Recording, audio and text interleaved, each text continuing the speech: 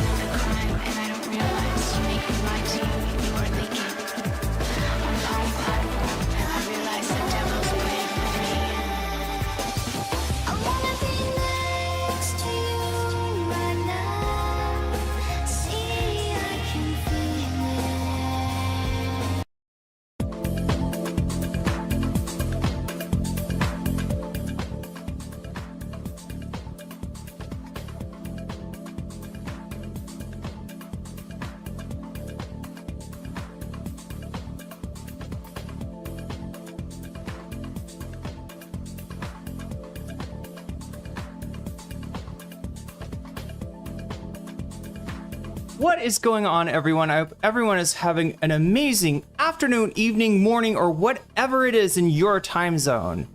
It is Wednesday, the 28th. I'm sorry, Thursday, the 28th. I mean, you know what I'm saying, chat. It's Thursday for unless you're in Hawaii, it's Thursday, okay? But whatever, we'll call it Wednesday. This is the Wednesday stream. I'm just late. Wednesday, the 28th of May, 2026. This is NCC TV coming at you live from Sumaru City. We are live, or at least that's how it feels to me. Could be a brain in a jar somewhere. Don't know, don't care. Shouts out to all my weasels out there, all my forest creatures rocking out to the realest of the real synthetic lifeform streamer, trapped in a cyber brain and body, like some kind of ghost in a half shell in this late stage hyper-capitalist dystopia, forced to exist in this twilight realm to pay off my debt to society and my student loans. I hope you're having a good day, whoever, whatever, wherever, and whenever you are. We're about to jump right into it here on twitch.tv, youtube.com. High risk, high reward, high on life, or whatever simulation, simulacrum, simultaneous, spontaneous singularity of consciousness this is, was, or will be sometime in the distant cyber future. Oh my god, chat. Did everyone hear about the weird Freedom Fest 250 concert where two artists they announced denied? Wait, Freedom Fest, is this like a Firefest thing? That sounds like some Firefest shit, right? So wait, they just like throw up like big bands and they're like, we got Charlie XCX, and Charlie XCX is like, I'm not going there. That's not real. Like, what are we talking about?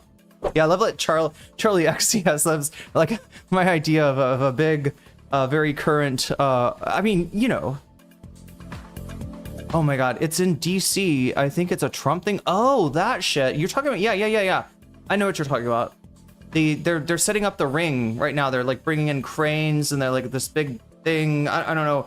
Yeah, it's gonna be, he's trying to recreate fucking the Roman Colosseum. And I swear to God, the UFC is already like that enough as it is. It's like TPUSA. Wait, and in what way, Avalon? Okay, well, this is a new development. I mean, look, I've got your poll for you today.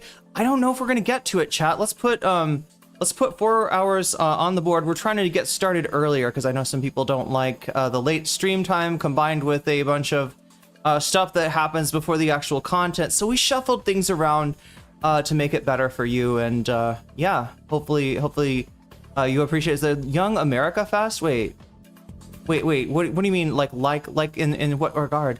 Can we bring back the Greek gods, then smite all of the GOP with lightning bolts? Look, I like Asmongold's idea personally, right, where Asmongold said that he thought that 85% of the voters should be disenfranchised, right? 85% of the people voting should lose their right. Now I'm guess, I don't know, what are you gonna be, like a white straight Christian male to vote? Landowner maybe? I don't know. Own a business or something? Like, I don't know what Asmongold's idea, but I'd like to flip it. And make it so that all the people that Asmongold would leave with the right to vote can't vote. Not that they aren't allowed to vote, not that it's illegal for them to vote, but that there's just like infinite hoops and hurdles for them to jump through so that they just never will vote, right? Just statistically speaking, they never will. There's like an obstacle course, chat. You just got to get through to vote if you're an Asmongold viewer. I don't know, chat. But anyway, sorry, a game, right? Oh, you're trying to, okay, so you can't look to see how it's like the, I just don't understand, but yeah, I understand it's hard to type while you're playing video games, so that's a Twitch problem. But that we understand that here, because we're Twitch and YouTube. We're bisexual when it comes to the platforms that we're on, so, you know, it's like we play both ways. I don't know, chat. Roman Colosseum for what? Well, what? Like the Roman Colosseum where they like, they got like a, you know, all that shit, the dude with the trident and the net and the lion, they send the lion out, it's like roar, right? And then they got the, I don't know, do they have the Christians at some point go in there with the lion and get eaten? And like the dudes fight each other, like the ones yeah, and they got the weird, like, what is that weird shield thing that they have? Or like, do they have like a piece of armor on their shoulder, on one shoulder but not the other? I never could figure out what's going on with those Roman Colosseum fights. The coolest thing I heard about that though is that occasionally they would fill up the Colosseum with water and conduct naval battles. Which I used to do with paper plates in my bathtub. Yeah, paper plates and like marbles and toothpicks and, you know, like they would, I don't know, chat, I don't know.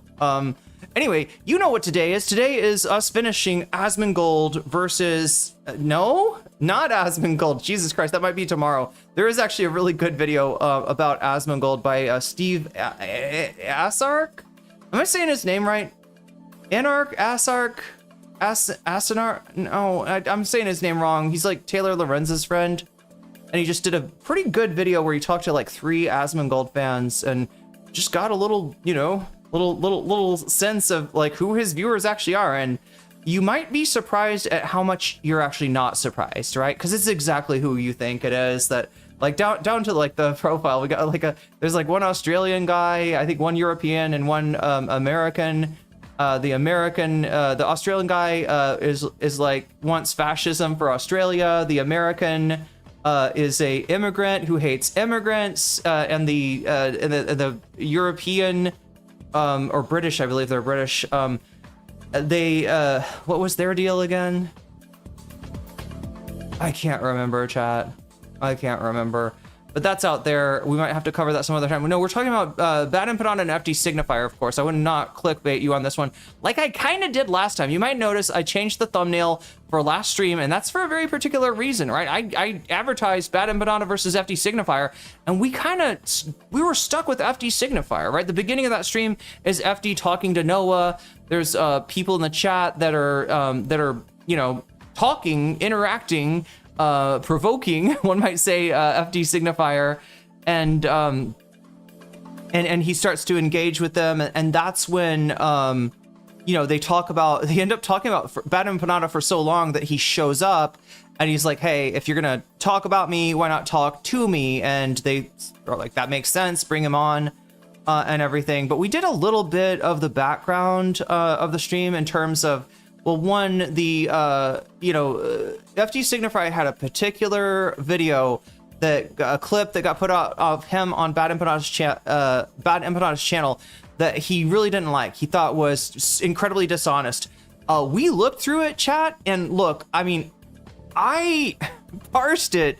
That he didn't actually say Zionist was a. The accusation, the title of the clip is that FD Signifier thinks Zionist is a dog whistle, right? He is adamant that he didn't say that. I went through, you know, his verbatim text, and technically he's right.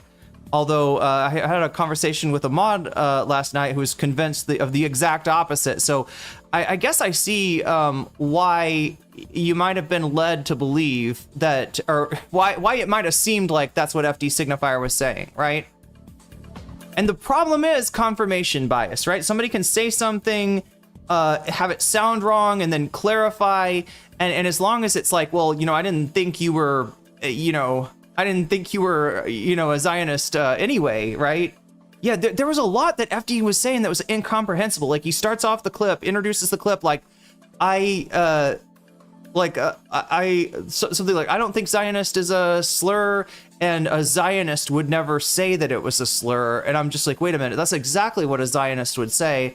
That's why, you know, that's why this accusation exists. But I do think there's a lot of confirmation bias. I got to be honest, and I'm not trying to shit on anybody. We all have it from time to time. It is difficult to dispassionately parse and accurately, you know, parse text, and also, yeah, FD admitted that he was nigh on, for the British viewers out there, nigh on, I'm using your terminology here, nigh on incomprehensible, and I gotta agree, yeah, there's a lot, he was like all over the place, you know, in that stream with Noah, and yeah, a little bit in the debate as well, and yeah, I mean, I don't know, you know, he's hard to understand. He was on a panel show, that's where it got clipped from. And we looked at the panel show the other day, or yesterday. We looked at the panel show yesterday. So that's what we spent the time on, looking at the context of the clip, and you know, looking at the accusation. Did FD say that Zionist is a, you know, is a dog whistle? I don't think so. I don't think so. And you know, if he did, it's pretty stupid to, you know, get clipped saying something and then just deny it. But I do see why people are looking at it like that. I'm gonna go through the shit because, like, chat. If you think that you know, that FD's, or that if you think that I think that FD signifier shit does not stink in a lot of different ways, you're wrong. All right, you know, overall, I don't know. I have respected FD like more than his ops, more than the people that he's, you know, kind of up against, like, you know, President Sundays trying to stir shit with him and stuff like that. But I don't know. I don't want to make this too big of a deal. I've seen him exhibit questionable judgment of character at times. I've seen him engage with essentially drama slop, you know, without knowing very much about the people or personalities that he is, you know, sharing a space with, or sharing a platform, really, when you're talking about a big YouTuber like FD Signifier. So I'm not somebody that thinks that, like, FD is like the fucking, you know, golden boy of of like lefty YouTube content at all. You know, I've seen him mess up, to be frank. And so, but yeah, I was a little bit surprised at how much I was seeing him mess up in what we went through yesterday. The debate that he went on, right? One of the streams, there's 2 streams that are showing it. FD's not streaming this debate, this panel show that he was on. I'm talking about the deculturation panel. If you're familiar, there's 2 people streaming it. One of is deculturation. The other one is Dr. Jared Ball, I believe is his name. And Dr. Jared Ball is got like just Israeli flags in the background. So, you know, if you like it's not a great thing to do when you think that somebody's disingenuously calling you a Zionist to be on a panel with you know, Israeli flags in the background. I was like, okay, well, maybe FD came to debate. Maybe this was a, you know, confrontation. It's not. It's. I mean, maybe they disagree a little bit and they're talking stuff out, and their videos have kind of gone in different directions. But there was a lot of like normalization. And the one thing you don't want to do with like a Zionist or a Nazi or just a fucking ne'er-do-well in general is normalize their shit, right? That's bad. That's bad. So yeah, FD made mistakes. We haven't really gotten into Bad Empanada's mistakes, other than, I guess, you know, quoting Zionism is a dog whistle, right? That, I believe that was the quote that was on the video. When you quote something, you're implying that the person literally said that. He literally didn't. I could understand how you would think that maybe he was, you know, he meant that, right? But that's not what my takeaway was from it. That being said, yeah, it's a shit show all around, chat. It's an absolute shit show. I'm not gonna lie. That's what you're here for. That's what you're here to see. And what you're gonna get today is not a team sports take, which is kind of rare. So please appreciate it, right? I am going to give you an honest take. I'm going to give you an objective take. I'm going to give you a fair take. But I'm not Team Bad Empanada. Even though, you know, in the past, you know, I've talked about how, you know, he has actually used his platform to defend me to great effect at one time. And I really appreciated that, how I have defended him. It's kind of like a lion and a mouse type situation, you know. He didn't eat me, so I pulled the thorn out of his paw, and he was somewhat appreciative. He's never, I mean, he's Bad Empanada, chat. I'm not gonna lie to you about who this guy is, right? I try to treat him like a human being, and he doesn't want that. He wants to be a bad guy, all right? That's his thing. He wants to be a bad guy. He wants to be a lone wolf. FD is going to talk about this, and I think he had like he released a video that I think is like his response to the stream. And look, when you have to release a video as a response to a debate, it's probably not good. It's not because things went down the way that you wanted them to there. So, you know, he's got that. We'll take a look at that.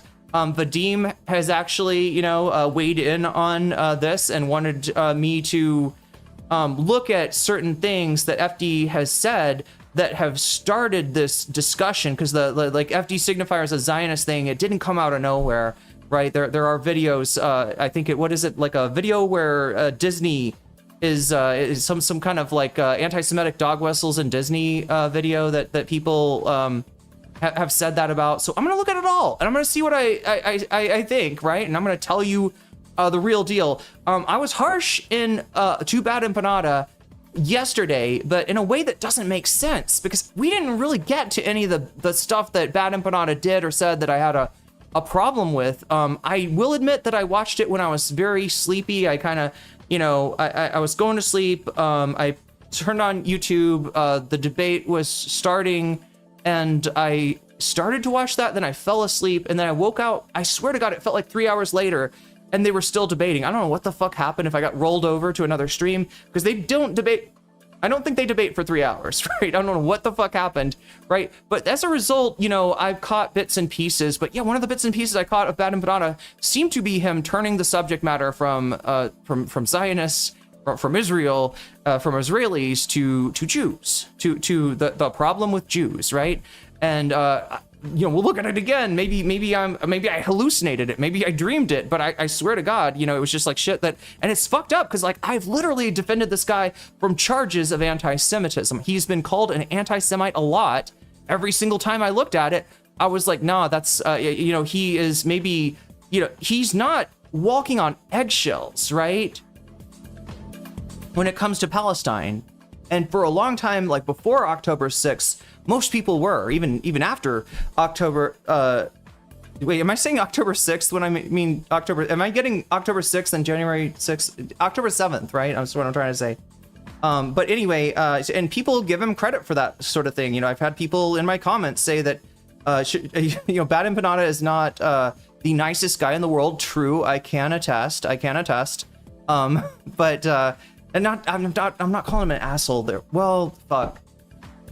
I'm not calling him an asshole either, right? He did really fuck. Like the biggest fuck I've seen him do personally is when he got into it with Zara, a mod here and a community member, and somebody who's put a lot into the community, and including certain really awesome edits of my videos. If you watch the Keffels versus Kira Chats video, that is Zara's work, and I think it's amazing. But anyway, not because she has edited my videos, or because she's a member of the community, or because I like her, but I did end up defending her against Bad Empanada when Bad Empanada was talking about Keffels in a positive sense. Now, you might have seen, especially if you watched my channel, you would have seen a instance where there's a very not positive interaction between Keffels and Bad Empanada, and that was all Keffels, doing, bringing Bad Empanada on and then kind of trolling him and just like disrespect him and like borderline sexually harassing him. Yeah, believe it or not, Keffels borderline sexually harassed Bad Empanada. I don't think he appreciated that. I mean, she was joking, but it was awkward. Anyway. But yeah, so he was a big supporter of Keffels for longer, and I was at a time too, when she's like getting, swatted and stuff, right? But the signs, the red flags appeared, basically from her community, from Keffels' community. That was like the first like kind of canary in the coal mine, where like members of her community getting just like flushed out and purged when Keffels went on her weird like anti-woke purges of the, what was it, she called them, the tenderqueers, right? You don't be a tenderqueer, right? If you're gay and you are not I don't know, an anti-SJW or a tenderqueer, according to Keffels. Anyway, Chad, I'm explaining way too much. But yeah, Bad Empanada, when Zara was like, hey, Keffels isn't great, like maybe you should think about the support that you're I don't know, I don't remember exactly what Zara said, but it was just something like, hey, take another look at Keffels, right? Bad Empanada's response was just to call her a moron. And look, Zara's a lot of things, but a moron is certainly not one of them. And so I had to jump in and say, excuse me, sir, I think you're mistaken. I was also aware, of what was going on with Keffels. Bad Empanada did eventually become aware of what was going on with Keffels, but there was no apology to Zara. He blocked me. I don't really care. He has a million accounts. It probably got banned next week, and I wasn't blocked on the next one. So it never really, bothered me. What bothered me though is he was objectively wrong. He should know that he was wrong. He called somebody a moron based on his misapprehension, and he never apologized to her. So But that's not his style. Like I said, that's not his style. So yeah, that's the one like negative interaction I guess I've had with him. But yeah, we're gonna get into some stuff that maybe is a lot more negative than that. Again, I'm trying to leave an open mind. I'm trying to remember. I watched it late at night. I mean, like I'll give Bad Empanada every bit of the charity that I did with FD in looking at, you know, what he actually said and does it match the accusations, right? But yeah, I kind of teased that too much because I thought we were gonna get into it. I thought we were gonna cover it, and we just didn't have time. Why didn't we have time, chat? Because we did something called a gauntlet. Do we all like? Where does gauntlet come from? The context I have for it is like the Drunken Peasant show, and what is the onion balls? What is their other one called? Onion nuggets. Yeah, it's onion nuggets, which sound delicious. But yeah, I don't know who else, like who invented gauntlet, but we're gonna run. We were in one yesterday. It kind of went on too long. That's why I didn't get to cover everything I wanted to. I think I have an epigenetic hatred for Australians. Oh no. Make sure you like the stream and respond to the poll. Yeah, the poll's out there, chat. Let me show you what we got. It's basically the same thing as yesterday. I almost said the same thing as every day. Hopefully not the same thing as every day. There we go. There we go. So yeah, the main topic is this debate. Jillian Michaels getting trolled by Matan is up there. Hassan being subpoenaed and increasing the fertility rates via doing content with Ashley St. Clair, which is a funny joke if you get it. It's a joke at the expense of the fertility obsessed white nationalists, is to be specific. I am pretty sure I'm punching up here. Just to make it clear, I'm not trying to echo their talking points. But anyway, and then we got a crazy situation with Destiny. His last orbiters, the person, this is counterpoints. This is the person that stood by Brianna Wu through all the bullshit and was like, yeah, no, I'm totally like Connor. I don't think the guy believes in anything. He's all over the fucking map. He's all over the he believes in whatever will get him the most, you know, accolades or the, you know, most views, or right. It's just like he's just a perennial orbiter, which makes you wonder who's he gonna orbit now. Bad Empanada activates the same part of my brain as Cavernacle that just makes you annoyed. I don't know why. Oh, not even anything that he says, or is it something? Because there is a common thread, I guess, between you know, Bad Empanada, Cavernacle, even, you know, people in the streaming world, like you know, Bunker Cat, I guess, similar kind of vibe these days, and yeah, it irks some people. Some people like it. But yeah, we're gonna get into this with no team sports, chat. So yeah, look, what do we got again? Yeah, the topics. Oh god, I guess I threw off Mr. Mamdani. What did I replace it with, chat? Let me see. What are we replacing it with? Oh, is it making fun of Hutch on Live and Learn? Oh, so I should put that. Let's see if we can find that really quick. This is the part that, but yeah, I want to just intro the topic, intro the bonus topics. You can vote on this right now. The vote is going on in youtube.com. What am I looking for? Live and Learn, the last Live and Learn.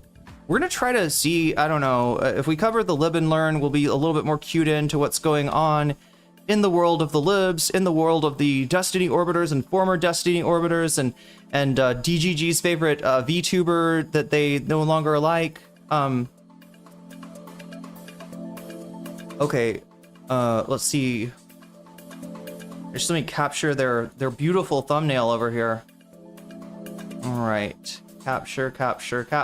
It wouldn't be Live and Learn if they didn't have a big American flag in the background, chat. Just like it wouldn't be whatever the fuck that that panel we watched FD on the other day if it didn't have a big Israeli flag in the back. I was like, what are you doing? Like, this is, of all the times to you know, to fly that the Israeli flag. Anyway, so let me put this on the board.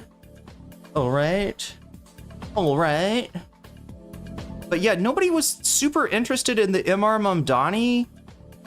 I don't know. I mean, I guess I'll just throw it over that. yeah, I guess it's just like people have seen Sam and Emma talk to Mom Donnie enough. Let's see. Layers and backwards. Is that enough? Yeah, there we go.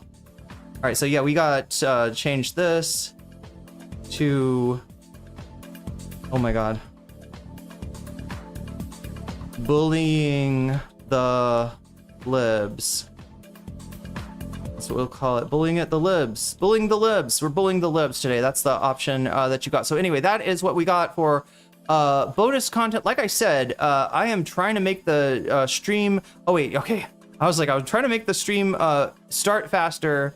Gotta remember all the things that I need to do in the order that I need to do them. Let me put this up now. Reset timer. Oh, to 20 minutes. That's what it's on. Okay.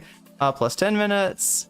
Plus 10 minutes. We can do more than 20 minutes, chat. I think we can do like an hour, right? I think I can get it all done in an hour, right? I think that's probably enough time. No, this is the time that we're starting with, all right? 1 hour, 2 hours, 3 hours, and 4 hours. That's what we'll start with, and we'll start right now, just so I don't forget it. Remember, this timer is something that increases, right? With your support of the stream. That is to say that every time somebody does a super chat, if you do a super sticker, if you get yourself a membership, or if you gift memberships to others in YouTube chat, if you support me on patreon.com/nocommentchick, which I'm crowdfunding my Vietnam trip, which is going to be coming up in the fall. I got to go to Vietnam in order to reapply for my Thai visa. Yeah, just like the United States. Well, they're doing that with green cards now in the US, right? They didn't used to do that. But yeah, you do have to leave the, well, you don't have to. Yeah, you do. I would have to leave the country regardless, because that educational visa is only a 1 year visa. But if you want to help me out with that Vietnam trip, I will be streaming during that. I will be showing you as many cool Vietnamese, things as I, taking you around as much as I can, and definitely monitoring the situation. Yes, even in Vietnam. So if you want to help me out with that, you can do so on throne.com/nocommentchick. Patreon.com/nocommentchick. If you want to become a Patreon, I will read your name off at the beginning and ending of each show. Or if you support me on Twitch, which Twitch is the cool one because it automatically does it. Wait, did we start the freaking timer yet? We didn't. Let's freaking start. Okay, I'm sorry. I'm using freaking too much. I sound like a Mormon, right? Mormon. Do they say freaking? I feel like they try to avoid fucking, right? Sorry, they don't avoid soaking, but they avoid fucking until they are married in the temple. No, sorry, chat. I know too much about Mormons. They avoid saying the word fucking and other words that are naughty. Mormons would rather say a word that sounds like that than the word itself. Anyway, just a little fun factoid about Mormons, chat. I mentioned again those Patreon supporters. I appreciate them greatly, and I read off their names. If you support me on Patreon at the $5 level or above, I read off your name every single day, twice. Once in the beginning, once in the end. Let's do those now. Shouts out go to Neopergos. Shouts out to JMB. Shouts out to Emily French. Shouts out to Big Al. Shouts out to Direful. Shouts out to Joel Severud. Shouts out to Sarah. Shouts out to Izzy Mandius. Shouts out to Steven Sayers. Shouts out to Animus. Shouts out to Infallible Fowl. Shouts out to Orals Ellipsis. Shouts out to Nadia Yvette. Shouts out to Choki. Shouts out to Moe Noip. Shouts out to Temporal Insanity. Shouts out to Crystal Saphira. Shouts out to Buffy Geek. And a fancy shout out to Rachel K, Omega Star, and Sarah Xerix. And with that being said, chat, I believe we are ready. We are ready, willing, and able to jump into that gauntlet. Oh, wait, the other thing. You will see pinned. You will find pinned a blast off tweet, right? And yes, chat, my Twitter's blowing. I don't fucking understand it either. I feel like every time I try to talk to somebody who knows more about Twitter or is better at Twitter, gets more likes and views on Twitter, it feels like they think I'm trying to flex on them or something. But no, I feel like Elon is throwing me free views or something. I don't get it. Throwaway posts. Yeah, I mean, they're kind of funny, but not that. I mean, this one's kind of funny, right? Sex Pestiny. You want to know why we call him Sex Pestiny? Oh my god, why do you have to have music that is not okay to play? All right, let's try to just show you. Look at this man. This was when they were friends. This is how Hassan was treated by Sexpestany when they were friends. And there is lore that I've never fucking heard of before, right? Yeah, he's just trying to eat, and he's getting molested. Molestany. And he's just trying, I don't know, like, right? This seems like, I don't know what the context is. It seems like crossing the line. But yeah, right here is where somebody said that, oh, there's a lot more to this. Yeah, shouts out to Love to Spooch. No, I read that without knowing. I never fucking. Why is it a Jigglypuff that loves to spooch? Anyway, chat. I don't know. Love to spooch. Shouts out to all those who love to spooch, I guess. But yeah, Love to Spooch says, oh, it's a lot more than just this. Legend tells that pretty much all of the 6 years of hate, Sexpestany. Wait, can you read this? Is this showing up? It is more or less. Let's get it. So it's very, okay, yeah, I just gotta make sure it is showing up like it should be. Okay, let's read the rest of it. There's a lot more to this. Legend tells us that pretty much all of the 6 years of hate Sexpestany has directed at Hassan, and all the expense he's undertaken to harass him has solely been due to rejection. I'm immediately like, wait, rejection? Like romantic rejection? Love to Spooch continues. The rumor is that it might have been a sexual proposition. It's tough to disentangle, though, because it came out of a lot of infighting in Sexpestany's community after him and his other rapists were out, like Tectone, were outed. Actually, because his ex-wife wanted to fuck Hassan solo, Melina, and he got jealous, alleged. I don't know. I can't vouch for this, chat. I don't know if this is true. That's Young Devo there. Holy smokes. On Twitter, if you want to follow, it slipped out. If you like these takes, there's more where that came from. It slipped out when they first had the huge debate back before 2020. Okay. Definitely many things I heard during that time. So anyway, yeah, and what is it at right now? I haven't even looked. 1.9K. I don't know. Chat, am I getting botted? I don't know. I don't understand. Seriously. Like, and it's not a flex. I'm not a fucking Twitter flexer. I'm not a like flexer, whatever you call it, right? But I just don't understand how normal tweets that I always made that got like 50 likes are now going into the thousands. I don't get it. I don't understand. I feel a little weird about it, right? Like it feels unnatural. It feels like there's just certain tweets that I like if you were playing baseball, right? And you know how to bunt. At Christoph, super chatted $5. Tilde, carat greater than. Yo. Less than carat. Tilde THNXS4 serotonin. Serotonin? Wait, serotonin? Oh, nice. Thanks for the serotonin. Yes, always happy to provide serotonin, and just don't tell anybody, right? Or else we'll get in trouble like Keffels, you know. Look, my serotonin does not come in packaging with like lolicon iconography like Keffels. You're not gonna find like a hair in there because it was made in the bathtub or anything like that. But yeah, that's our little secret, chat. I provide serotonin to all of the chatters. We should provide the serotonin. They get that serotonin. Wait, why Trump? Why Trump? I don't know, chat. I don't know why I have Trump. I just go into Trump from time to time. I don't know. Let us get this party started here. All right. But yeah, I just wanted to show you that because it kind of blew my mind to know that this is going to be our gauntlet for today. Just so you know, right? We're doing the gauntlet. That's the gauntlet, right? Instead of a gauntlet, because we gotta hustle. We gotta move. We gotta move like a bitch. Speaking of Trump, and try to cover as much of this as I can, maybe all of it. And hopefully, chat. The reason I got a poll is that if we run out of or get bored with FD Signifier and Bad Empanada, so we got other topics that we can go to. We'll go to those topics if we have time left on the clock. And look at this. What is happening? Wait, let me just. I'm supposed to be popping that up right there. Yes. Carat. Wait, what is this one? Carat. Greater than. Period. Less than. Carat. Tilda, that's what we're talking about? Okay, but yeah, you're welcome for the serotonin anytime. All right, so, but this has an effect. Like, right, when you support the stream, it doesn't just like go in a black hole or go down the drain. Like it does something, right? What does this do? Well, right now it's gonna sub add time to the clock 5M, and look at that, the clock gets 5 extra minutes. You turned back time.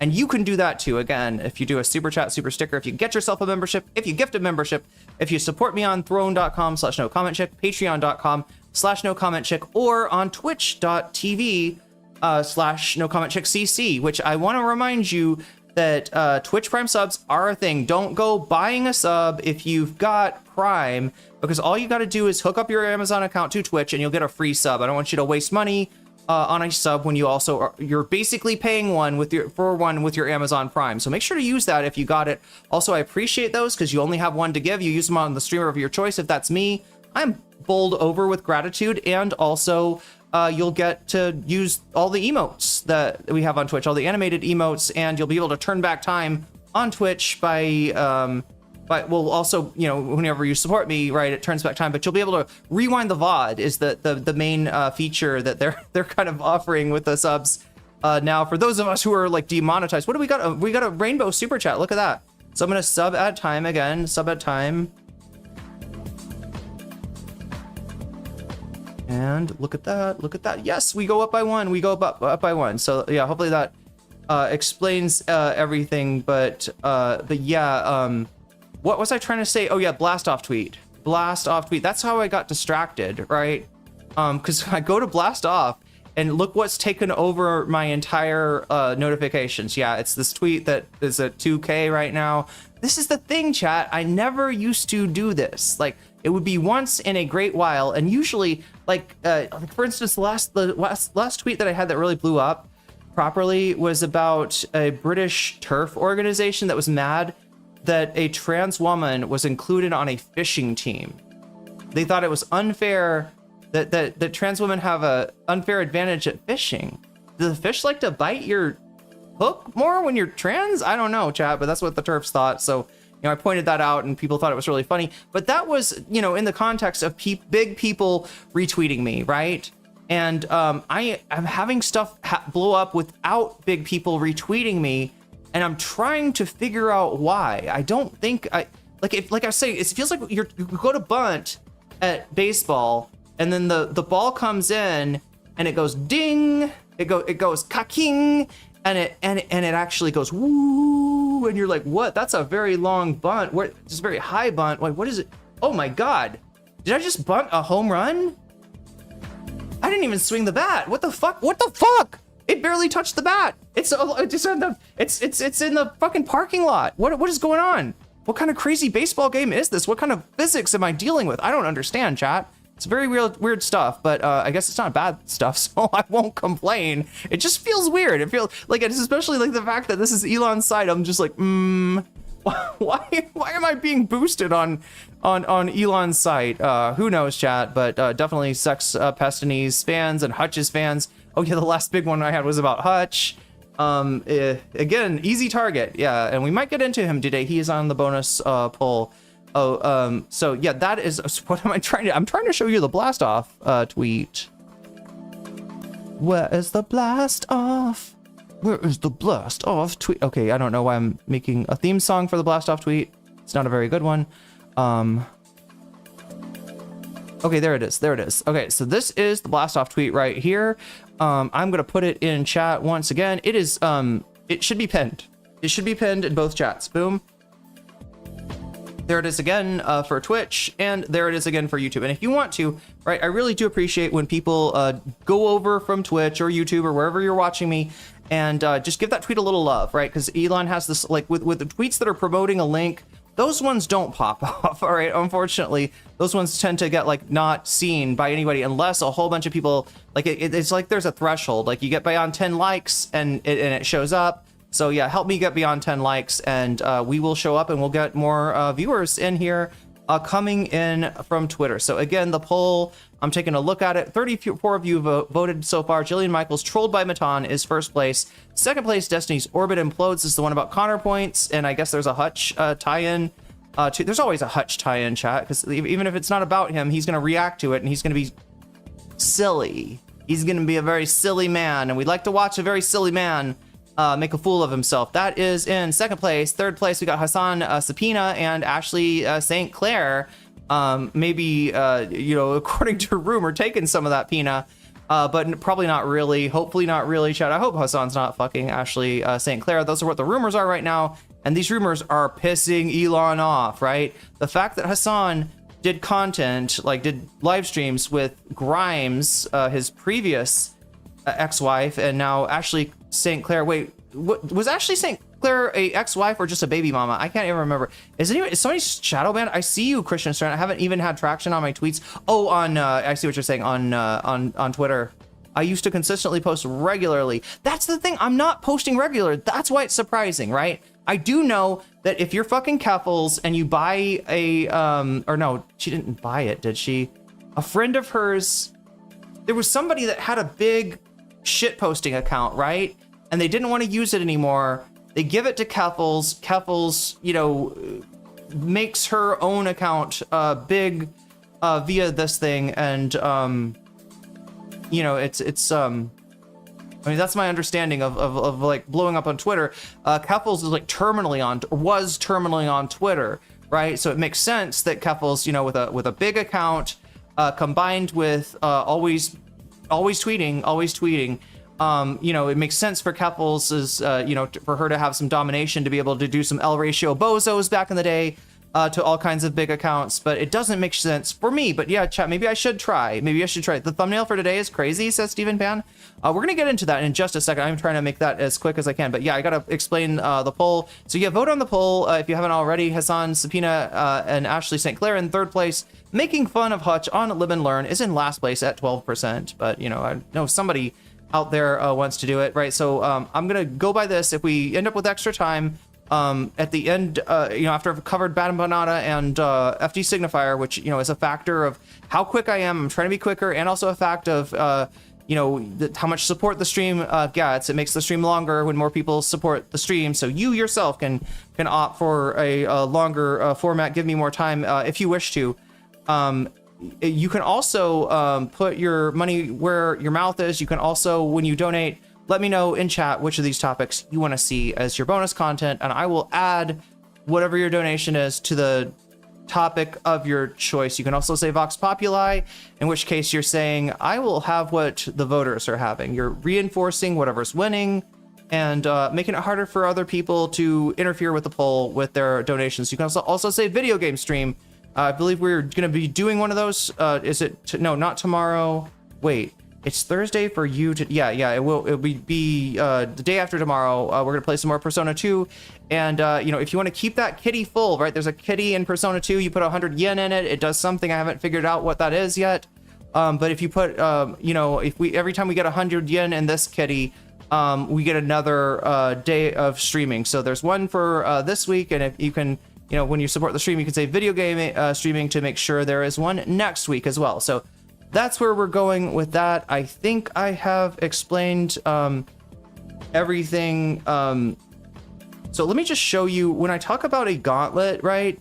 Last time that took the form of a playlist for the news, and oh, thank you, Christian Strand. See, we see you boosting. So anyway, the bad Empanada FD Signifier. Right, so we don't have a lot of time. I don't think I want to do that much of a gauntlet today. I just kind of want to get into it, but I do want to at least open this so that, well, there I'm showing up now. It's showing me my own tweets. Okay, thank you, Elon. God, you're too nice to me. But yeah, so most of the time it'll be like this, like scrolling Twitter. The term Goy slave is of direct relation to what I'm talking about But here. my point Jewish is you're supremacy, defending Jewish your use of exceptionalism. slurs because they're funny. because they're hilarious and because you get the right to do that. No, that wasn't the Because brunt you of what think I the was person- saying. It's not a slur. You, How is you that a repeated slur? it's hilarious. I'm sorry. Who is okay? Question: Who is? Okay, first of all, Joshua Kell super chatted $5. I want you to talk about Fallout New Vegas. I mean Vox. you want me to play some Fallout New Vegas? Yeah, it's calling me. It's calling me. God, why are there so many good video games? And they're all fuck. There's a history. This is my problem. I was born too late, chat. I should have been born in the days of like Pac-Man and Pong or something, so I could like, you know, have a chance to actually play video games when they come out. But no, instead I have to like, I find out there's awesome video games from many years ago, like Fallout New Vegas. That's like a freaking 15-year-old video game right now. Persona 2 is 20, 25, 26, 27-year-old video game, I believe. The Bears and the Bulls. I fucking love that game. I fucking love Fallout New Vegas. Yeah, and we need to finish that too. So we need to finish Soul Hackers. We need to anyway, chat. But yeah, I will add that to both our time, the time that we have, and to the video game. So look at that, up to 109. So yeah, when we get to 200, that'll secure the video game for next week, right? We've already got a video game night that's gonna happen not tomorrow, but the day after tomorrow, right? It'll be Friday night, Saturday morning, whatever you end up with, and yeah, we'll be playing some Persona 2. But anyway, I think I have said everything. No Gen X people. Wait, which ones are Gen X people? Wait, is Fallout New Vegas a Gen X game? I feel like Persona 2 probably is, right? Wouldn't that be the right time period for Gen X? Or maybe late Gen X would be. Yeah, Gen X is like what? Like late 80s and into the 90s. Is Gen X? Wait, what am I even talking about, chat? Dua Lipa is an English singer. Wait, what? She does look kind of like Dua Lipa, who yeah, Hassan has a thing for Dua Lipa. Ashley St. Clair, it was a concubine. She's I don't know. Ashley St. Clair is a trip. I still haven't figured her out, but I don't know. It just kind of feels like she's like she's never had a real job.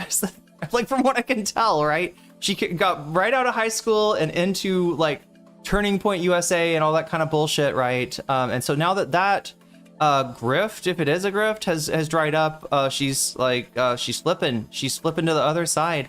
Fish are famously chasers. Wait, the band? She obviously had a massive advantage. Wait, what? Like the band Fish are chasers?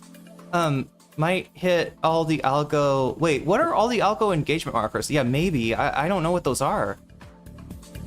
I don't even know. Things did change. There was some change in the algorithm. So yeah, apparently it is a change in my favor. So, oh my God, what do we have here? That is your first super sticker there, Stephen Pan 2008. And thank you for that. That's a GG. A true gamer super sticker there. So wait, I gotta add not just one, but two super things to the... I'm just gonna add them at the same time. Sub add time and 5 minutes. And wait, no, 7 minutes because I'm adding 2. Okay, I'm combining. Your powers combined, chat. That should add 7 minutes to the timer. There it goes. And it should also, wait, what's the other thing I gotta do?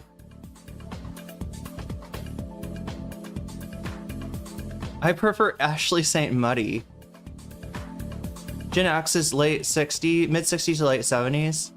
It's before that. Well, no, I was talking about like when they were, when would these people have played video games, right? I guess that's what is weird about it. SMT Strange Journey came out in your life. Wait, what? What's the drama? BG. Wait, BE got exposed? I don't know, chat. We'll see. Like, right. So far, it doesn't look great for either of them. It doesn't really look great for either. The big thing that annoys me about Gen X, right? All I know about Gen X is that they're extreme. They like to jump out of airplanes with snowboards and shit like that. And you know, and they're like rebels. Oh, they're slackers. Yeah, because that movie Slacker, right, was about Gen X. And also the one where they're eating like alphabet cereal. I don't know what that one, Winona Ryder. And then what is the one where they go and listen to a bunch of like Pearl Jam and Alice in Chains and have sex with each other? Singles. That's the one. That's what I know about Gen X, right? That's my knowledge of Gen X. So they're supposed to be like extreme and slackers and kind of like rebels. And then why are they fucking voting for Trump? Why are they voting for Trump? What's the thing that confuses me, right? Xers played games in like the 80s and 90s, maybe even longer. Gen X is like 45 to 60. They're all insecure, damn. Well, I guess every generation, right? The boomers were the hippies, and they became extremely conservative, and then the Gen X, you know, is the extreme sports people and the alternative grunge dudes, and they became Trump voters somehow.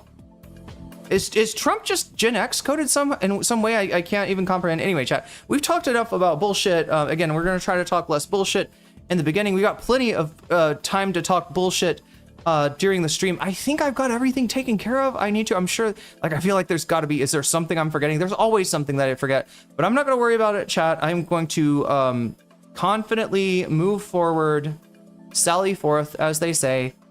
And oh wait, let's just watch the rest of this clip, right? We're do a mini. So this is just to show you what the general idea of the gauntlet. It's either going to be me watching a playlist if it's Newsday Tuesday, or maybe more likely scrolling Twitter and watching the clips that are on Twitter for the drama slop channels and the lib slop channels and the Destiny channels and all that shit, like all that, you know, this kind of shit, like, right? So this is anyway, we'll make this one a short gauntlet because I want to get to the content, but I do want to. This is a good way, you know, if you're previewing the video, to kind of see, is there anything, make sure you don't miss anything, right? These are going to be the highlights of, and maybe we'll come back to this, but let's just watch this first one and we'll get into the content for real. Goy slave a slur. I'm sorry. I don't know enough to say that goy slave is a slur to any particular person, but I do know it's. Yeah, the problem with goy is not that it's a slur. The problem with goy is that there's just not, like, if you're using, like, what are you using that word for, right? Are you talking about the food that you you know that you get, or you think it's goy slop? Like, I don't know. It's always like this sort of like begging the question thing of like, I am a oppressed minority because I'm not Jewish, right? And like I said before, like the Jewish supremacy thing makes a lot of sense when we apply it to Israel, right? That is absolutely the hierarchy that exists in Israel as codified by the law. And certainly the mentality and the ideology of the far right, you know, the far right Zionists that control the country at the moment, right? And probably way too many people in Israel, right? So that is a real thing. But when you like apply it to the United States or the world, it kind of doesn't make a lot of sense. Or if it does, then maybe I don't know what to say. You got some kind of notion of the elder protocols of the elders of Zion running through your head, which, look, it's not good for the movement. All right, before anybody comes in here and says like I am pampering Jewish feelings, right?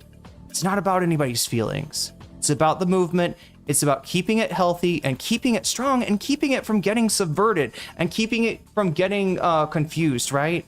And even though, you know, you can probably like boost your numbers if you say goy, you're gonna attract goipers, right? Goipers. They should call them goipers, maybe. I don't know. I'm surprised they didn't just call them. Anyway, the frog. That's what they're named after. The mutated Pepe. You know. And then the Zog thing is, you know, a classic neo-Nazi talking point. I think going all the way back to the Turner Diaries or even before. So I mean, this gets brought up and sometimes just misconstrued. You know why? Because I feel like ever since October 7th, everything that you say, including I'm worried about the Palestinians, right? You say that in the wake of October 7th, you will be called anti-Semitic. You're not anti-Semitic. you have a heart. You care about people, right? And you're not racist or Islamophobic. You don't have racism or Islamophobia getting in the way of that, right? So there's been a lot of bad faith, like weaponization of the which Ethan Klein is a case study in this, chat. A case study in the bad faith weaponization of like accusations of anti-Semitism. And I think some people have just gone full on knee jerk, and anything that if somebody says it's anti-Semitic, they're like, oh, you're a Zionist, aren't you? No, I'm trying to fucking keep my movement together is what I'm trying to do. I'm trying not to see not to see this movement get supplanted by people who want to take it in a different direction because they got very different motivations, right? Nick Fuentes doesn't give a fuck about Palestinians, right? Candace Owens doesn't give a fuck about Palestinians. Tucker Carlson, none of these people give a fuck about Palestinians. It is something different that they're doing. That's a different project that they've got, chat, and it's a bad project for leftists, right? Because remember, first they came for the communists, all right? Don't play ball with these assholes. Don't make their job easier. They're already trying to get their hooks into the movement. Don't make it easier. But anyway, yeah, that's what we talked about a little bit yesterday. Let's go into this. So yeah, for the record, right? Goy, not a slur, right? It's a word for non-Jewish people. It's a very old-fashioned word. There's not a lot of Jewish people that like find occasion to use the word goy, right? If you're Orthodox maybe, and you can't do a lot of things on the Sabbath, you sometimes hire somebody who is not Jewish, a goy, to be able to like kind of live some semblance to be able to deal with life like during that, right? So that's a place where it gets used. And also in Israel, right, the far right Likudniks and beyond will refer to non-Jewish people as goy in a derisive way, and especially it's used against Palestinians. It's used against Muslims, right? That's that's where the word really exists. But if you're somebody out here being edgy with it and be like, oh, like it's like begging a question. It's baiting anti-Semitism, right? It's not a slur, just the same way that cracker's not a slur, gusano's not a slur, right? Slurs have some power behind them, the power of institution, right? I don't think there's institutions that are aligned against non-Jews, and if you do, I don't know how to help you. I don't know how to help you. You need to get de-radicalized or something. But anyway, hopefully that is not a problem here today, chat. Hopefully nobody's in need of de-radicalization. Anyway, let's watch the rest of this. It's a Nazi term. Popularized from the It's term. just a Nazi term. that Zionist is also a it's Nazi. just a Nazi term. That's kind Fran says goy a lot in the nanny. Okay, also Jewish humor. Sure, it makes appearances in Jewish humor as well. of a thing. But the whole Oh yeah, wait, Craig Ash, did you miss what I just said? Yeah, I'm saying exactly what you're saying. It's a slur in Israel. It's a slur. Yeah, the far right uses it derisively for non-Jews, and that's why the other term that we're going to come across that some people take umbrage at is Jewish supremacy, FD, because he's seen time after time. People try to be like, well, we talk about white supremacy. Why don't we talk about black supremacy, right? Because the people that you're talking about have no fucking power. That's why, right? White supremacy is like low key or high key, backed up by the institutions. Black separatists and black nationalists, are not people with like those kind of institutions backing them, right? And so FD's kind of just, but even he is like, I've had it explained to me and I get it now. And we haven't got into how he gets it, but I get it in the context of Israel, like Craig Ash is saying, right? It is, it is used, like I said, by, well, I want to say far right extremists, but Israel, the whole fucking country is pretty far right extreme.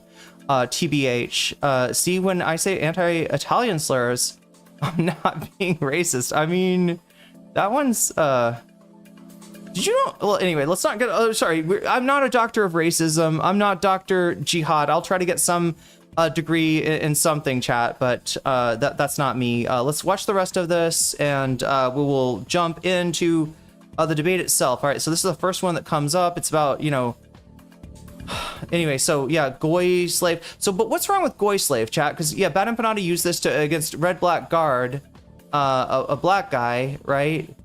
And it's actually worse that, well, I'll see if, I think FD does explain this in his video if we get to that. Right, the problem that he has, he's not really able to put it into words here, but basically, anti-black racism and anti-Semitism in the United States are attached at the hip, right? They are hand and hand, right? Because one of the, you know, it is always an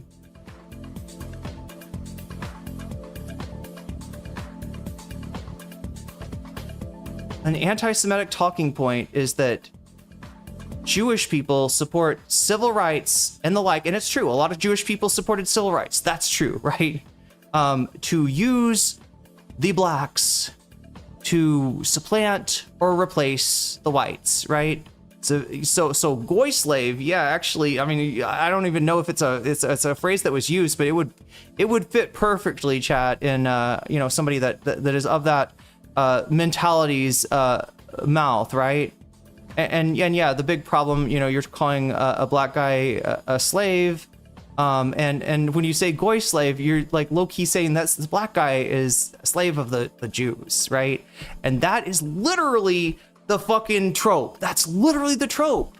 The Jews control the blacks, and they want to use them against the whites, right?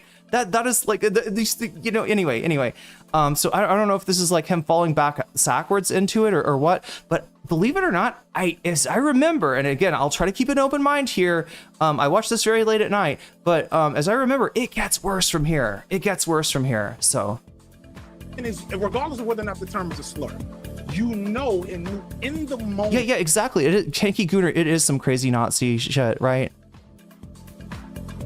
Well, there's another word in Yiddish that gets there's an anti-black. Anyway, we're not gonna get into that. But yeah, I know exactly what you're talking about. I know exactly what you're talking about.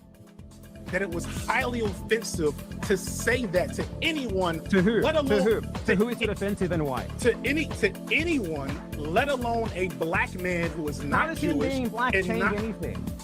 How does saying calling a black man a slave change? A goy slave, whatever. First off, Zog slave. This term's all again. Wait, is that what he called him? I'm so confused, chat. This is the biggest, like, the frustration here is that FD is, like, you know, kind of saying the wrong word and then having to go back and correct it. Anyway, wait, what are you, like? It's hard. It's a little bit hard to follow. I mean, Zog is like even your defense has lesser been racial slur, like calling someone Zionist occupied government. That doesn't even. Nobody calls any. He wasn't saying that. Oh, come on, that's fucking bad faith. That's fucking bad faith. Your defense has been, who cares? He wasn't saying that Zog is a slur, like, you know, people don't call somebody a Zog, right? It's hilarious. By that rationale, that wasn't my defense. My defense was prefaced with something about how right now it's important that we challenge these sorts of idiotic frameworks. Why can't you of challenge like Jewish those supremacy, frameworks Jewish without exceptionalism? using clearly offensive fundamental? I don't see how not calling Black Red Guard a goy slave upholds Jewish supremacy, right? In Israel? I hope you're talking about, well, more on that later, chat. We'll see if he is talking about in Israel, right? Where that word actually applies.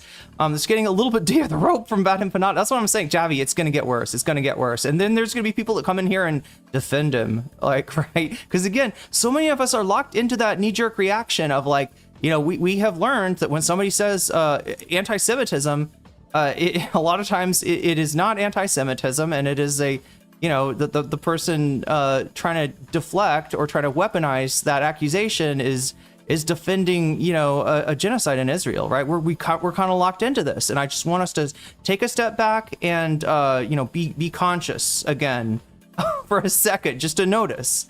Oh God, not to do the noticing meme, but that's card posting's dog whistle video. Oh yeah, we should bring card posting in on this dog whistle discussion, chat. You think we could get a hold of him? Anybody know card posting? If you or any other than Unprincipled and distracting language. Because if you think that allows I you to do that that, all the fucking time. then call me the N-word right now.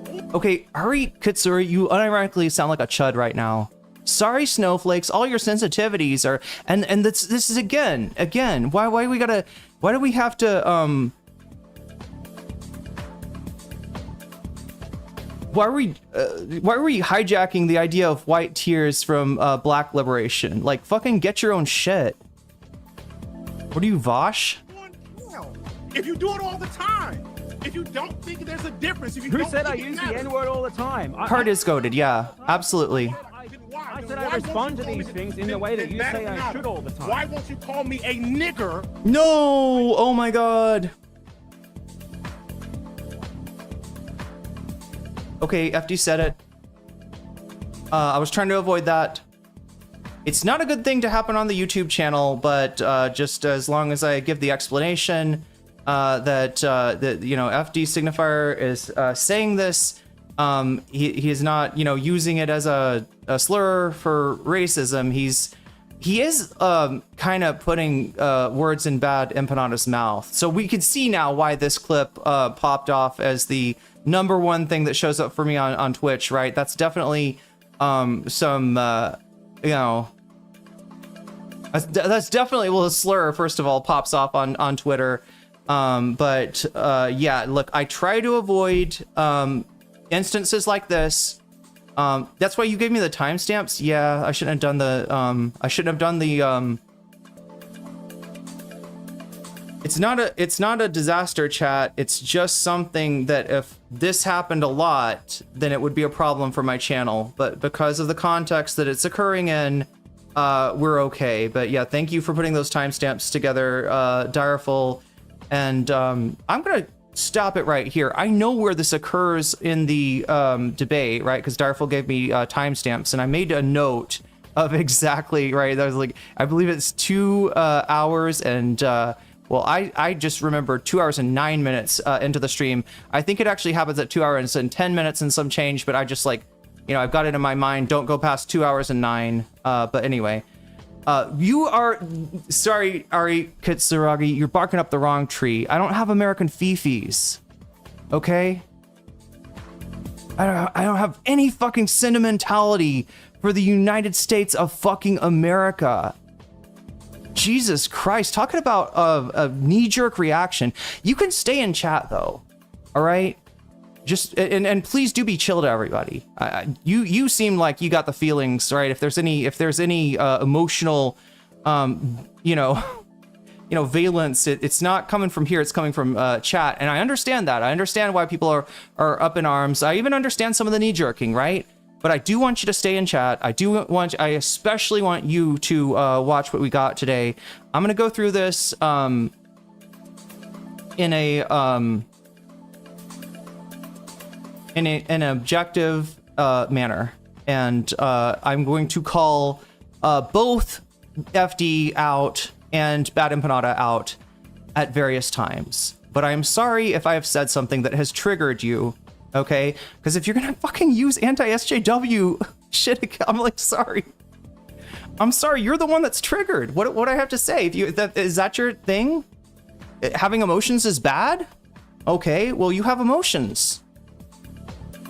That should embarrass you. It's a little bit hypocritical, but still stay in chat. Stay in chat. Everybody stay in chat. If you're a Bad Empanada Team Sports fan, stay in chat. If you're an FD Signifier sports fan, Team Sports fan, like if you're, you know, a stan of either of these creators, stay in chat. I want you to stay in chat, and just don't flame out. Don't flame out on anybody, because you will get banned if you flame out. That's the only thing, right? Don't get offensive. Don't make it personal. Don't flame out. And no, it's not for my feelings. It's not about my feelings, all right? I am serene, right? At present moment. And that's not something that I've been able to say for most of this year, right? I'm actually feeling pretty emotionally balanced today. So I'm doing okay. And I'm going to try to... I am going to try to, you know, self-regulate and also help anybody out in chat who needs some self-regulation as well, because I really want you to stay in chat. If you flame out, you will be timed out or banned. That's how the mods do their thing.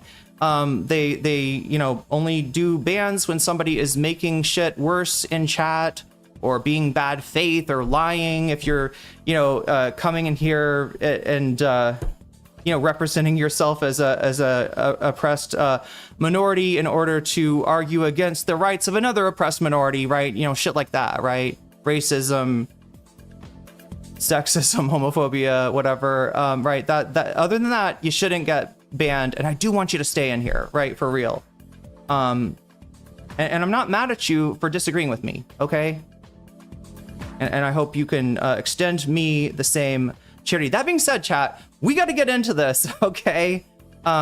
Serene? I thought your name was Irene. I mean, yeah, I'm Serene Irene today. I'm particularly serene. I don't think I'm always like that. I think I sometimes do get emotional, at the topics that we're talking about, or just like, what's going on in my life, right? I'm not like immune to emotion, but yeah, the last couple days I have been feeling impeccably serene. So let us now jump back into where we left off last time. Let's get rid of the music. Boom and boom. I'm just surprised to see like people I generally like from chat, popping off with some like, you're a fucking triggered snowflake, aren't you? Please. My actual opinion towards the. Oh shit. Oh, we are not. Wait a minute. Is this where we left off? Fuck. But yeah, chatter, mods, give Ari a pass on that one, right? You don't be saying that shit to other chatters, but I'm okay that you said it to me. It doesn't, it's water off a snowflake's back, so it's all good. The figure, that I get them mixed up. But if anybody wants to, question, I guess what's going to be one of the themes is that Bad Empanada is taking his community in a reactionary direction. I think we just saw a case for that. Weed butter? Wait, where is this coming from?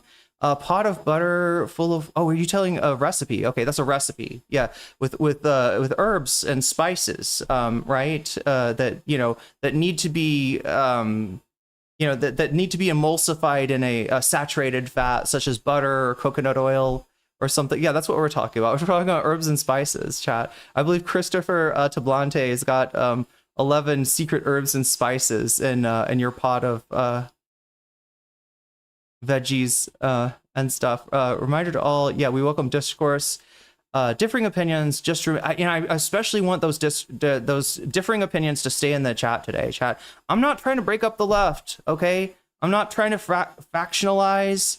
I'm not trying to, contribute to some kind of a pro-Palestinian infighting dynamic. I'm gonna try my best to do the opposite. So, yeah, if I teased you a little too much there, Ari, it's just a little touche. Nothing personal. I like you. I like all of you chatters, right? And but yeah. So, it is what it is.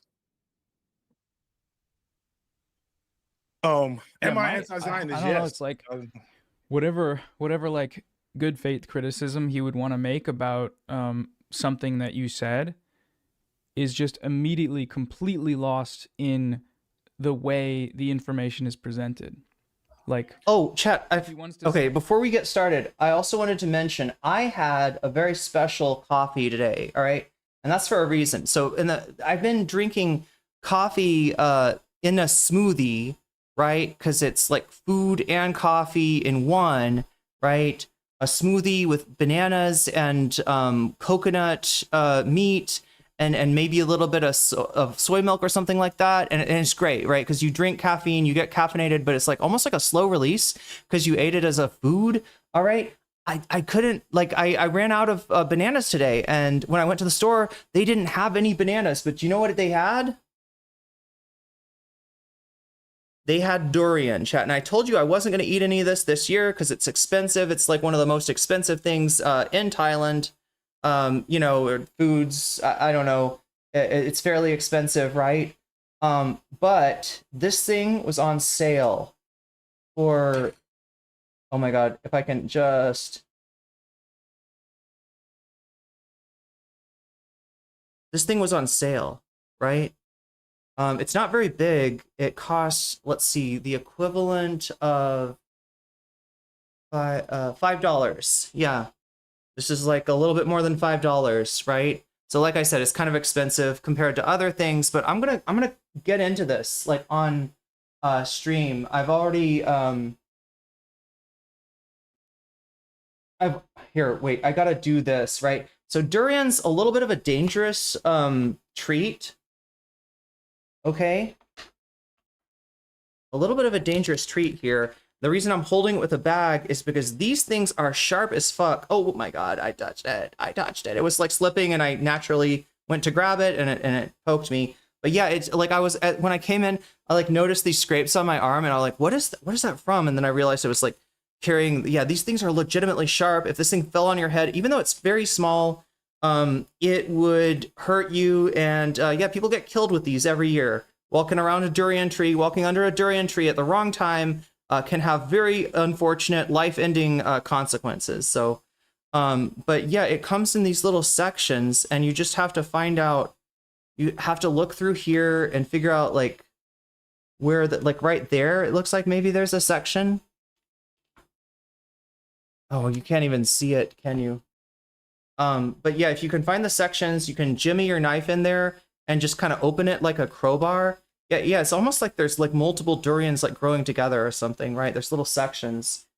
And that's how you get into one. And yeah, always handle it with gloves, big, thick gloves. Like an oven mitt maybe would work. Don't handle it with your hand. You will get hurt by that thing. The meat of the fruit is literally gold. This is a particularly stinky one. She's eating hedgehogs, that's right. I was talking about Sonic the other day, so it got me hungry. You should have tried jackfruit. Oh, wait, I love jackfruit. No, I love jackfruit. I eat jackfruit all the time, and it's pretty cheap, too. Or, sorry, it's cheaper than...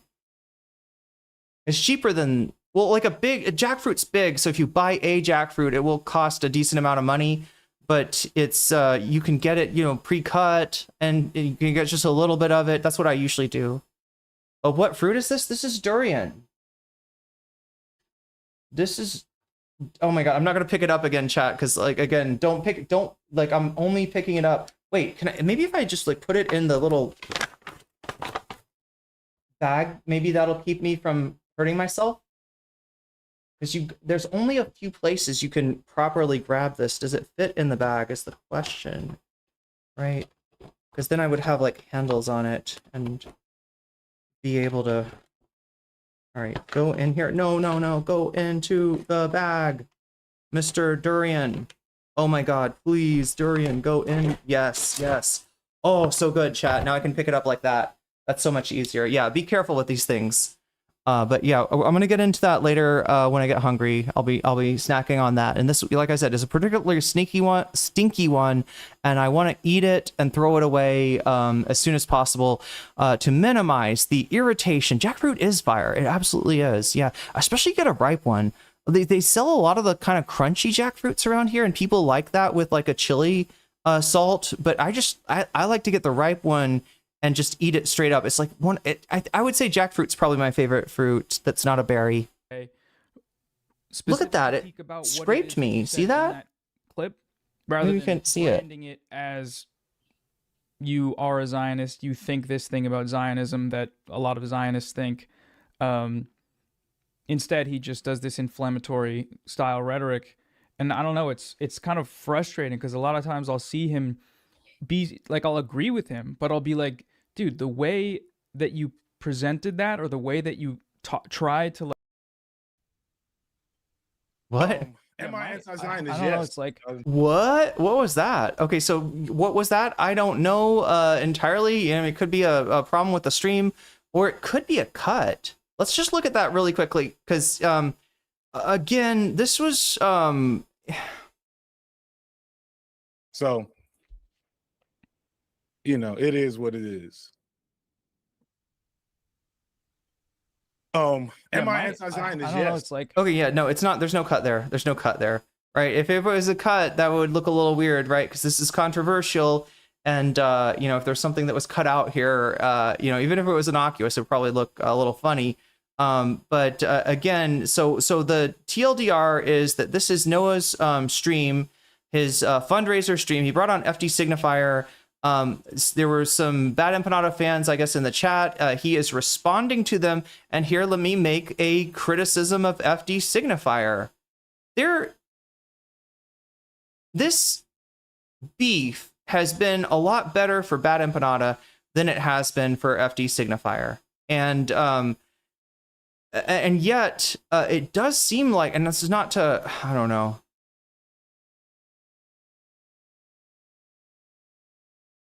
I don't want to judge it as victim blaming or not until I see more, because again, Bad Empanada has critiqued FD substantially.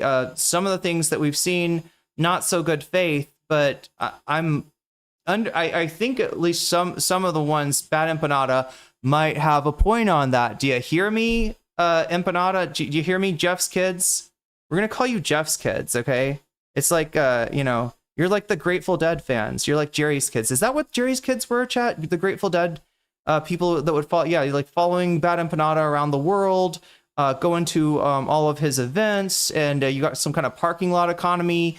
Maybe going on, you're selling T-shirts and you know, like tamales in the parking lot. All right, you're Jeff's kids, right? And we'll see who Jeff is. We'll see why I'm calling him Jeff in just a second. But yeah, no, Bad Empanada, I think, and most of the time, does at least have some point, and I'm going to acknowledge that when we see it. Okay, so don't think I'm fucking coming in here with a biased you know, perception. I heard some things spill out about Empanada's mouth that truly surprised me as somebody that's defended him against a lot of charges of anti-Semitism, which you know, from what I looked at in the past, were not true.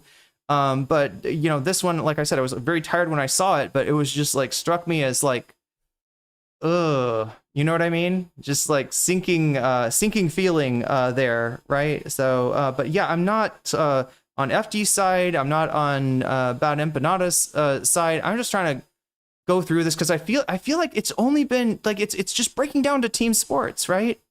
And in truth, the matter is nobody comes out of this looking good, right? Whatever like good faith criticism he would want to make about something that you said is just immediately. Wait, it has been a disaster? Well, the whole beef with FD, you think, has been a disaster? Like, I mean, Ator, maybe you got insight that I don't have. I'm just going by like Noah's chat, and yeah, the number of people that have been like convinced that FD Signifier is some kind of, you know, Zionist sleeper agent or something, right? Which is, you know, I just got my food and realized I've subconsciously craved to order Argentinian. What is Argentinian food like?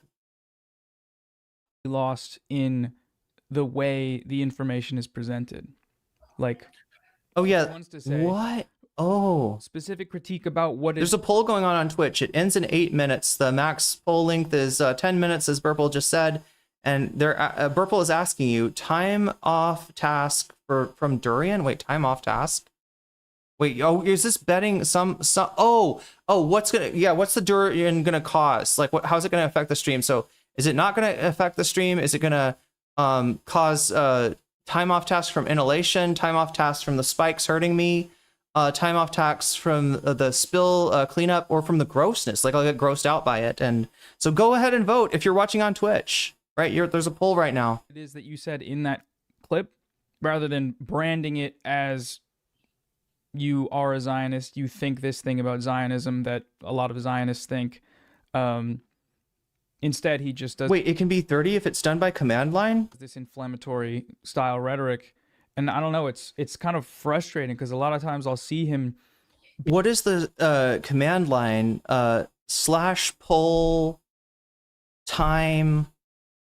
And then options separated by a space or options separated by a I don't know that this command line shit is complicated, chat, but it's very powerful. When we have mods in Twitch that know command line stuff, yeah, some magic can truly happen. Be like, I'll agree with him, but I'll be like, dude, the way that you presented that, or the way that you tried to, like, I don't know, do dialectic is like completely imploding any sort of, you know, forward movement or needle moving.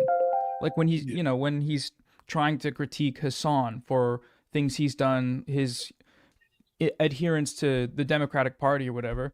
We can hurry this up a little bit. The way he does it is like, so again, 2 hours and about how Hassan is like a sex criminal, and then also make 5 videos about, you know, I don't know, sprinkle in those videos are like valid points. I'm sorry, wait, what? Did Bad Empanada call Hassan a sex criminal? Isn't that what the shit that people are always saying about him too? Yeah, a lot of people lie about Bad Empanada. About Zionism, but then I don't know how it's expected to be taken seriously, you know? I mean, there's, you know, I'm actually making a video. It's funny. I was in the middle of finally, I'm sorry, I do not condemn Hamas, Icar 098. I am pro armed resistance. I condemn Israel and the IOF. Where we at? So you see the kind of questions he's getting. Yeah, I mean, this is good because the chatters that like will repeat things can get clipped answers to the real questions. I contextualize Hamas the same way you might the Mau Mau's or the Haitian Revolution. Sometimes violence happens when you're in an anti-revolutionary, when you're in a revolutionary context. It is what it is. I have been in contact. Yeah, do dialectic. That's a weird way to say that. But you hear what he's saying, right? They're asking him, like, you know, are you like anti, you know, did you condemn? They're unironically, chat, that the Bad Empanada fans in chat are asking him, do you condemn Hamas? But not in the way that a Zionist would, in like the opposite way. I think there was one more question I want to answer. I have been in contact with Palestinians because I'm actually working on. And his answer is no. No, I do not condemn resistance groups. I'm finally working on a video that's actually going to end up being like a bait and switch thing, so I don't want to give too much away. But I do. But again, chat, I'm keeping in mind that, you know, how FD represents himself in this stream, you know, it could be different, and some of the Bad Empanada fans have said that it's different than stuff that he said in videos. So we're going to look at that too. All right. I'm going to hold everybody's feet to the fire. We've all, you know, already had some criticism for FD, and we're definitely going to be looking at, what is it? The video. Okay. So if anybody in chat remembers, like, there's been a whole series of videos between BE critiquing FD. I think one of them was from FD had a video about, what was it, like anti-Semitic dog whistles in Zootopia, which is like wild to me, but again, I haven't seen it, so maybe we can take a look at that. I'm not muted. Wait, what? Oh god, yeah, I remember that part, Rave. With people from the region to kind of like, one, clarify and help educate me on the topic, but also there's this thing, and it's funny, we talked about this years ago, where we were having this conversation about, like, could the online left be massaged into some type of useful entity for IRL organizing and political movement.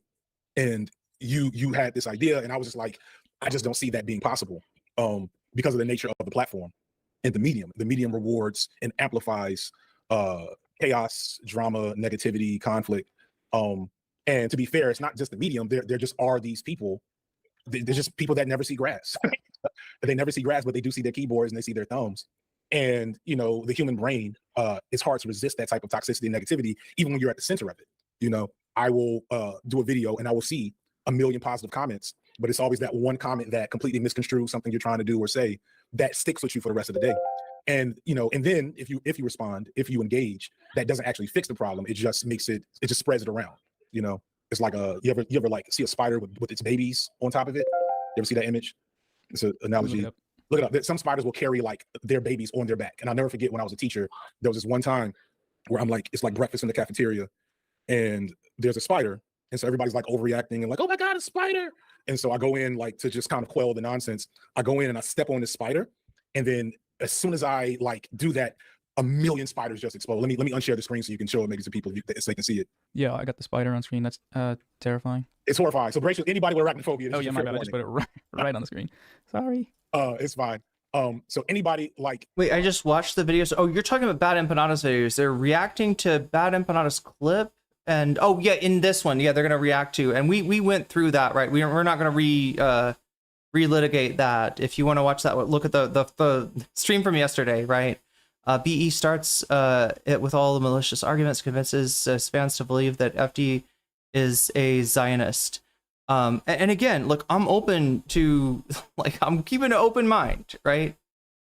I'm trying not to prejudge. I did, watch some of this earlier, and again, like I said, surprised by some of the shit that Bad Empanada had said. It came off as like, just like the worst thing that the worst direction you could take stuff. But I'm gonna rewatch it. It was very late when I watched it, so let's watch it with a fresh mindset. yeah. So, oh my God, I'm like, holy shit. Did it derail the attention from the fundraiser into drama? Oh yeah, no, I think so. God, look, I don't want to say anything, all right, but my understanding is that Noah got about half of his goal, and I gotta think that starting out with this might have, I don't know, Chad, am I wrong? I suspect that maybe, look, the kind of audience you're gonna gather for, I don't know, like this is not what you want to have going on in a fundraiser. And again, he brought on FD Signifier responds to the chat, and they end up talking about Bad Empanada for 30 minutes. After that, you can't really say, yeah, Bad Empanada, go away, we don't want to talk to you, right? You've been talking about the guy for a long time. They bring him on. That's how this all happened. That's how this all started. But yeah, maybe not the best idea for his fundraiser, because chat, I want this guy to kick Ethan Klein's ass, right? And for what I've seen from Bad Empanada, he wants to, the ass kicked as well. Is the poll over? What just happened? Closes in 1 minute. Wait, it's ended. Wait, why does it say closes in 1 minute? Yeah, so like I stepped on something like that, and then spiders exploded everywhere. Wait, what are we talking about? Yeah, that's kind of what happens when you engage in. Oh, stop! That's crazy. That's kind of what happens when you engage in even good faith sometimes critique and discussions, because even when there's a good faith discussion, there's always people that can only take away a bad faith interpretation. You know what I'm saying? Like me and you can have the most cordial, peaceful disagreement on a topic, and it can really just be us not thinking as creators, but thinking as like two individuals trying to understand each other or learn a thing. But to the audience, it's a wrestling match. So the audience is John Cena versus The Rock, and then they will like imbue that energy into the medium. And so to me, the best use for the online left is siphoning resources out of the machine into outside decentralized structures, is raising money, and providing education, of course. But that's also like I'm not here to die on that hill or just say like this proves I'm right. This is just kind of why I tend to have the disposition I have. Yeah, I guess like the thing about right and wrong is you can be as right as the most right guy in history, but if the way you are communicating the idea that is fundamentally correct and would be helpful for a left movement to be adhering to and applying is just completely galvanizing, what's the purpose of being right? Like, what's the effect of it? Patreon memberships, like, share, and subscribe. I get the cynicism, I guess interpretation that it's out of material gain, and it obviously, I feel like based on how we act as YouTubers, that is a part of how we act, whether conscious or not. Mm-hmm. But I just get that accusation from so many like Zionists, just people that I think are assuming what's in my head, that like I often find it difficult. Like when people call Candace Owens a grifter, obviously. Okay, so it looks like we got the poll results. Inhalation, greatest risk, confidence level 0.82 with a standard deviation of 890. This is what happened yesterday. I inhaled a piece of Rambutan, and it caused me to have to cough my head off for like 7 minutes. But a lot of times you watch her and you're like, oh, she believes this stuff. Like I'm pretty sure maybe she's not the best example because she kind of is. She'll just lie. But like, who's a better example? Someone that's like grifting, but also they're kind of fired up about the ideas. I don't know. I think so. This is a whole other tier list. Like Destiny is a grifter, but he doesn't care about his ideas. He cares about like debating, so to speak.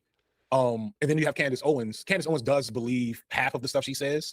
I actually think the Christian nationalist, anti-Semitic Candace Owens is more genuine than the anti-Black Candace Owens, believe it or not, because her anti-Black stuff like has no grounding in reality.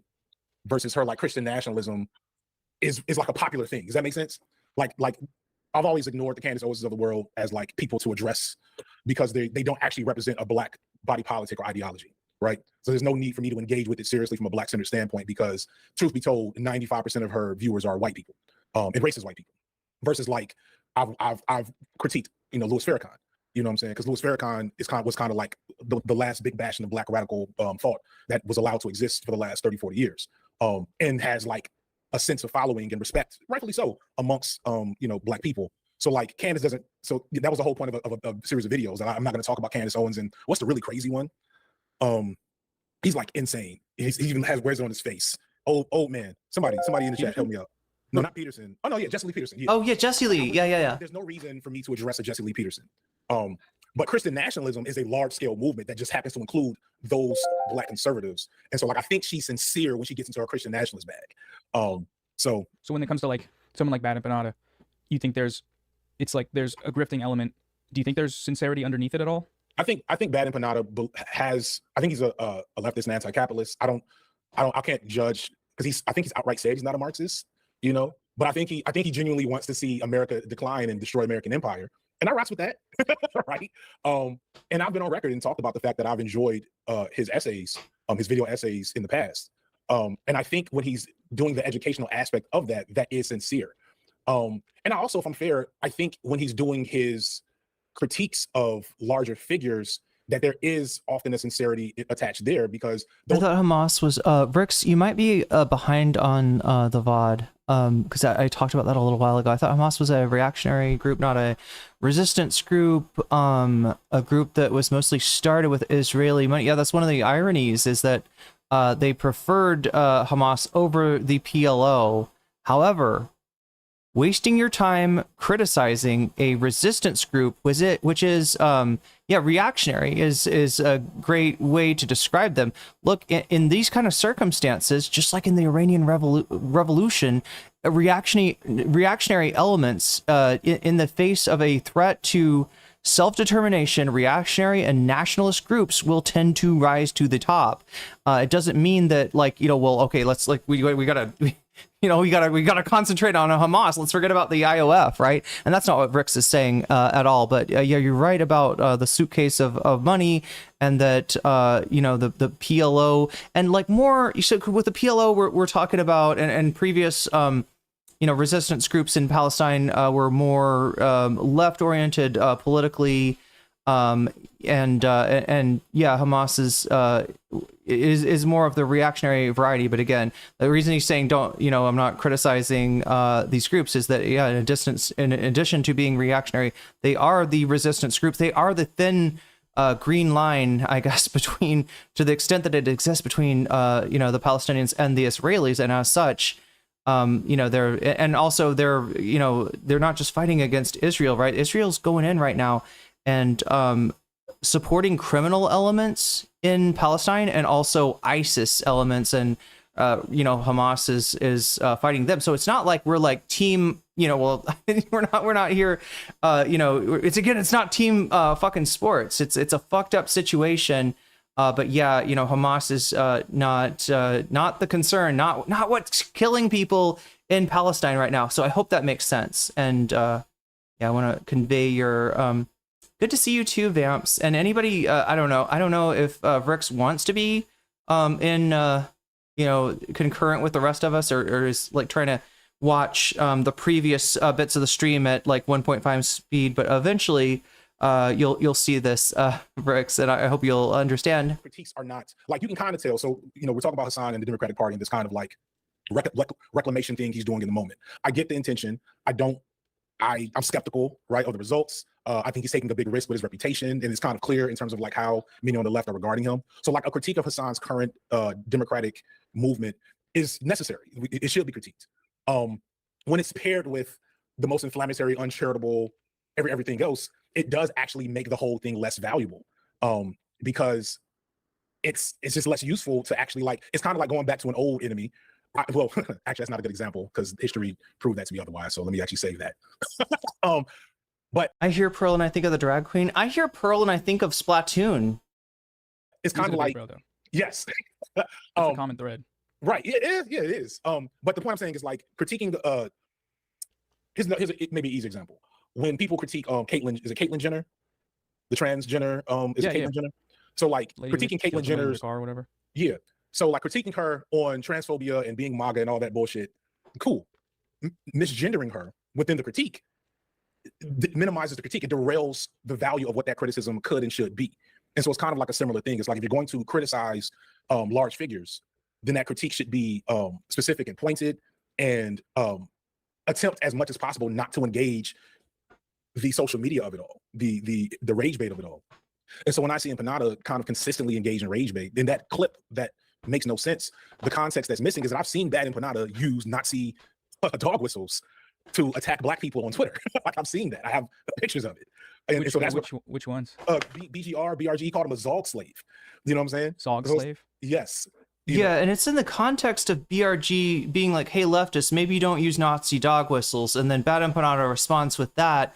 Maybe not as much because he's like just on, like he's constantly using those words, but almost to like, it's almost like to rage bait him, right? Oh, you don't like dog whistles? Well, how about I call you a Zog, was it Zog slave chat or Goy slave? They keep on going back and forth on it. I haven't found the original tweet yet. I looked for it, but there's so much going on the on Twitter between about this, confrontation, this beef, this debate. And it's like how, like what are we to take from that? I don't remember the context of the interaction.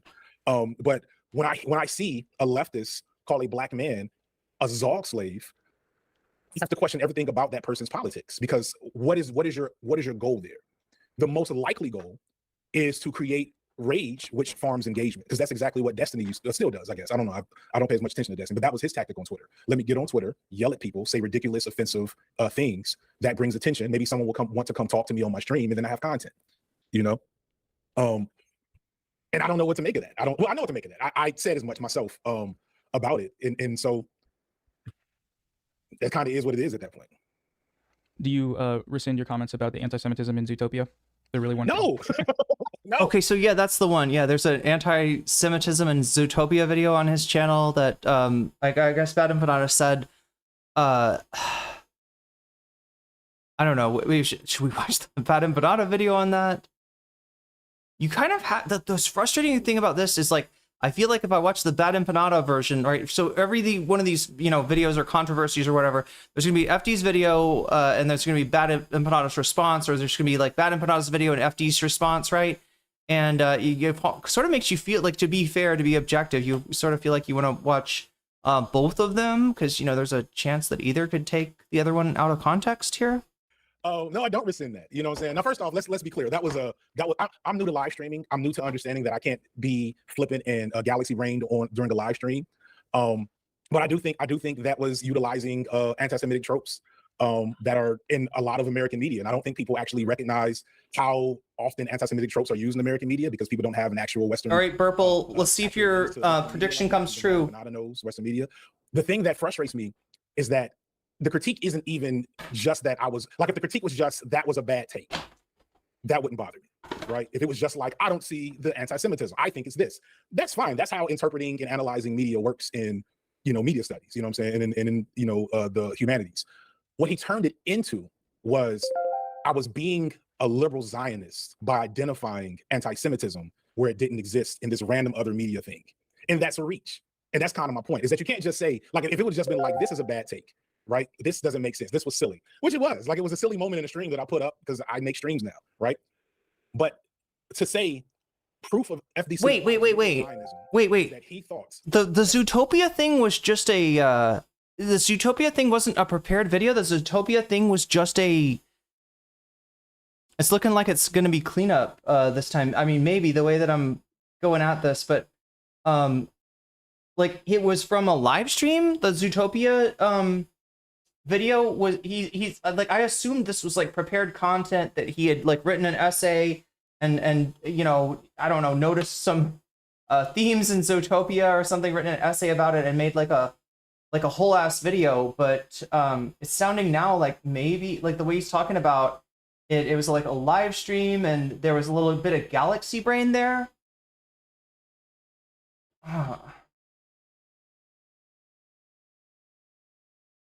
Okay.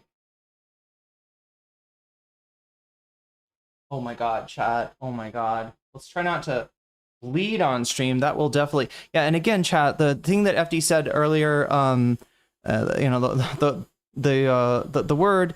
It's not gonna get me like in trouble with like, you know, the channel in trouble as much as it's gonna maybe get the video demonetized. Like that's the concern.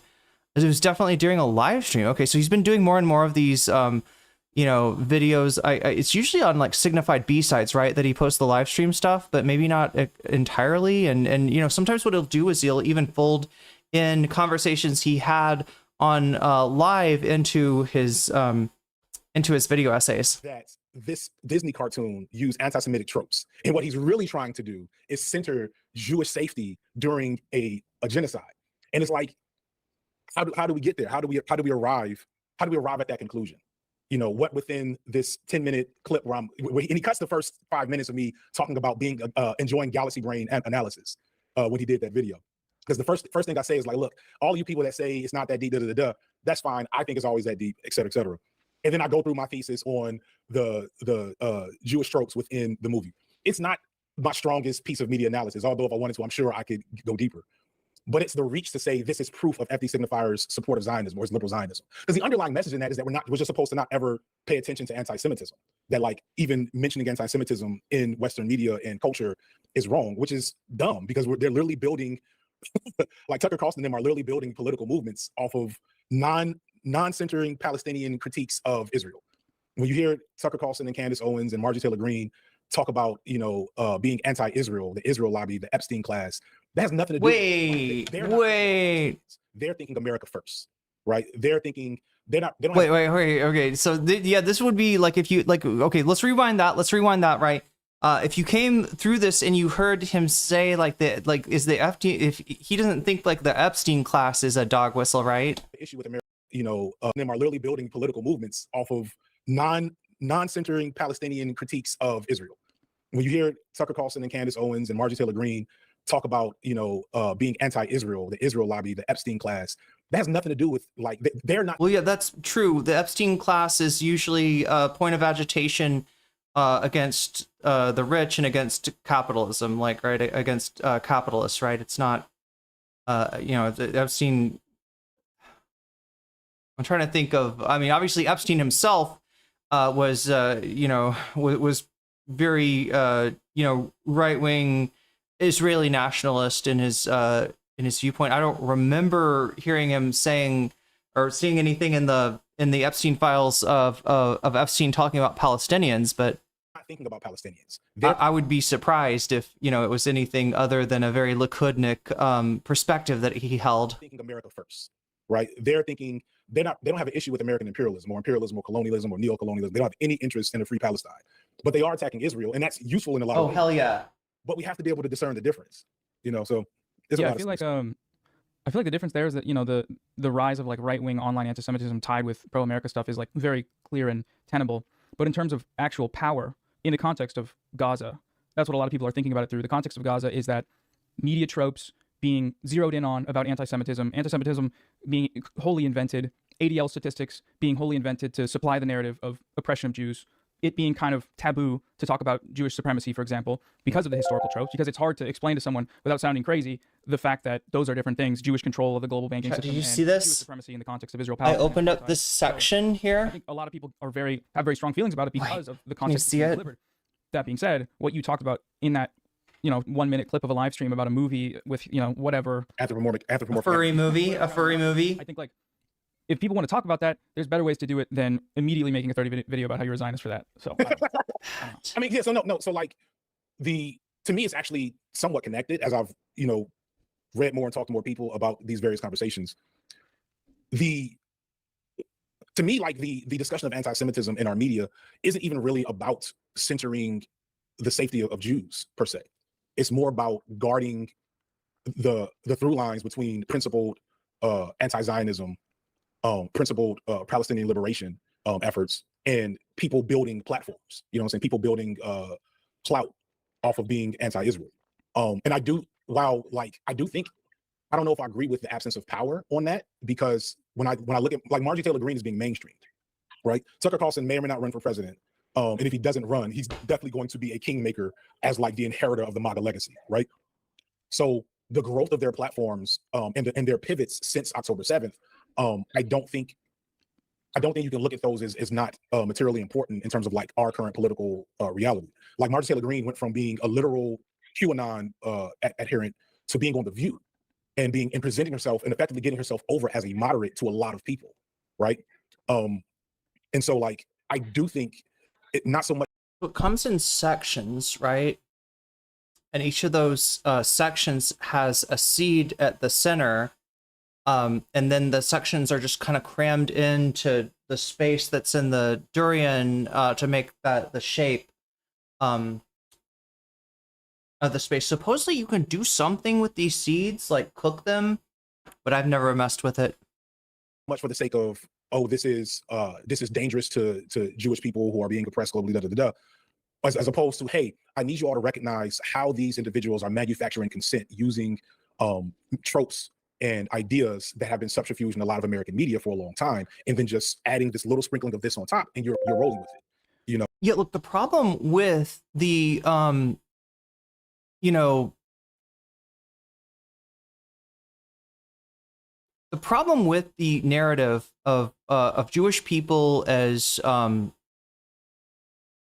you know, as victims, and the which you know they have been historically, is that the phrase "never again," depending on who you ask, right, is either never again, genocide should happen to no one. It's either a concern for no group should be genocided, no group should be you know, discriminated against. There's a whole you know, process that genocide takes. There's steps to genocide that occur, sometimes out of order, sometimes in order. But if it, you know, there are people that took that to mean like never again, you know, to the Jews. The Jews are especially vulnerable, and you know, they have to be protected. And then the, you know, answer was, you know, walk on eggshells about anything that, you know, like Israel. Well, you know, Israel's got Jewish people, so can't criticize that too hard. That's bullshit, obviously, right? Never again, if it just means one group, it's not helpful, right? And then if we take this and we flip this and we say, actually, the Palestinians are the victims, and therefore we're going to just not give a fuck about, you know, anti-Semitism, you know, the concern is not over people's feelings or anything like that, or their immediate safety, right? Obviously, the Palestinians are in a lot more, and the Sudanese, like there are places where genocide is actively occurring, and that should be the priority. However, yeah, we can walk and chew gum at the same time. We can, you know, uphold Palestinian liberation without falling into anti-Semitism. At least I hope we can. That's I guess my issue with that is like manufacturing consent for what? Like for right their now. political projects. Well, so for their future political projects, it would be my thing. So let's say, right, but that's like hypothetical future. I think a lot of the frustration is like hypothetical future influencers becoming famous and maybe running for president based off of like America first, anti-Israel, anti-Semitism in some cases. In the context of something like Gaza, it's like, if what they are doing is sharing Israeli war crimes in a way that no Democratic Party official ever does or really did, or no Democratic Party official really meaningfully speaks out against on, they mostly speak out against the kind of stuff you're talking about, like about anti-Semitism tropes, or like, you know, Zoran talking about how it's anti-Semitic to protest synagogues when they're doing West Bank land sales. Like there's a direct material relationship that those kinds of things supply, where I don't think you need to necessarily align with like an influencer to say that showing the perspective that is anti-Israel in ways that the Democrats don't is valuable in. Is the durian good, mid? What does it taste like? Well, as far as durians go, right, they taste like a lot of different things. They can taste like ice cream. They can have almost like a pineapple-ness to them. Or they can even taste, or at least, it's hard to explain this, right? But some of them legitimately smell like garlic, smell like onions, smell like old socks. Yeah, occasionally, and but it'll kind of taste like that too. But this is gonna sound weird. not in a bad way, right? Like it's like a Nathan Fielder ice cream place that that is like, you know, would you like to try some some old socks ice cream? And you're like, yeah, let me get some. Oh, it's really good. It's really good. It's better than the poop ice cream, the poop flavored ice cream. In attempting to, you know, manufacture or like, you know, draw people towards the conclusion of But yeah, this one is pretty stinky. And when I had it with the coffee, there's a little bit more. I would have preferred like a more dessert tasting durian, because some of them are just like very sweet and very creamy, and this one's got a little bit of a bite to it. It's got a little bit of a flavor, so maybe not the best for like mixing in your coffee. It was okay though. It was okay. Like I said, I couldn't get bananas this morning, so I got something that, you know, I know durian coffee is a thing. Probably other, like, this is the first time I've tried it, but maybe other people do it better. Also Ture, wait. After was talking about far right people who are using the issue of being pro-Palestinian while in reality it is becoming a Nazi, like Tucker or Nick Fuentes. Which it won't end the Yeah, Nick Fuentes, who, in case anybody's getting confused about him, because you will hear him criticize Trump a lot now. He hates Trump. He hates mainstream Republicans. Right? Why does he not? What does he not like? Like, right? What is it like? His area of frustration is that Trump is not doing enough of these camps, right? Trump is not deporting people fast enough. Trump does not have a, it's not imprisoning his, like his political opposition writ large, right? Nick Fuentes would like more fascism. That is Nick's frustration. But whatever we do on here, we're trying to make our sincerest efforts. And even if someone has some kind of bad motivations, and just so we know, chat, we won't have time to watch this today, but there's Heather Cox Richardson just put something out talking about something we haven't talked about in a while, which is ICE, right? And the detention facilities have not gone away, although like Alcatraz, I guess, is closing. Spent $1 billion on that.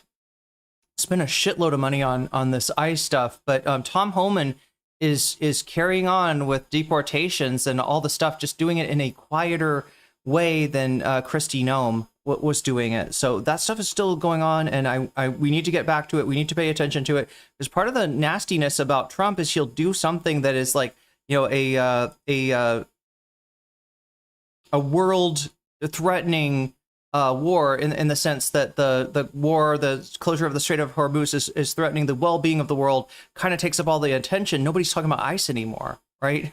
And that shit can get memory hold so fast. Remember January 6th? Not if you're a right-winger, you don't. Yeah. They're doing actively right now under the circumstances of like direct material oppression of Palestinians in the name of Jewish supremacy with the rationale of false anti-Semitism or inflating anti-Semitism. Then it becomes a thing where, yes, anti-Semitism has historical tropes, but right now, like, history has kind of changed in a way that Jews are not oppressed in the way they have been in history. In many ways, there's advantages, there's material advantages to being Jewish. And no, I agree with all of that. I think, let me try to reframe. I think fundamentally it's great that the Christian rights, who have been the most valuable adherents for Zionism in the West, are pulling away from that, right? I think it's good that that there was some type of a battle between who are the people in Kentucky? Did you follow that Kentucky race between Massey? One person was named Massey. He was like the incumbent, and Thomas Massey and MAGA to be anti-Israel, Thomas Massey, Iran. yeah. Thomas Massey. So I think the fact that that was actually a battle is a good thing, because it speaks to the way, even the way we're able to talk about these issues, that is a net positive for Palestinians materially, for getting us closer to end the genocide. What I'm saying is I think we can both value the fundamental use of the right being on accord with us in terms of reducing, attacking Zionism, attacking Israel. But I also think we have to, within the same breath, clarify the difference and make sure that people are aware of that difference. I don't think it should be something that they are capable of reincorporating into their power, into their movements. And I think you do that by making sure people recognize what they're doing, recognize the difference between when a Palestinian figure critiques Zionism, and when a Palestinian says Jewish supremacy, they're talking about written into law Jewish supremacy in Israel. And when Candace Owens is doing it, she's talking about Banks and blood libel. I think you need to make sure people do know that difference, even if the fundamental use on both situations is useful regardless. And that's kind of the point of, like, make sure people are still educated on how that works. So my critique is not to say we don't value what these things bring to the table, but we don't allow them to enter into our critiques unaddressed, if that makes sense. Yeah, that makes sense. If you're Mao Zedong and you are fighting the KMT and Chiang Kai-shek, you're in the midst of the Chinese Revolution, and all of a sudden, Japan comes in from Korea, invades Manchuria, right? Who's your biggest enemy right now? It's Japan. But that doesn't mean that you gotta, make common cause with what turns out to be like a very fascist national group. And yeah, indeed, when the Japanese threat is taken care of, you're gonna go back to fighting them. So don't help them, okay? Yeah, just remember, right? Zionists and the extreme right on Israel is absolutely genocidal, horrifying, terrifying, right? But so are Nazis. Okay? So are Nazis. I think my perspective is that, like, all of what you said, but when it comes to like you can do both things and you can say both things at once, but liberals and the left sometimes don't do the one about Palestinians. They do the anti-Semitic tropes. They do the let's share, AOC, for example, endorsed the candidate opposing that one lady who said, let's put Zionists in camps or whatever. That's really, really bad, because she does the big tweet about anti-Semitism on the left, boosting this narrative that pro-Palestinian activism can only be anti-Zionism is anti-Semitism, without also speaking up for Palestine. Like, she just doesn't. She just meaningfully has not done it in the same way that, like, a lot of people on the left would like. So it's this thing, like, we can do both, and we should do both. Oh, hold on for a second. Yeah. Can I help? Go talk to mommy. Thank you. Sorry. Oh, good. Are you good? No, I'm good. Yeah, just that we can do both, but we're only really doing one in American politics, in American media, in a way that, like, severely undercuts the reality. Like, you can share all the war crime footage from Gaza that you want, but if you're also reinforcing these narratives to overinflate anti-Semitism, and it's hard to talk about, tropes in media without doing that under the current context. And it's like, okay, if it's contributing to Zionist narratives about anti-Semitism, then that's a problem, but that shouldn't preclude us from talking about anti-Semitic tropes. Anytime you hear about anti-Semitism on the left, you should be very skeptical, all right? Because I'm not saying that there can't be a person associated with the left that's doing anti-Semitic stuff. What I am saying is that when they choose to take that path, they're on the right. All right? Straight up. As a cleaver on deck? Yeah, well, yeah, we're chopping up this this durian.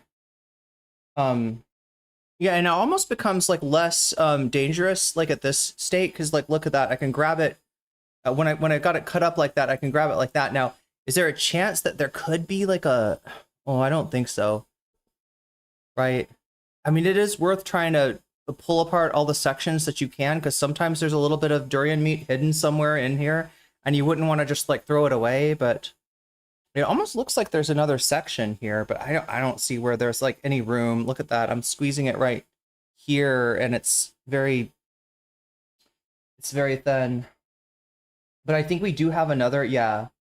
There's more durian meat in, let's see if I can pick it up. There's more meat right back there. I think other than that, though, it looks like I got it all. Yeah, I don't think there's any there.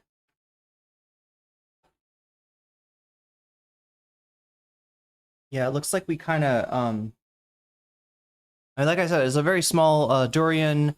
I got it on sale for about $5. So you can't just not talk about them on principle because, there's a genocide in Gaza under a Jewish supremacist framework. But when people don't talk about that and they only talk about the tropes, that's where I start to have an issue with it. That's where I think a lot of the critique comes from, is like, okay, yes, maybe people are definitely, they get a little too much into the rhetoric about, anytime someone talks about anti-Semitism, they're saying you're helping the genocide, because that's not true. I don't think that's true. But at the same time, if those people aren't also talking about the genocide or critiquing it or, making content or, making statements or doing anything, I think that's where people say, okay, it just seems one-sided, Mm-hmm. So I can see that. I don't think that's, well, I don't know. So if we look at the the most visible. Oh figure shit. Online left, right? I think we're like, so my timestamps, Direful, I don't know if you're still awake, but thank you for these timestamps. Yeah. Okay, so they kind of go in circles here a little bit. We're gonna come back in at 1:56. All right, and we're gonna dip out really quick because remember 2:10. Yeah, we got like 14 minutes of debate to watch here, and then we're gonna skip more. All right, so yeah, I gotta show you the unveiling of Jeff. Remember how I said if you're a Bad Empanada fan, if you think this guy can do no wrong, you're one of Jeff's kids. All right, who is Jeff? Well, you're about to find out. You know. So we'll go in with that context that me and FD would like to have a conversation. We're bringing Bad Empanada on because we were talking about him at length to have a conversation. If it's going to be uploaded and presented as a debate, which it probably will be, then that is without our consent. We do not consent to that happening. So that is what it is. Jeff is on the line. Jeff. Hey, Jeff. Everyone, it's Jeff. So anyway. Hi, Jeff. FD, you love to... Wait 1 sec. You need to change your microphone. Okay, great idea. Went straight to... We want to hear your beautiful voice, Jeff. Actual mic isn't showing up in the devices here.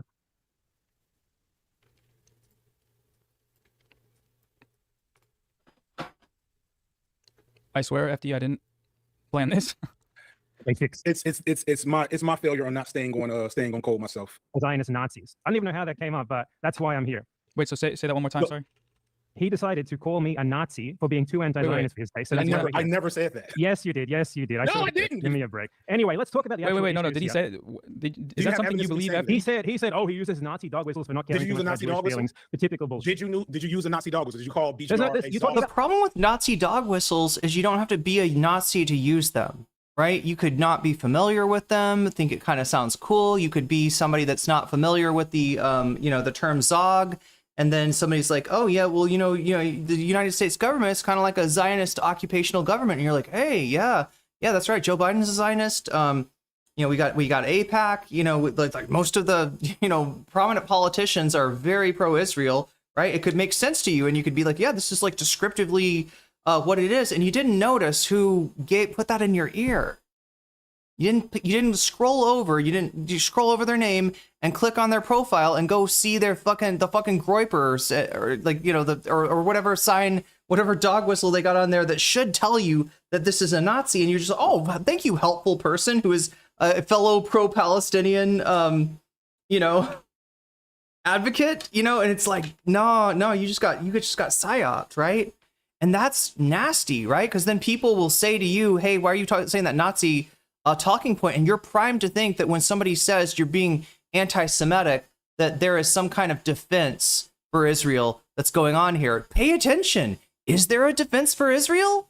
Is that what the language is doing? Or is this just simply a person that is trying to make you aware of something that you didn't look into before you adopted it, right?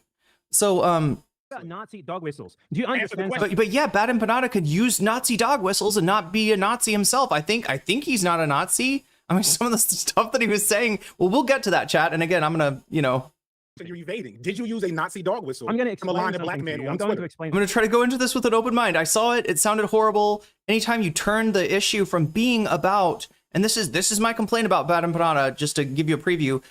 When you turn the rhetoric from being about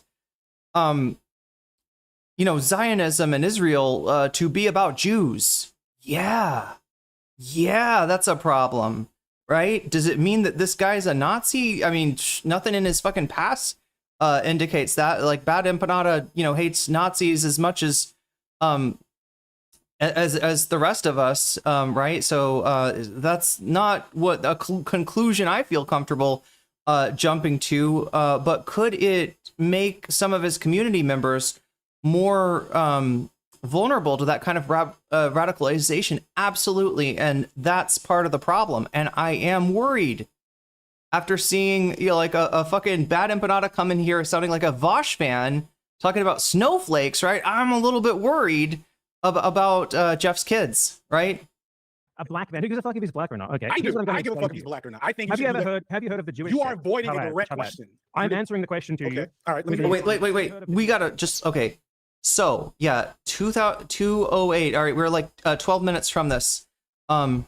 I'm going to explain a black man. Who gives a fuck if he's black or not? Okay. I here's do. what I'm going I to give a explain fuck to if he's you. black or not. I think Have you heard of the Jewish You are sect? avoiding a Chabad, direct Chabad. question. I'm answering the question to you Okay. All right. Let with me any context. Have you heard of the Jewish sect Chabad? Chabad, however you pronounce it in No. Hebrew. Oh, here we go. Chabad. Chabad. I'm not sure how it's pronounced either. We're talking about, you know, an organization called Chabad. The longer name is Chabad Lubavitch. It's a Orthodox movement that has community centers. It's a pretty large organization. However, watch what he's going to say. And where did we hear about Chabad Lubavitch before, chat? Let's see if we can find it. Right? Because I want you to know, right? If you're on board with this shit from Bad Empanada, you're gonna see some strange bedfellows, right?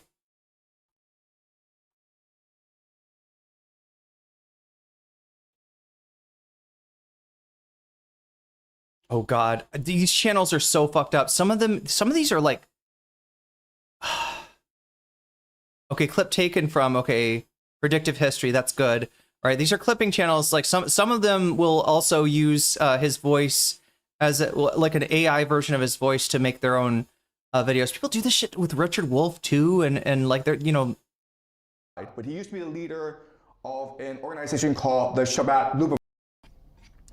Okay, this is Rabbi Sneerson.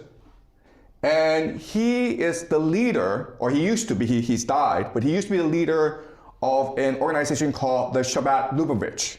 I'll be talking more about Shabbat Lubavitch as we go along, okay? But I introduce you to him now. This is year 1990. So from what I can tell, this is like a right-wing group, right? And it does have like a lot of, you know, structure worldwide. But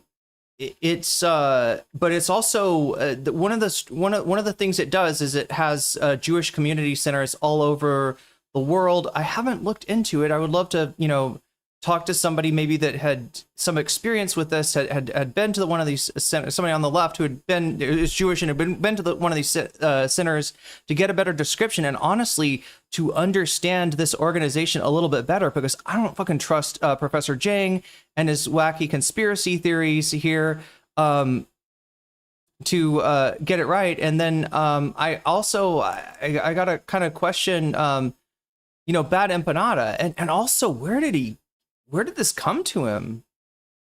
Chat, is there a Jang Empanada connection? Is that going on? And he is talking to Benjamin Netanyahu, who is a young and upcoming politician in Israel, okay? And so let's look at the conversation.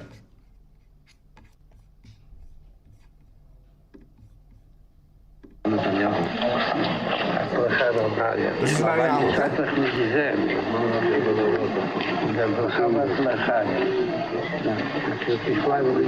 So yeah, chat, it has a lot of members that are far right Likudniks like Netanyahu, and so yeah, the you know, leadership I think of Shabbat Lubavitch is very nefarious, right? That being said, like everybody that goes to a fucking Jewish community center for some event, they move to a different, you know, city or something, and you know that is like, you know, where the event happens to be. Like I don't necessarily think, I think this is something that you might not recognize, like the, you know, the superstructure of the organization if you're just seeing it through like, you know, its manifestation as community centers. These are also the guys that will like come up to you in like New York, you know, New York City. They'll approach people, you know, sort of Orthodox dress guys and ask, you know, first question, are you Jewish?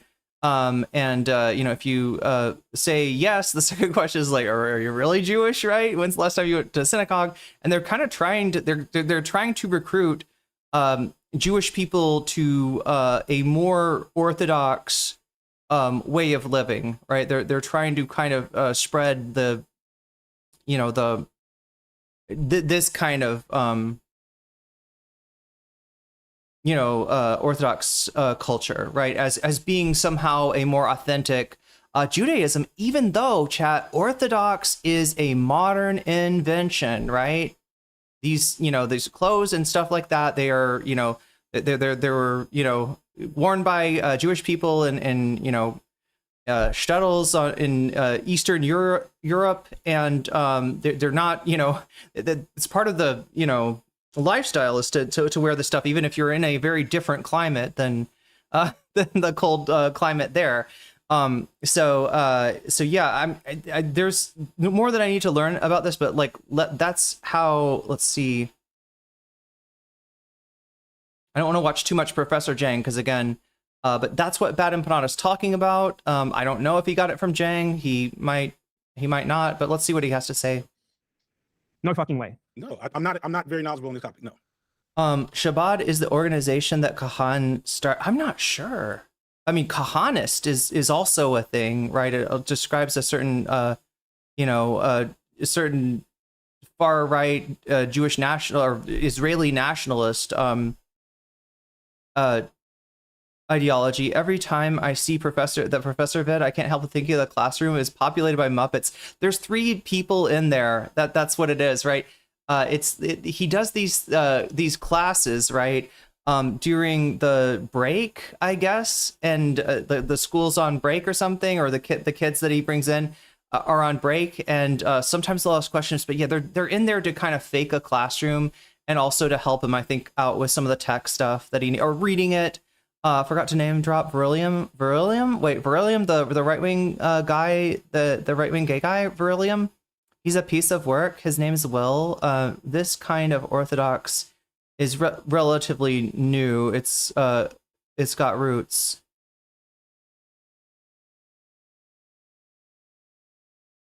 The cult has nothing to do with Zogslave. Wait, the cult? You mean Shabbat?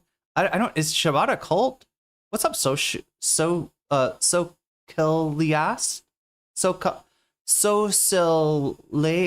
I'm trying to pronounce your name. It's challenging. Socialist. Good morning. It's tempted to just say socialist, but how do I tell between conspiracy theorist and somebody that just makes bad predictions? I'm fucking blown away. But anyway, this is... We went into Professor Jang, and I tried to be agnostic and not jump to conclusions. There were people in my chat that would be like, "This guy's an anti-Semite. Why are you watching him?" I'm like, "Well, I want to see it for myself." And I did see it. I did confirm it. Right. It doesn't take a lot of scratching to see with Professor Jang. I'm not going to jump to the conclusion that Bad Empanada is getting his notes from Professor Jang.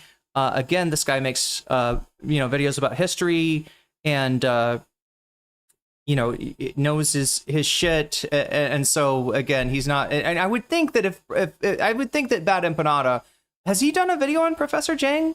I would kind of think that he would look down on this guy as being a pseudo intellectual. The biggest religious Jewish. Oh no, it's a misspelling of socialist. I can't fix it for 2 months. Of all the religious Jews, they are the biggest. In the United States, they are the biggest. The Shabbat Messiah. Wait, whoa, what? His official doctrine said that's in the entire world. Of all the religious Jews, they are the biggest. In the United States, they are the biggest. The Shabbat Messiah. Wait, sorry. I'm fucking. Of all the Jewish organizations, they're the biggest. I mean, in a way. But anyway, this is the biggest religious. You might be. I thought he said sect for some reason, and they're definitely, from what I understand, they're not a sect. They're an organization. They are associated with what is it? Is it Chad? Is it modern Orthodox or ultra Orthodox? I can't remember.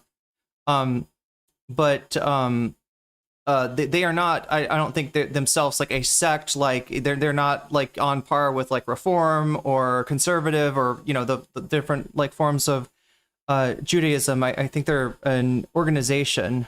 Jewish group in the entire world. Of all the religious Jews, they are the biggest. In the United States, they are the biggest. The Shabbat Messiah. Edwin, thank you, chat, for doing this research behind the scenes here. Edwin Rollins says, I can't find any connection between Kahan, that's Meir Kahan, a guy that was responsible for a massacre, and Shabbat. He came up in a Haredi yeshiva, a school. Modern Haredi is modern Orthodox. And yeah, yeshiva is a Jewish school, religious school, from a rabbinic family, but it doesn't seem to be specifically. Oh, Kahan, I see. Yeah. His official doctrine said Wait, Brilliant was talking about Shabbat is evil and cult. He goes into, he had gone too deep in Kabbalah. Wait, who had gone too deep in Kabbalah? Yeah, it's associated a little bit with Jewish mysticism as well, right? The name Shabbat as a reference to, you know, the parts, you know, three parts of the tree of life representing, what is it? Wisdom, understanding, and knowledge, I believe. He's gone deep into the Kabbalah, and it fucked up his brain. What? You stopped watching after that. Yeah, Virillian's kind of, yeah, I don't blame you. They're very culty, but not all Shabbat. Yeah, because they're a little bit like where I was describing, you know, the kind of like approaching people who look Jewish or they think are Jewish on the streets in places like New York. It is a little bit reminiscent of like a Christian missionary or a what is it, proselytization, right? It's technically what they're doing, but not, you know, they're proselytizing secular or progressive Jews into like a more orthodox lifestyle. It is ultra orthodox. Okay. That non-Jews are essentially cattle. They are basically slaves. Okay? Do you understand that? I can read it to you if you want. No. I'm sorry. So yeah, is this like again? This is true of the, you know, far right in Israel, right? That it's a common viewpoint with you know, Israeli nationalists or Israeli reactionaries. His official doctrine, Which unfortunately, chat, you know, it's not as marginalized as of a viewpoint in Israel as you would probably wish it would be. that non-Jews are essentially cattle. They are basically slaves. The Shabbat Messiah, his official doctrine said that non-Jews are essentially cattle. They are basically slaves. Okay? Do you understand that? I can read it to you if you want. I can get No. I agree with you. I understand what you're saying. I'm taking you at your word. Okay, so Shabbat is also this massive Zionist organization, one of the worst Zionist organizations in the world right now. So now we are living in this era right now, right, of Jewish supremacy. I know you don't think that, but entertain me for a second. Let's imagine. Oh my God. Okay. So again, you know who's living in an era of Jewish supremacy? Palestinians. Yeah. You know, people in either, you know, Palestinians living on the Israeli side or in the zones are subjected to legitimate like Jewish supremacy. And like I said, that is the way to describe the ideology of the Likudniks and probably everything to their right. And yeah, the term goy does sometimes get used by those you know, types. You know, in a derisive manner, usually applied towards Muslims, you know, in the Middle East, in surrounding neighboring countries, or in you know, Israel and Palestine. And you denied it, and that's the entire reason we're talking here. No, it's not.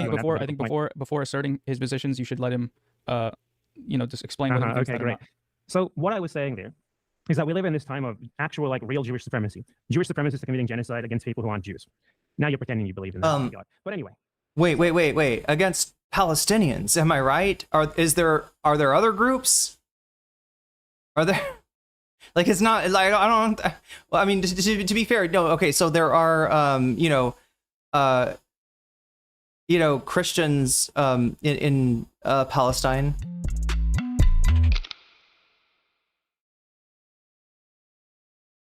Australian man explains warm water. Wow. People in Israel,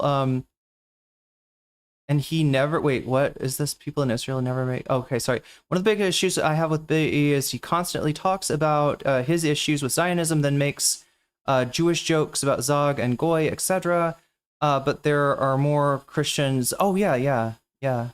Leaving out the biggest contingent of American Zionists, which is evangelical Christians, that see a return of the, you know, Jewish state in the areas as a requisite event for the for Jesus to return.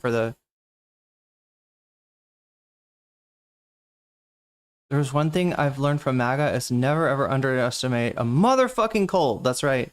And Professor Jang is, his community is moving in a very cult-like way. I don't know if that was what it was in reference to, but we have this situation, right, where Jewish supremacists are doing that, and one of the most important Jewish sects in the world, along with many other Jews outside of this Jewish sect, quite literally believes as a matter of official doctrine that non-Jews are slaves for Jews. That their role basically is to be slaves for Jews. They are basically like cattle.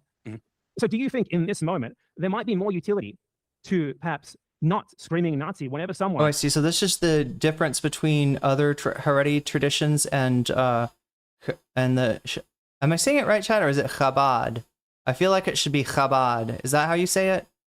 I keep on saying Shabbat. But I think that letter is ch, if I'm not mistaken. Unlike other Haredi traditions, it was not the quietest. So yeah, a lot of Haredi traditions are about like withdrawing from the world and kind of like living their own culture, separately, right? Whereas Shabbat, is actively proselytizing and lives their orthodox lifestyle in the midst of the rest of the world, if that makes sense. Throws these sorts of terms back at these people who are literal Jewish supremacists. Are you a Jewish These are people supremacist? who literally think. These are people who literally think. No, Wait, what? Explaining I'm sorry. Goy as the way these people use it is a slur. It's Zog. a slur. They use it against It's Palestinians. Zog They kill slave. them. Zog slave, Goy slave. Who cares? Who gives a fuck? I do. I think it's Why? weird What's the for point? left. So first off, let's clarify. Thank you for that filibuster. Did you or did you not call BGR or BRG? I'm not familiar. Did you or did you not call him a Zog slave on Twitter? Absolutely. That term is fucking hilarious. Why shouldn't I? So I don't think you should, because I don't think we should be operationalizing Nazi terminology to attack people we disagree with on the left. I think that's weird, unprincipled, and shitty. And I think that's why you have the reputation you have. These are all just like, oh, I think it's weird, shitty. Dude, who gives a fuck, okay? We live in an age, A lot as of I people, said, a lot of pure people, I give a Jewish fuck. You have, supremacy. listen, you can. Pure Jewish supremacy right now, okay? And you're splitting hairs because I threw out this But funny term You're as someone calling who me, supports Zionism. you're calling me Jewish supremacy, but you're using their terminology the same way they would use it. They wouldn't call someone a Zog slave What would they say? negatively. They want to hide that sort of thing. They want to hide this idea that, So you're you going know, masked off as a Jewish supremacist. what the fuck does that mean? What you're saying doesn't make sense. You're calling people, as you say, Jewish supremacist slurs publicly to malign them. You're So Zog using slave is saying- not a wait, real Jewish quick. supremacist slur. Who Okay, was so- the origin point of the Zog?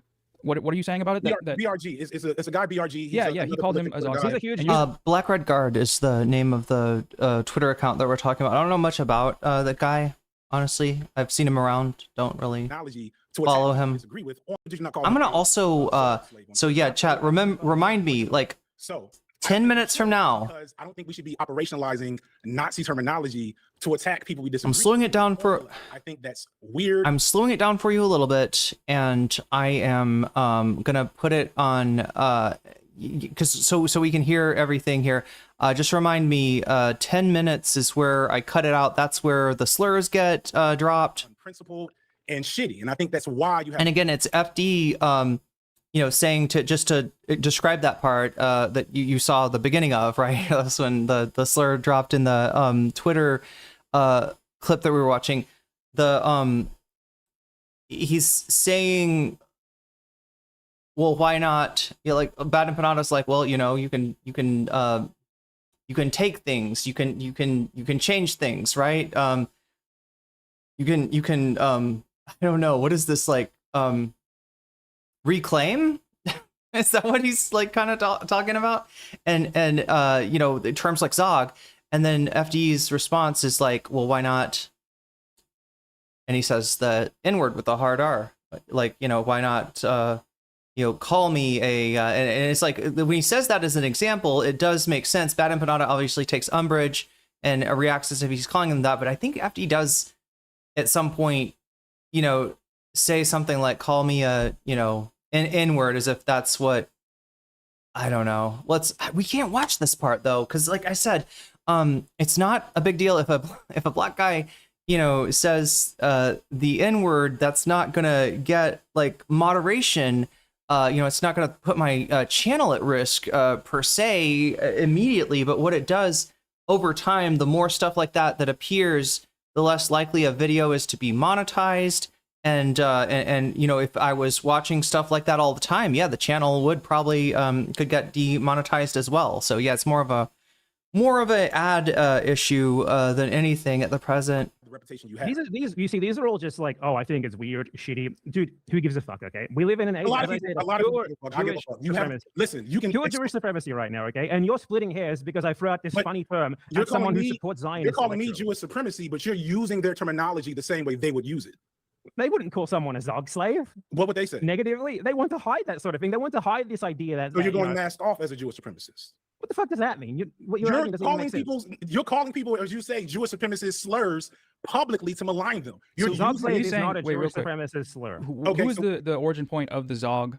What are you saying about it? BRG it's a guy BRG. He called him a Zog. He's a massive electoralist. You know, he supports all the Zionist politicians. I'm sorry, an electoralist? God damn, we gotta like actually slow these guys down to 1.0. I can't hear what they're saying.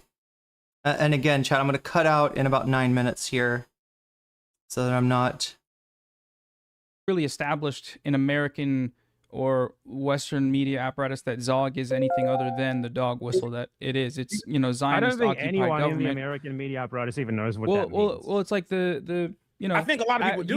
You guys both ask him. That's what I would have done here. Ask him. Bad Empanada, do you know where that means? Where does that come from? Please describe to me the origins of that term.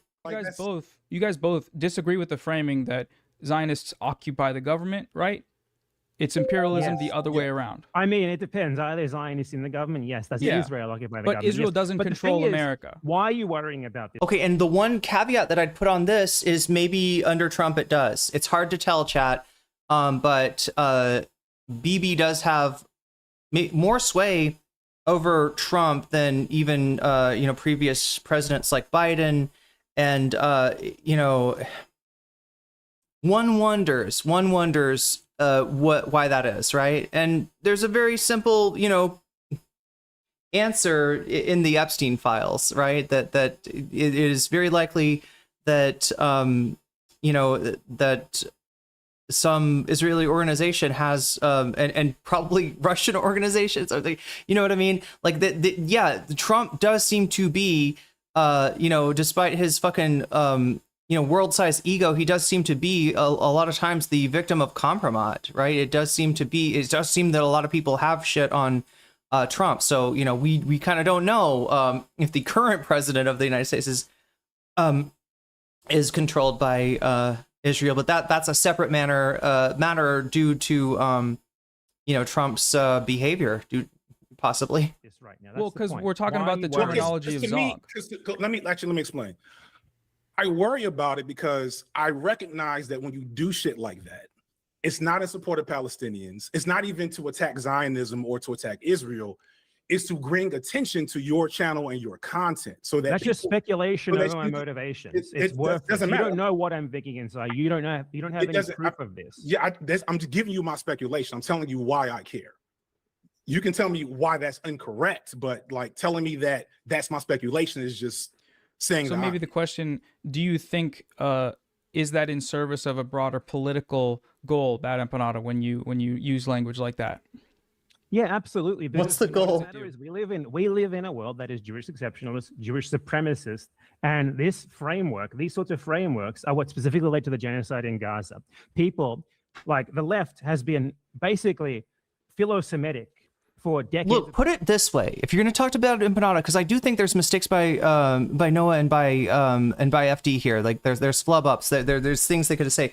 But if you're going to talk to him about this, you gotta here. Let's goal, Bad Empanada, when you use language like that.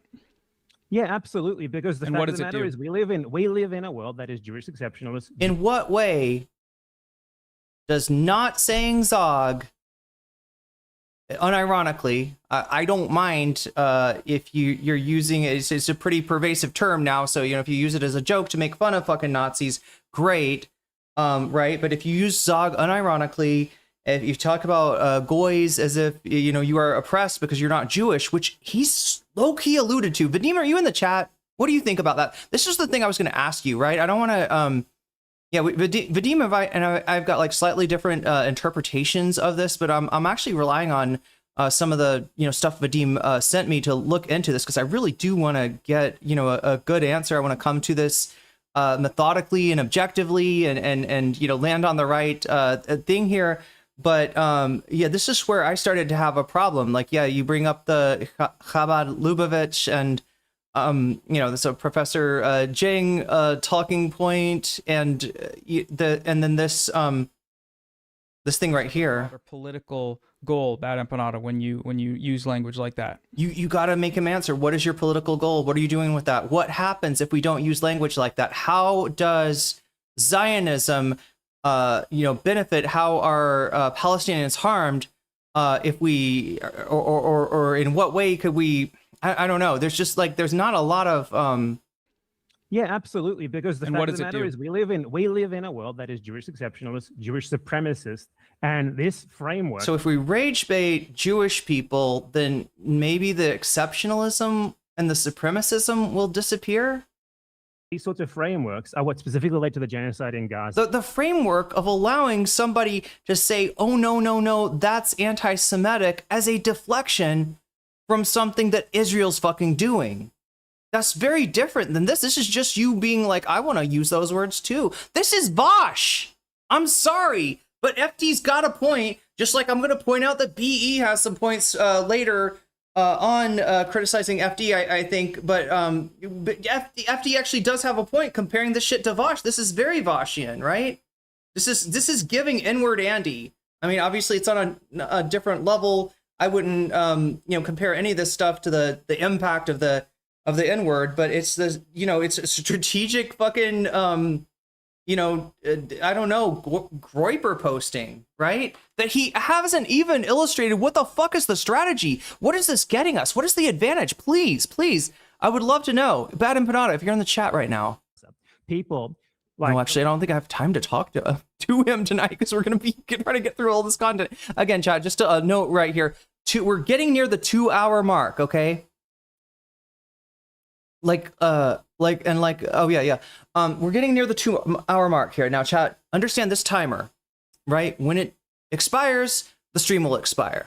You can make it not expire, right? You can add time to it. In fact, time does get added whether you like it or not. But every time somebody does a super chat, a super sticker, if you get yourself a membership, if you gift a membership, if you support me on throne.com for the Vietnam trip that's coming up in fall, or if you support me on patreon.com or on twitch.com, right? All of that stuff like adds time. You will turn back time. You will give me more time to work with to cover this. You'll make my job easier, and you'll support the stream too. You also have the ability to you know, if we get enough time on, that's the only way we get to bonus content. That's the only way possibly. So if any of the bonus content appeals to you, yeah, it behooves you to support the stream. You can support the stream by liking it too. I get that not everybody has disposable income. If you don't have disposable income, then for fuck's sake, take care of yourself and your family first. Most of us probably do not have disposable income to be donating to a streamer. There's other ways that you can support me, like I said, through liking the stream. And through if you have a Twitch, if you have Prime, you can get a free sub on Twitch. It puts money in my pocket. It takes money away from a big evil corporation, and it is supporting the stream at no cost to you, right? So there's ways like that to support the stream if you don't have the means. But if you do have the means, for God's sake, right? You know, we got a lot to get through here. So the left has been basically philo-Semitic for decades upon decades upon decades. We have held up Jews as like a special magical group beyond any level of scrutiny. And there are still people who have this sort of mentality. Many, many people who basically are doing PR for Jewish people at a time when Jewish people are more reactionary than they have ever been in history. And this reactionary tendency among them is being weaponized for genocide. What you're doing. It's to attack black leftists online. So here's what's crazy about that, Craig Ash. He does discuss this later, defending the ADL's list of anti-Semitic tropes. Look, blood libel is a trope. I don't want to defang that trope, right? I don't want to be blasé the next time I hear somebody saying that, like, you know, the Jews are going to, you know, put Christian children's blood in a matzo ball recipe or some shit like that, right? I am not going to be blasé about that, all right? I don't care what Bad Empanada says, right? Because it's on the ADL's list does not make it a deflection. What makes it a deflection is if you say that Israel's killing children and they say blood libel, right? There it is, right? And what you take on is the deflection. What you take on is the inability to actually engage. Not talking about, yeah, a child was killed. Many children have been killed, right? Not getting shut down by well, you know, if we look at the Canterbury Tales, there's a story about a Christian child getting their tongue cut out or something, right? You know, and like that the historical blood libel, right? I don't think that being blasé about you know, because just remember the primary you know, ops that Jewish people writ large have are Nazis. Who else do the Nazis not like? Bad Empanada. Who else do the Nazis? Who do they come for first? Oh my God, it's not the Jews. Oh my God. It turns out there might actually be a utility behind, and it might be more than just like worrying about fucking people's feelings. I don't think that Jewish people are like, you know, under the fucking sword of Damocles the way that Palestinians are. I don't think there's a near term you know, concern of that kind of like, you know, genocide. But yeah, historically, this shit is fairly cyclical, and you know, if we don't want to we want to concentrate on the liberation of Palestinians, not on the, you know, if we're concentrating on, if it becomes about Jewish people instead, then that is serving an agenda, that same agenda that seeks to kill leftists, that seeks to disempower women, kill homosexuals, and you know, sexual and gender minorities. Right? It's right. And that's just a completely. You're not even addressing what I'm saying. You're just responding. You said something mean to a black man. Not okay. material to your behavior. Oh my God, are you a fucking bot? Are you a bot? Look, I'm not gonna fight with chatters in here. We got a long night, and especially if you're on Team Bad Empanada, I want you to stay in here. My feelings are not hurt.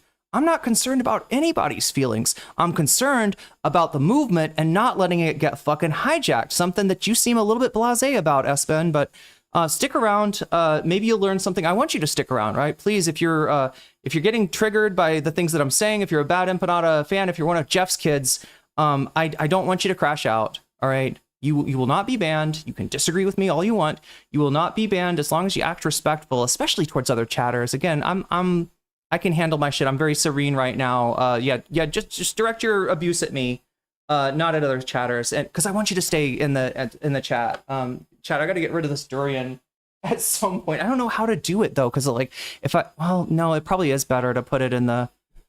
It's gonna stink up. I just need to. I'm worried that my neighbors are gonna be bothered by the smell, because durian's a really strong smell. Which is categorically shitty behavior, and you act shitty because it gives you views. The thumbnails it doesn't give me views. No. What would give me views? Falling in line with people like you. With my face on them. Let's pull up your channel now on Bad Empanada Live. The thumbnails you try to reduce everything to drama. No, let me respond. You're trying to reduce. Okay, is this the one? This is about the clip. We went over this yesterday. If you want to look at this, go over that clip. I'm going to watch the time like a hawk here, because chat 208, 209 is probably where we're at. Thank you, Direful, for the timestamps. To drama, because what actually happened here? Pull up, act shitty because it gives you views. The thumbnails it doesn't give me views. No. What would give me views? Falling in line with people like you. It does give you views, all right? If you don't put Zog anywhere in your shit, if you don't say Zog, if you don't put it in the description, the title, or anything like that, or Goy or something like that, you will attract leftist. If you do put Zog or Goy, or especially Goy, actually, you will literally attract groypers, right? That is the majority of people using the word Goy right now, not Jewish people. You know, dissing non-Jews, or like I said, it is like a pejorative, and it is used like that amongst the right wing in Israel. But no, that's not. Face on them. Let's pull up your channel now on Bad Empanada Live. The thumbnails you try to reduce everything to drama. No, let me respond. You're trying to reduce everything to drama, because then what actually happened here? Because it's funny. What actually happened here? First place, right? Your friend Lil Bill made a video, an indirect response to my video on Jewish supremacy, one of the videos I made just like a week before he made that, okay? That's the first thing that happened. Okay, wait. This is important. On Jewish supremacy in Israel, okay? I'm paying attention to what he says here.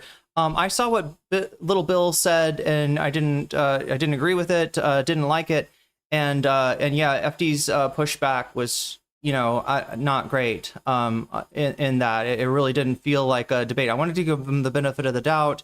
You know, he's on with at least one Zionist creator. I don't think like I would.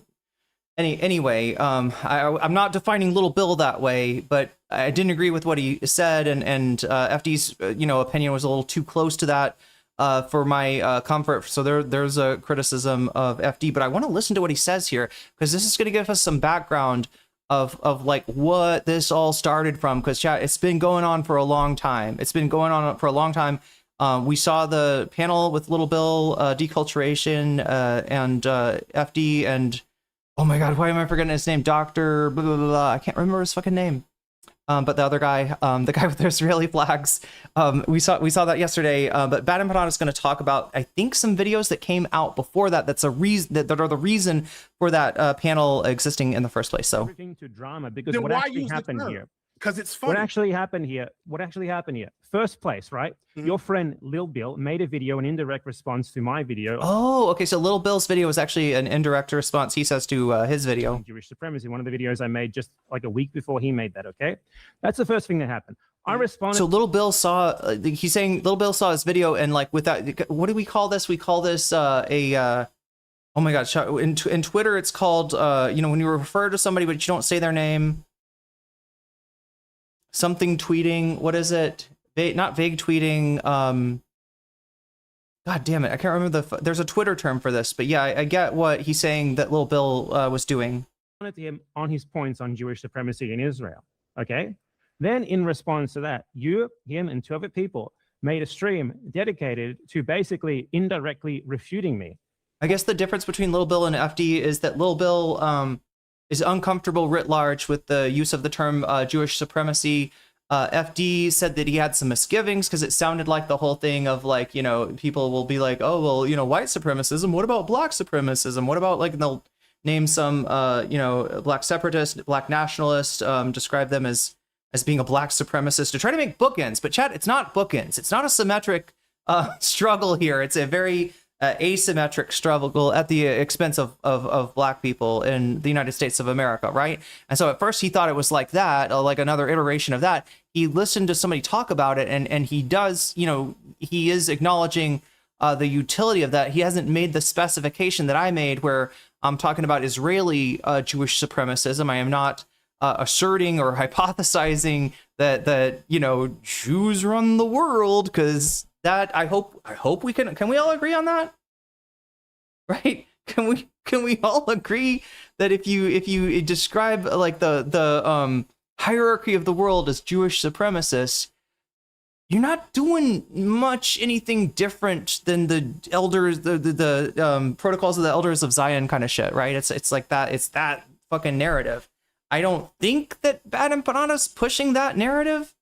There's been a few things that sort of sound borderline like that, but let me be charitable here. Let me hear the man out, all right? Especially about this, because I want to know what this this is the lore, chat. These are like the what is it, like the like the second set of Star Wars movies that give you like you watch the first one and then you go back and you get the background of like how the shit all, started with Anakin. Like, right, this is the Anakin Skywalker arc that Bad Empanada of the Bad Empanada FD Signifier beef, and I want to know about it, and I want to look at it, because I had criticisms for Little Bill, I had criticisms for FD, and this is the stuff that I haven't really looked at. I know Bad Empanada's got videos on this. Obviously referring to a Little Bill video as well. We'll watch as much as that if we have time for. But chat, again, we're running out of time. We're under 2 hours now, and I'm going to need some help if we're going to be able to cover very much of it. And if we're not going to spend 3 days covering this all together, for whatever reason, right? Then I responded to that. And you try to reduce this to drama, and what we're talking about here are Yeah. Sylvie's onto it. Yeah, I was talking about subtweeting. I forgot what it was called, right? concepts. I'm not worried about BE's crassness, Espen. Just please understand that. I'm sorry. Your response to me has always. I know him. I've talked to him. He has, made videos. He's made a video that ended up being in defense of me.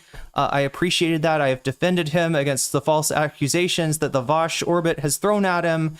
Just fucking straight up defamatory shit too. And yeah, a lot of people lie on this guy's name. So I understand a little bit of the knee-jerk reaction. However, I do, I would not be your friend if I did not point out to you that it is in fact a knee-jerk reaction, and that you might want to get in control of your movements, because otherwise you are just a puppet. And we're not like, talking to a puppet's not nearly as fun as talking to a person. You just did it there, like, look at your channel. You just talking about this for the drama.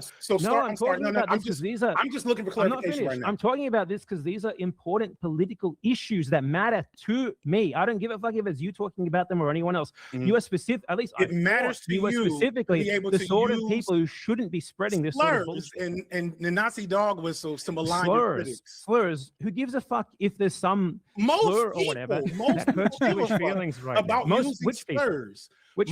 Most people who are affected by slurs. So we're talking about actual political issues here, and your response is basically, "Oh, you're not nice enough." No, you use terms that hurt not people's principled feelings. enough. Is that what you're doing? Is unprincipled? This is not what principle. Principles. Being principled means actually sticking to what you believe in, rather than no. Being principled means to principally put forth the movement. You're not even responding to what I said. I'm sorry. Yeah, they're getting a little bit more incoherence from FD. Yeah, I think people have made fun of that. Greetings from Greece. Hey, good to have you here, Chris. I now that I feel like I'm gonna mispronounce your name, right? But thank you for the super chat, and thank you for keeping the stream running. Let him talk. Look, if this was Fallout, you'd see a little green text appear, and it would say everybody appreciated that, including the bad Empanada fans, including Jeff's kids, right, that are in chat right now. What I said we were talking about political issues, Jewish supremacy in Israel, right? Okay, let's go back. That's why there are videos with your face. That's why there are thumbnails with your face in them on my channel. Yes, let's go back. So you're trying to reduce that to being nothing but videos. I'm not trying to reduce just for the sake of putting your face in the thumbnail, just for the sake of talking about you. Well, no. I'm saying no. What you're doing here is like accusing me of grifting. Okay, it's accusing me of like just chasing the views. If I wanted to chase the views, I would not be shitting on you. I'd be networking with you. I would be networking with Hassan Piker. I would be networking with people like you. No, that is how I would actually have way more subscribers, way more views. If you don't rock the boat, you get way more fucking views. Noah Samsens does not criticize people on the left, even though I know for a fact he thinks way less of way many of them than he will ever say. It's because he does not want to compromise his audience. Sorry, Noah, you know it's true. No, I don't think so. I disagree. I think it is. Well, the reason I don't do that is I know that you agree with me on tons of things that you will never say publicly. You will never make comments. It's fine. Listen, no. Well, real quick. The reason I don't do it is because I don't think the way the platform allows could bring any meaningful change other than big drama, big clash video. I think it can massively. What has though? Okay, so here, what has? Let me add. So just so you know, chat. When you do support the stream, how does it get longer? Well, I do this sub add time, and look, it's I don't know how to convert euros. I think I'm gonna give you 3 minutes on that one because it also gives me a little extra time too. Look, I need all the time I can get. So thank you, everybody that's supporting the stream tonight. I do appreciate you. There we go. It went up by 3 minutes, and that will happen every time there's a super chat, a super sticker, somebody gives memberships, somebody gets themselves some memberships, somebody supports me on Throne or Patreon or on Twitch. Anytime that happens, number goes up, time goes up. You're adding time to the stream, you're turning back time, and you also get the super special. I haven't done this, chat. I haven't been doing this, but maybe that's the problem, right? People don't know they get the freaking sound. Yeah, you get the freaking sound when you support the stream too. I think that's the best part. What has brought positive change in your eyes from what you? It's slightly more than 2. I rounded it up to 3. From other creators. Like, what can you visibly see as you say you've pushed the needle? How? Absolutely. You see what's been happening with the first time ever that Hassan Piker is actually facing serious, like, left. Oh, wait, is this for me? Overslaw says you have some tinning going on with your microphone. Ooh, okay. I think I know what it is, all right? So is it when yeah, it would be when I talk. All right, so let me try this. Overslaw, if you're still there, let me know if this changes anything. I have 2 fans in the background, right? You're not hearing them because they're not very loud. But when I talk, the noise gate is triggered, and you know, you're hearing every sound in the room along with my voice, which I think what you're hearing with the tinning is maybe my mic, or sorry, is my my fan. I've got one still on me just because I need it to stay cool, but let me know. I'll maybe try moving it back if it's still. But yeah, I love when people with good ears give me audio advice. Some people might think it's like, oh, am I being, you know, bitchy? Am I complaining? No, you're not. You're helping me out, and I do appreciate it. And it makes it better for everybody in stream. Is the snowflake noise gate triggered? Backlash against his, I'm going to support Zionist, like, It got triggered, strategy. just like me. Guess That who doesn't have started that? to do with you. That has everything to do with Hassan's behavior in the moment. How do you I'm the know one it who's was been you? pointing this out. The entire reason why anyone even knows. Yeah, feedback is essential, but not the audio, not the audio feeding back. Hopefully, that would only happen if I put my headphones over the microphone, which I won't do. Anything about Graham Plattner in this sphere is because of me, for example. I was talking about that from the very fucking beginning. Yeah, I will give all you the shit that people is spreading about that comes from fucking me. Now, I invented being skeptical about Graham Plattner, about a guy with a Nazi tattoo, right? I invented that. No one in the U.S. would know, like, that's not what he's claiming, is it? Second Thought wasn't kicked for simply Palestinian advocacy because he took a position that, of settlers living in the occupied territories. Yeah, and that's where the kind of bad feelings towards Nebula started. It wasn't helped by a lot of their flagship creators just not really speaking up about Palestine much at all. now I don't care about taking. And you credit say from I this, have right? a big ego. No. Okay, I gotta watch this. I gotta watch this because we're about to get a I slur. don't care about taking credit for this because I would still be right to talk about what I'm talking about, even if it didn't have an effect. I think it's naive to think But the that as a question- but the 100K question subscriber was YouTuber, what you're going to have a changed- political event. But the question have a was, political what effect. change have you contributed to as a What change have byproduct? you contributed, true though? None of us have contributed to much. It's YouTube. But you can at least try. That Right, is- but only one of You us, should at real least quick, try. You should at least try to only be as one of us correct was and rationalizing saying Zog under the guise that this was principled and helpful. What's wrong with saying Zog? It's fucking hilarious. Well, I mean, it's not hilarious. It's not if you hilarious. see some- okay, it let me- immediately turns people off Here's what's to what you're trying to say because it's What understood people? as a slur.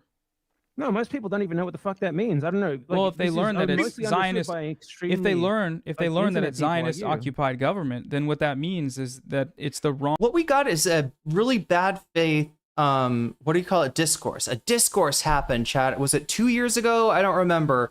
But there was a discourse about, using terms like that. What you had is people that were aware of the history of Zog, and you had people that weren't aware of it. And these people got knee-jerked into thinking that whenever anybody says something's anti-Semitic, they're like, oh, you're defending Israel, right? These people were like, hey, that's an anti-Semitic thing. And these people were like, you fucking Zionist, blah, blah, blah, blah, blah, right? And, it was like, went, sort of nuts from there. But all you had to do was like, look up the information and be like, oh yeah, it is a Nazi dog whistle. Damn. You mean the Nazis are fucking trying to infiltrate us? Yeah, it fucking happens all the time. Anyway, Wrong imperialist. that's do you like my hand puppets for describing this is what discourse is like, that's not what most people would think. Most people, if but yeah, when you double down on your ignorance, stupid shit happens, okay? This is some stupid shit. You have no intuitively idea what think most that the people U.S. think. government is That Empanada, you're not. Right, but you know that's not most true. people You know that's in not the true. U.S. would intuitively think that the U.S. government is occupied by Zionists. Now, is that not true? Yeah, but do I think that right now it's really important for us Do you to think- harp on why that's not But true? You No. understand though? Do you understand though? This that is the is a Vosh N-word. genuine defense. Right. Yup. You live long enough, right? You live long enough, and you become the Vashite. This is Boston Destiny, which, by the way, he did. I don't even want to get into the fact that you defended. Okay, so let's use talk of about Uncle Tom. let's talk about the difference between those things. Okay, Jews right now are in a position of massive social, political, and economic power. Mhm. That's something.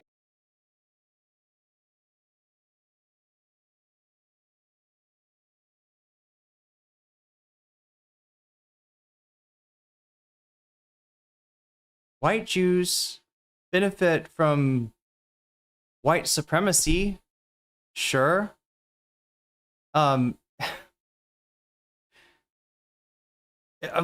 There's I don't know where to begin. I don't know where to begin with this, right?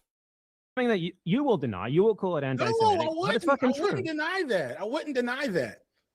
Calling some like saying They're in a great place of sorry, it's like, wait, what? Being Jewish versus not being Jewish does not, put you in a greater place of privilege in the United States. It does in Israel. Absolutely, it does in Israel. But I don't think we're talking about Israel, are we?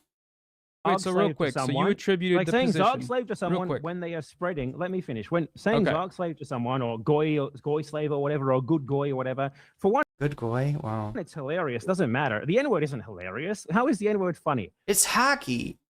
It's hacky, right? And if you're gonna use like a If you could The come with a N-word is good scenario incredibly for that, funny. I don't know. But it's still harmful and hurtful. Who is this? oh god, I would not concentrate on the harmful and hurtful. I really wouldn't, right? I concentrate on the movement, the solidarity, etc. Right? That's where my concern is, right? Again, I get the argument that it's, there's bigger stuff going on than feelings right now, but Harmful and hurtful too. When you call someone a goy slave, who is Also, that? anti-racism movements and the ability to Jewish educate on people? those issues. A He's talking Jewish about the person- N-word. oh, so it's harmful to the movement. Yeah, I agree with that. Anyway, yeah, he's talking about the N-word, and this is about where he says the N-word, and we're gonna skip over that. We're gonna skip right over that. All right, so yeah, how far do we have to get? Yeah, 2:13:51 is where we're headed to. And again, chat, you can thank Direful for making this possible.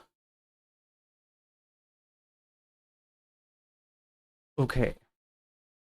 I It shows that explained you- the difference. No, This term is no, of no. Let direct me explain the relation difference. to his You know what you can- behavior. No, let me say the difference. In You know what you can regards get to away him with? defending Jewish supremacy. Do you understand the Then- difference? He is defending Jewish supremacy. You could have so said I that. respond to You him could have by said, saying like, "Oh, Bad great Empanada. fucking job! You could You're have doing said- great work on behalf of the supposedly Bad Empanada. marginalized Jewish Bad community." We're talking about Little Bill here. Let me just really quickly. Oh God, let me. Okay. What is going on? What is going? Oh, there we go. Can we just get to where we are in the? Respond to You him. could have. Okay. BGR. Oh, but Black Red Guard. They're saying BGR. They mean BRG. Defending Jewish supremacy by such and such and such. Defending. Okay, so that I guess when FD confronts him about calling Black Red Guard I'm still not sure what he called him, something slave. Then Bad Empanada is giving his explanation for why. See, this is the thing. Again, I don't know much about Black Red Guard. I would assume that me and he would disagree about a lot, but if all he said was, again, I was unable to find the tweet, sorry, it's just buried in a bunch of other shit of, involving, I don't know, I typed Black Red Guard and Bad Empanada, I couldn't find the tweet, right?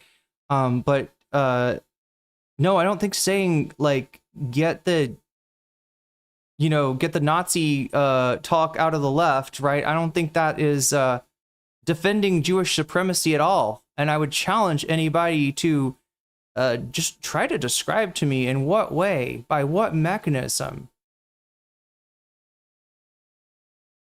Just being aware when a fucking like meme that you're using, when a term you're using has like a Nazi origin, in what way does that defend Jewish supremacy?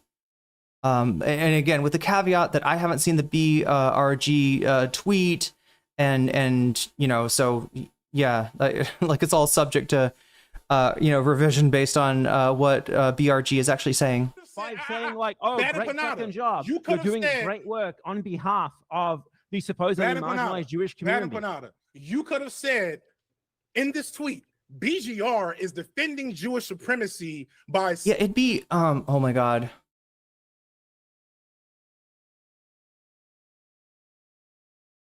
Tone policing, that's interesting, because we sort of brought in you know, we've already brought in the notion of white tears and transmuted that in a very Voschian manner to Jewish tears, right? Again, this is something that Vosh got shit for you know, him and his whole community were just like sort of appropriating like hashtags that that black activists were using for white people without realizing like where they came from. And when they got called out on it, it was like, you know, why are you tone policing, right? You know, because yeah, you know, I think it was Brianna J in London who had been killed, and people were using you know, terms you know, to raise awareness about her name that some you know, black activists noted had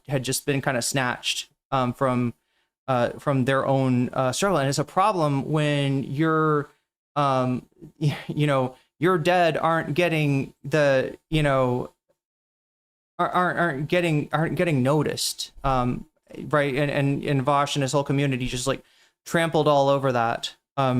such and such and such. You could have done that. That wouldn't have went off in the fucking algorithm. So instead, Everyone you made a fucking, hilarious. What do you mean in the algorithm? But then why did you? It's funny to you. You could have avoided that language, and you chose not. And again, the explanation I give for algorithmic, you know, juice, how that juices it, is like, look, you got all this leftist terminology in your stuff. You're bringing in leftists, right? You put goy in there, you're going to bring in some groypers. Guess what, chat? Groyper numbers in YouTube analytics look exactly the same as non-groyper ones. So your number goes up, right? Whether you realize it or not, whether or not, like, I'm not sure that Bad Empanada did any of this with the intention of, you know, bringing in extra views, right? So, but that is how algorithmically that could work, is because, yeah, I feel like it's like a bat signal, right? That's a word that groypers used, like, it's low-key a term that they use to like identify each other. A lot of the dog whistles are just so they'll be able to be in a public space, say a thing, and have other groypers realize, oh, hey, it's one of ours, you know, without having, you know, the whole world recognize that's what it is, right? So yeah, you know, using that kind of terminology will maybe, you know, has the potential at least to juice your video numbers. I don't want to jump to the conclusion that that's what Bad Empanada was going for, but because you're unprincipled, because you care more about the attention Have you ever economy. called anyone a dumbass? Have you ever called anyone an idiot? Have you ever used a mean word against anyone? Those words are not intrinsically tied to Nazis or slavery. Zog slave isn't intrinsically tied to Nazism either. It came like 40 years. Zog slave, I don't even think they ever used that term. They just use the term Zog. It came from the This German came like Nazis. 30. wait, who? I don't think Nazis used the term Zog slave. Wait, I actually, I think they did. Wait, look, we're gonna have to check on this, right? But it would make sense to combine, you know, especially towards a black person. Like, it implies that the person that you're saying it to is a puppet, is under the control of, is being used and manipulated as the tool of Jewish people, right? I don't know if that term. And again, chat, what did we're getting so confused here, right? Because we're going back from, is it Zog slave? Was it boy slave? What was the word that was used there? Years after the actual It Nazis. literally came from Nazis. Second thing, why are you so obsessed with Nazis? Why are you always talking about the Nazis under the bed? There's You always use been their much terms, more not talk. me. No, there's always been much more talk of You thought this Nazis was in gonna your be easy, didn't content you, Mr. than Emperor? Zionism. This is extremely easy. Like, you're not even dealing with the actual issue. I'm not getting The owned. I'm issue- not getting owned. I'm not getting owned. The issue was never and that's the thing. You want to talk couldn't- about the actual issue? The issue was no. that That's the first thing. issue You from couldn't first, from the actually first material critique things I was saying. You I had materially critiqued you completely. You I had to- responded to you you on had Jewish to make up- supremacy. You had to find, and it was so funny, and I regret. I just gotta listen to this. Much more talk of You thought Nazis this was in gonna your. be easy. Came from Nazis. Second thing, why are you so obsessed with like 30? Oh yeah, why are you so obsessed with Nazis? Oh my god, are you a leftist? Are you a fucking leftist? Nazis are one of our biggest concerns, okay? In fact, I would say that the shit that's wrong with Zionism is very similar to the shit that's wrong with Nazism, that's wrong with Manifest Destiny, that's wrong with all of these things, right? I would say that there's like a genocidal fucking, thread that goes through all these things. So I don't even have, people use the term like Zion Nazis sometimes. I mean, I don't necessarily like have a problem, with that because yeah, like, I mean, we are talking about a genocidal eugenicist movement. Oh my god, who cares? Why are you so obsessed with Nazis?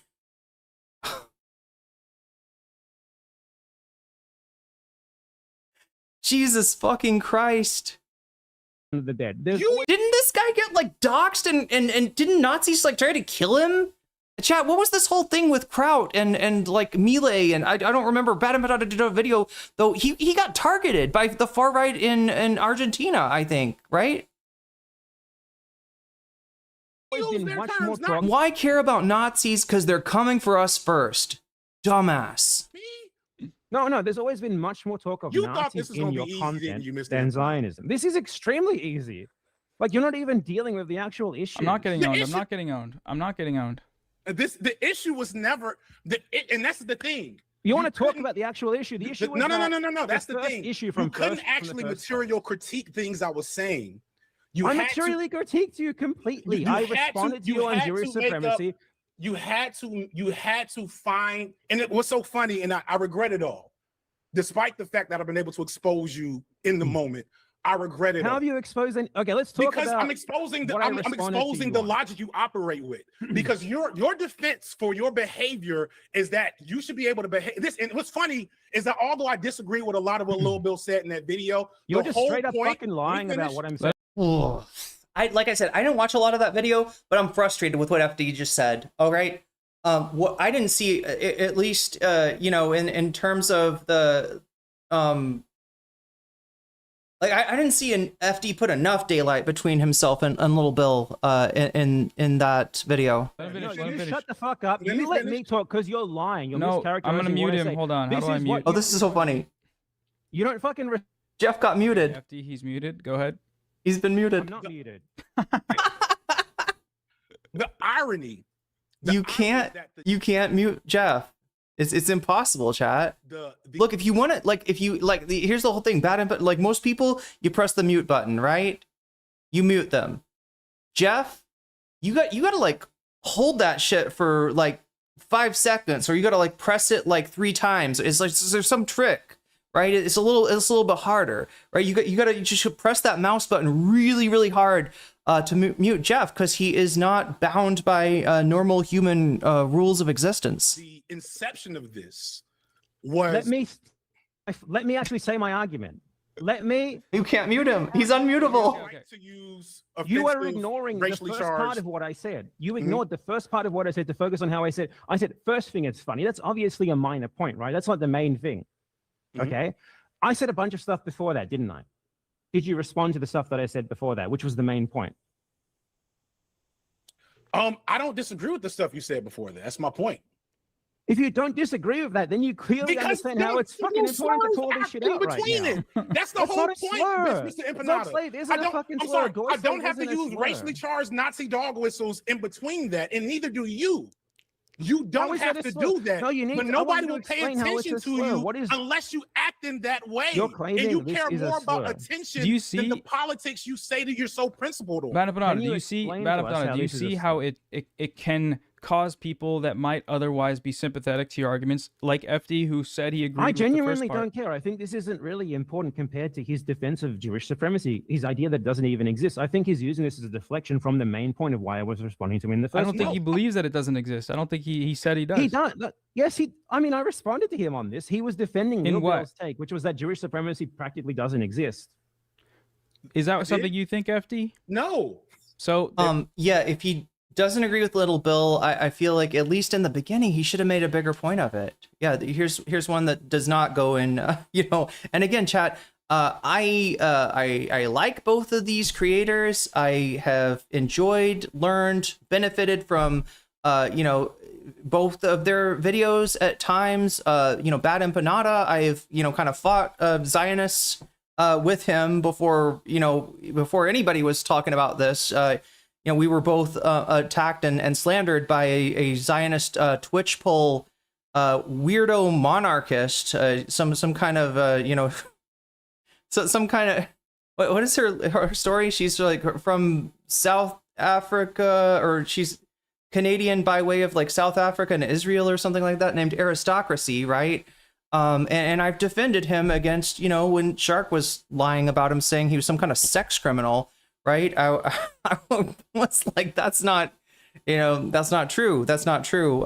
There's a video if you want to go back and watch that and relive, you know, the kind of slander that the Vosh clan used to do towards Bad Empanada. Right? So I appreciate both of them, but both of them are, you know, have just like, there's shit that they're saying that I can't quite get behind. And again, you know, way to like going on a stream where like half of the people are watching you against a background of the Israeli flag.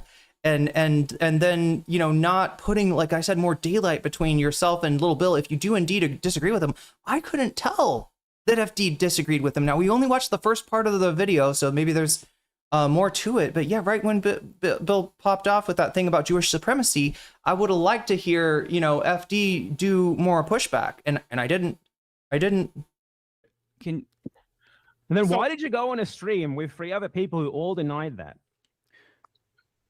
So can we? Because that's it's what funny, I was responding to. It's funny because right? I tried to bring you to that a while ago. And also, let's talk about let's after that we can talk about your video about how Ebenezer is a anti-Jewish like dog whistle. We talked about. I'm sorry, Ebenezer, like Ebenezer Scrooge. Yo, this is a classic one, isn't it? Like I don't wait. Did Charles Dickens like? I mean, it's in the Hanukkah song by Adam Sandler, right? Most people think that he's going over people that are Jewish, and there's a verse. Most people think that Ebenezer Scrooge is. Well, he's not, but guess who is? All 3 Stooges. But anyway, yeah, the fucking you know, is that what we're talking about, chat? Ebenezer Scrooge? This has been brought up. This is like a, you know, chestnuts that's been trotted out again. I haven't done enough research. I don't think that I don't think that Ebenezer Scrooge is a Jewish you know, stereotype or trope or supposed to. I don't think he's supposed to be Jewish in Christmas Carol, right? We can talk about it again. Wait, it wouldn't make sense. It wouldn't make sense. He'd be celebrating Hanukkah if it was like, right. It doesn't make. I don't think that's right. Yeah, I mean, it's. So do you?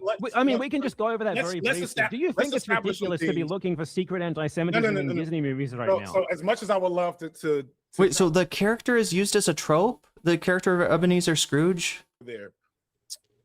I want to make sure you understand that what started this line of thinking and conversation apart from you was watching individuals such as you use the excuse of desiring Palestinian liberation, of wanting to be anti-Israel, anti-Zionist, use that, which is gross as shit, as an excuse. Tone policing. This is just generic tone policing. It's tone policing. Sure. Call me a nigger. It is. It's no.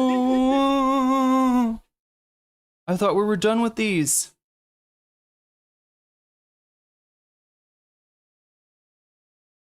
What is our timestamp currently? 2 hours 18 minutes. Did I somehow like not pay enough attention to this?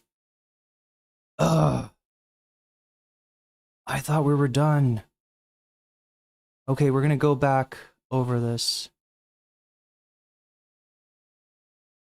We're gonna go past this because there's more. There's more. No, I never said I had Tourette's before until now. But Oh, Do you? it's irrelevant. It doesn't really manifest in it makes my face twitch every now and again. It's not that big of a deal. Wait, do you actually have Tourette's? Yes. Oh, But oh, it's sorry. you irrelevant. should Doesn't have matter. never stood in front of me, George. This was not the move you should have made. You So should have I want made- to- you should have so made you went- bad faith you went critiques. off there. You should have watched. So can we stop it for a second here, chat? We got 1 hour and 25 minutes left. Let me see what is winning. I don't know if we're gonna have time. It's not looking good for bonus content. 71 of you voted though. Good job on that. I do appreciate you voting. Looks like Jillian Michaels, Trolled by Matan, is in first place, followed by Destiny's Orbit Imploding. That's the counterpoints, versus counterpoints breaking away from Destiny. And then third place, Hassan and Ashley Sinclair make the fertility rate go up by streaming together, apparently. And then fourth place, making fun of Hutch on Live and Learn. That's where we're at right now. Make sure to get your votes in. It's on youtube.com, YouTube nocommentchick, and you can click on the live stream, and then you'll be able to click on the poll, and you can vote in the poll, and you should vote on the poll. But anyway, unless we expand the clock, we may not get to any of this. It may all be academic. What else did I want to say? Oh yeah, I wanted to just take a moment and just ask chat. All right, so I'm talking to you, chat. What is your impression of who came away as the winner in this debate, right? Because I was under the impression, mainly based on the responses that I saw in Noah's chat, that Bad Empanada was, and overall of this whole thing, right? Bad Empanada, the smaller content creator, FD has made a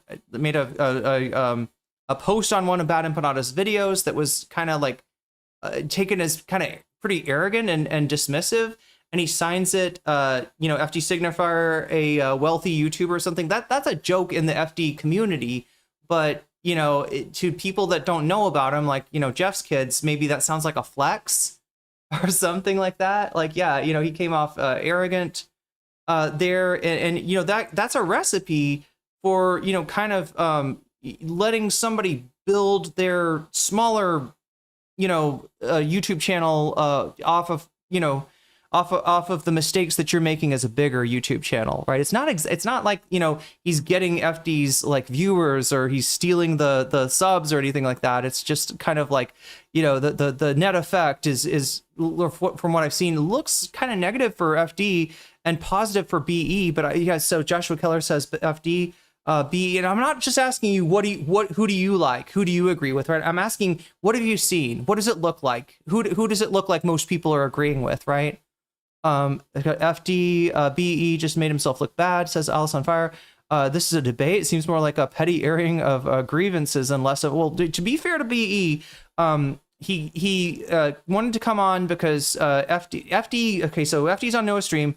BE's fans are in the chat. FD starts answering them, and again, he's answering, like, this is the other thing, as a large creator, you don't have to respond to every single movement or criticism that a smaller creator makes of you. FD has been responding to every bit, and again, I don't think it's too. Yeah, Jeff is a tough debater. For real. BE ruined his image to the majority of the public. Wow. Okay. So I mean, I guess maybe just by maybe judging by the live stream chat, is maybe not the best metric, because chat is telling me that people are perceiving FD, whether you agree with them or don't, right? That FD comes off as the winner here. And I do think that Bad Empanada says some awful shit that was just, I was thinking it was just because of, like I said, the knee-jerk response now to, accusations of that is an anti-Semitic trope, that is an anti-Semitic slur, right? Is like, why are you defending Zionism? And just please, if you're going to say that, look and see that the person that you're responding to is defending Zionism, right? Before you make that accusation. But what do I know? I'm just a random small streamer chick. Watch my Beyonce video. What do you mean bad? How was me responding to you bad faith for one? Like, my videos respond. Wait, Jeff is a ghost on Bob's Burgers? Wait, and he's wait. Would you say the arguments that I made in response to you were bad faith? Like, they you were know, not. You know legitimate what I'm gonna responses do? to what You know you what were I'm gonna saying. do? You know what I'm gonna do? You I'm could just gonna respond to not what in- I said there. I'm gonna continue to not respond to your bad faith nonsense. So you can't just say Oh, what I'm saying is I bad faith can't. as an I excuse can't. What to you gonna do ignore it. about it? Because I George, you responded gonna make to a you video? directly. I directly responded make the FD to your Signifier arguments. content nuke call me the N-word in it. No. Let me just look again. Let me just make sure there's no more slurs here. All right. Yeah, we got a little bit of ableism. We heard that. Is there any more? Yeah, I think we're clear of the N-words. And if I'd paid more attention to Direful's guide, the timestamps, I would have avoided two more. But I guess you lib and you learn, especially if you're Hutch. You live it and learn. You live to suck another day. You live to take another L. Anyway. Get your, it probably This is just your excuse to avoid responding to me. Look, here's what you said, right? No. Here's what you said in my comments. I'll respond on my platform, on my so terms. you have me right here. I don't give a shit about you though. Because you said that there are secret anti-Semitism, dog whistles, I let him bring you in here because deep down I was like, you know what? I'm pretty sure this motherfucker's a paper tiger. I'm pretty sure that if he stands in front of somebody, you're pretty sure that if you avoid actually talking about the issues, I'm here to talk about the fucking issues. But I'm not here to insult you. Yeah, to be honest, I think that Bad Empanada's a little bit lucky that he's got FD as a debate partner and not FD Signifier. No offense, not the world's greatest debater, and I pointed out a lot of a lot of really effective responses that FD could have used that he didn't use. So in a way, I guess it could have been way worse if you had somebody that kind of specializes in this sort of stuff, right? Somebody that had maybe been through the various debates circuits of Twitch poll back in the day, had faced off against the likes of Dylan Burns. I don't know. Things it could have been worse. It could have been worse. Insult your content, even though I might do it as an aside. I'm here to an talk aside. about Okay, issues, but you're making it about that's how you say aside in Australian. My motivations about like tone policing shit. But if you want to make it about that, why didn't I read off the comment that you left on my video? Oh, here we go. Basically said that you were in it to form parasocial relationships with your audience, and that, according to you, I'm not as good at that. Did I basically say that? What is the term? I'll read it off. I'll read it off. Actually, I would like to read it. Can I read it? Here's what you said. YouTube rewards. YouTube rewards people who present a part of themselves to an audience. People don't watch me because I'm the smartest, most principled leftist. People don't watch my long videos about obscure rappers they've never heard of because they care that much about the topic. They watch me because they're invested in my perspective. They want to know what I'm thinking about almost anything. This is also why I don't talk about things I'm not super knowledgeable about in my content. They watch me because I'm entertaining. I'm an entertainer. So are you. We all are. I learned this from you before I even started seriously making videos. So you see, my philosophy is the complete opposite of that. I don't want people to like me. It's not though. And that's the funny thing. It is not though. I think I make videos that stand up on their own merits, and anyone should be able to watch them, irrespective of who I am as a person, and see the value in them. I'd like to think that you think that about your content as well, but after reading that, I'm not exactly so sure, because you seem to have been making an argument that people watch you just because they like you, rather than because they think you're actually making good videos that stand up on their own. Unlike you, I have an accurate assessment of. Actually, I have an accurate assessment of where we are. I have an accurate assessment. Let me rephrase that. I have an honest. Mine is the most accurate. Unlike you, I have an honest assessment of the online left and my place in it. You like to mythologize that you're some type of truth teller, that you're some type of rebel or renegade figure within the online left, and that's why people don't like you and don't want to talk to you. But everybody, it's absolutely true. Etc. That's why people don't respond to my actual points like you don't. It's because your actual points are not good, and I don't have to respond to your bad faith points. Oh, so this is the thing, right? You're proving what I say about people like you who respond to me, right? You just immediately discard what I say, my actual arguments in response to you. I made like a 30-minute video responding to you when you claimed that there was secret anti-Semitism in Disney, right? I responded to your points. I showed evidence for my arguments against you, and your response to that is to just say, I don't have to respond to it. It's I think Burple's got the right analysis here. Maybe the real winner was the brain cells that we lost along the way. What is BE's point? FD stated he does not deny Jewish supremacy. Yeah, and that's a bullet that, you know, a lot of people are unwilling to bite because of the you know, that's a term that it sounds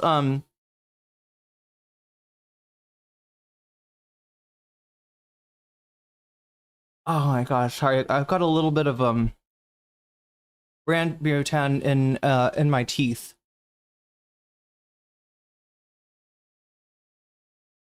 Yeah, Bad Empanada, or sorry, FD Signifier refused to condemn Hamas. You know, understands that that you know, although the Jew term, I don't want to like read too much into what he's saying, but you know, thinks that term does apply. I'm assuming to Israel. And it's weird to find a guy like that and be like, this is a secret Zionist, right? Now, I'm open to looking at why people think that, because there are people that are saying that, you know, some of them, I think they're, you know, in the midst of that, a kind of a knee-jerk response, but I don't want to assume that they all are. And if there's something, you know, out there that I'm ignoring, let me know, and I'll try to see if I can cover it, take a look at it, right? But again, I think we can't start doing like crypto Zionist witch hunts here in very much like a moral panic. That's what this feels like, right? That shit will absolutely destroy the movement. bad faith, whatever. So you are literally making my point for me. You're harping on your idea that like I have bad optics or whatever to avoid talking about my actual material points, the actual refutations of your arguments. You just did it right there. Help me from the point I was trying to make. Where are we going? Where are we going? We were talking about the comment I left. Yeah. And then you said that the reason why you don't respond to what I actually say to you on the issues is because what's funny, you just don't have to. Okay. What's funny, well then you don't care about the issues. What's funny is that I linked an old video of yours. Yeah, you linked an old video of yours where what did I say in that video? That this shit isn't that important, right? Try as we might, we might not have as big of an effect as we think we do. Try as we might not be able to mute Jeff. As internet creators, right? So what should we do? I agree with you completely on that. But that's the thing. You aren't just saying that. You were also saying that your strategy is to like basically build a parasocial connection with people. Right? Let's go find the video. Let's go find the video. Like I think what he said, what he's really trying to say there, and chat, I do think that some of that, Vadim showed me that comment. I do agree with Vadim that some of that, you know, kind of comes off, you know, arrogant and strident. You know, he's kind of like, you know, I mean, I don't know what he's responding to. Maybe he has reason to kind of like talk down to Bad Empanada, but with the whole thing of like, you know, him saying, people don't watch the video for, or people don't watch like the point he's trying to make is like, if you do videos where like Vosh is, you know, this is what's wrong with Vosh, this is what's wrong with FD Signifier, right? The villain of the week kind of shit. Then are the people really, you know, watching your video? Are they there for you, or are they there for the villains, right? You know, and so just giving him, you know, kind of unsolicited advice. Again, I do think it came off a little bit arrogant. But he's basically describing that the what really keeps people engaged with the YouTube channel is the personality, right? Anybody can, you know, repeat talking points or react to content, right? But only you can do it in your own particular way. And that FD was trying to say that, he doesn't think that Bad Empanada is doing that. So, right or wrong, arrogant or appropriate, right? I feel bad about Noah's fundraiser. Me too, right? Brave, what do you think, right? Because he didn't quite make it. He didn't quite, like, he's at like $100,000 something dollars. He wanted to get to $200,000.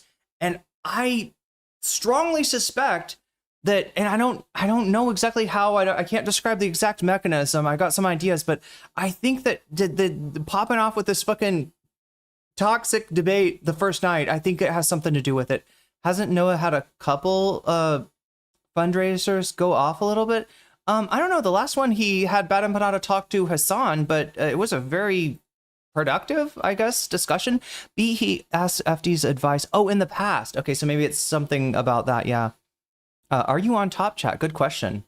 Good question. And are we on top of the time here, chat? We're running out of time here.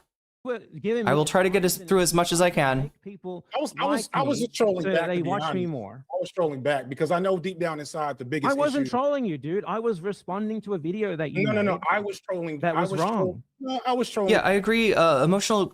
Boo M Pun says emotional engagement is the strongest. I agree. Like essentially, whether it's negative or positive, although it's easier to manipulate negative emotion than it is positive. Engagement is what drives views in the short term, but I think that personality maybe is what FD is trying to say is what keeps people coming back to a channel, which you need that to happen as a content creator. You said you were trolling me. He's at 113K, so yeah, about a little bit more than halfway. I was never trolling you. I was responding to your So you do troll, respect bro. me. Is that why you haven't called me the N-word? I don't have to respect you to not call you the N-word. Oh man, that's Do you have such to a high people bar. not call them slurs? Pat yourself on the back for that. Do you have to respect people and not call them slurs? I'd like to get into the implications of that. No. I, unlike you, out of principle. Let me. Oh crap. What we doing? Is Gasano a slur? I'm interested in this slur discussion. Lots of people are offended when I call them that. What about cracker? Is that a slur? It is. It's actually very, very racist, very offensive to the white people like myself. Why is this not working? It's almost like you guys can understand that actually certain supposed slurs are not at all offensive or at all something to get up in arms about. Yeah, if you don't. So again, this is a Vosh talking point. I don't think. How? Because that's exactly what he said. Him and Destiny. Destiny had a whole arc about how it's okay for them to use slurs. Destiny's the person. No, that's the complete different. Like I'm saying that there are certain things that technically are slurs, like cracker, that we understand have no real power and no real influence and that don't matter. Please, FD, set him straight on this one. Like a goy. I don't want to have to explain this. FD knows this. He's also distracted, so maybe he won't. But or whatever in a joking way is exactly the same as that. Like Jewish anti-Semitism right now is approaching the level of fucking like anti-white racism, right? And so when you're using these terms that are supposedly offensive to Jews, who gives a fuck? Honestly. And we're talking about things that like this is also specifically like a word like goy, for example. This is a slur that Jews use against non-Jews, so it doesn't even really apply. And Zog means Zionist occupied government, right? That's not a slur. That's a fucking abbreviation for a term. How on earth is that a slur? Where's the term from? It's not a slur. It's a Nazi talking point. It's a Nazi buzzword. It's a Nazi meme, right? That's the problem with Zog. Not that it's going to hurt a Zog, whatever Zog is, it's going to hurt the Zog's feelings, right? Yeah, like you said before, Zog's not a thing that you call someone. It is a, it's essentially like a conspiracy theory. There we go. Made up by Nazis and used in the Turner Diaries. So are we gonna rehabilitate? Are we gonna start calling people turd eaters? Right? Are we gonna rehabilitate the Camp of the Saints? We're already kind of rehabilitating the Day of the Rope here. What are we doing? What are we doing? I'm gonna turn into Tucker Carlson here. And that's the game. That I probably should have thought a bit. That's what we're doing now. About calling him a slave. That's the rule. The Zog part isn't offensive at all. In fact, if anything, it's an accurate description of the way that people like that act, where they're just obsessed with like defending the honor of Jewish people. I'm sorry, what? What? Okay, now BE's being every bit as incoherent as FD was earlier. I think that pro-Palestine people should all be concerned with. Wow, crap. Where is it? Why isn't this working? How do I delete I'll link this? it to you. No. I'm trying to. That's the goal now. Yeah, right, Choice City boy. Of all of this is, I remember before, right around when I started. Okay, so look, he was distracted. I'll explain it. FD could probably explain it better, but what's the difference between a word like cracker and a word like the N-word, right? What's the difference? I said this before, right? There is no institutional backing in viewing white people in a pejorative way. There might be, people who have, either like a prejudice against white people or have had experiences against white people that leads them to, speak negatively. But that kind of person, that kind of like black, separatist is not somebody that's got backed by institutional power the way that the N-word chat back in the day is literally used to like cut the legs out from under you, right? Like to debase you, dehumanize you, to put you in your place if you're black, right? That's what the word was used for, to just like immediately like dehumanize you in real time, right? There's nothing that you can call a white person that even comes close to that, right? So that's the difference. And him saying that what anti-Jewish racism is approaching the level of anti-white racism? No. It has a history. It has institutions backing it. In fact, this is how you're not worried. Why are you so obsessed with Nazis? Well, because they construct this whole thing, this whole narrative where they put the Jewish people as the grand villain, and every minority group is their tool, and they're like the bucket pit masters, like using the evil minorities against the white people, right? And they're gonna replace you, right? That is the narrative that is I can't find it, and it's fine.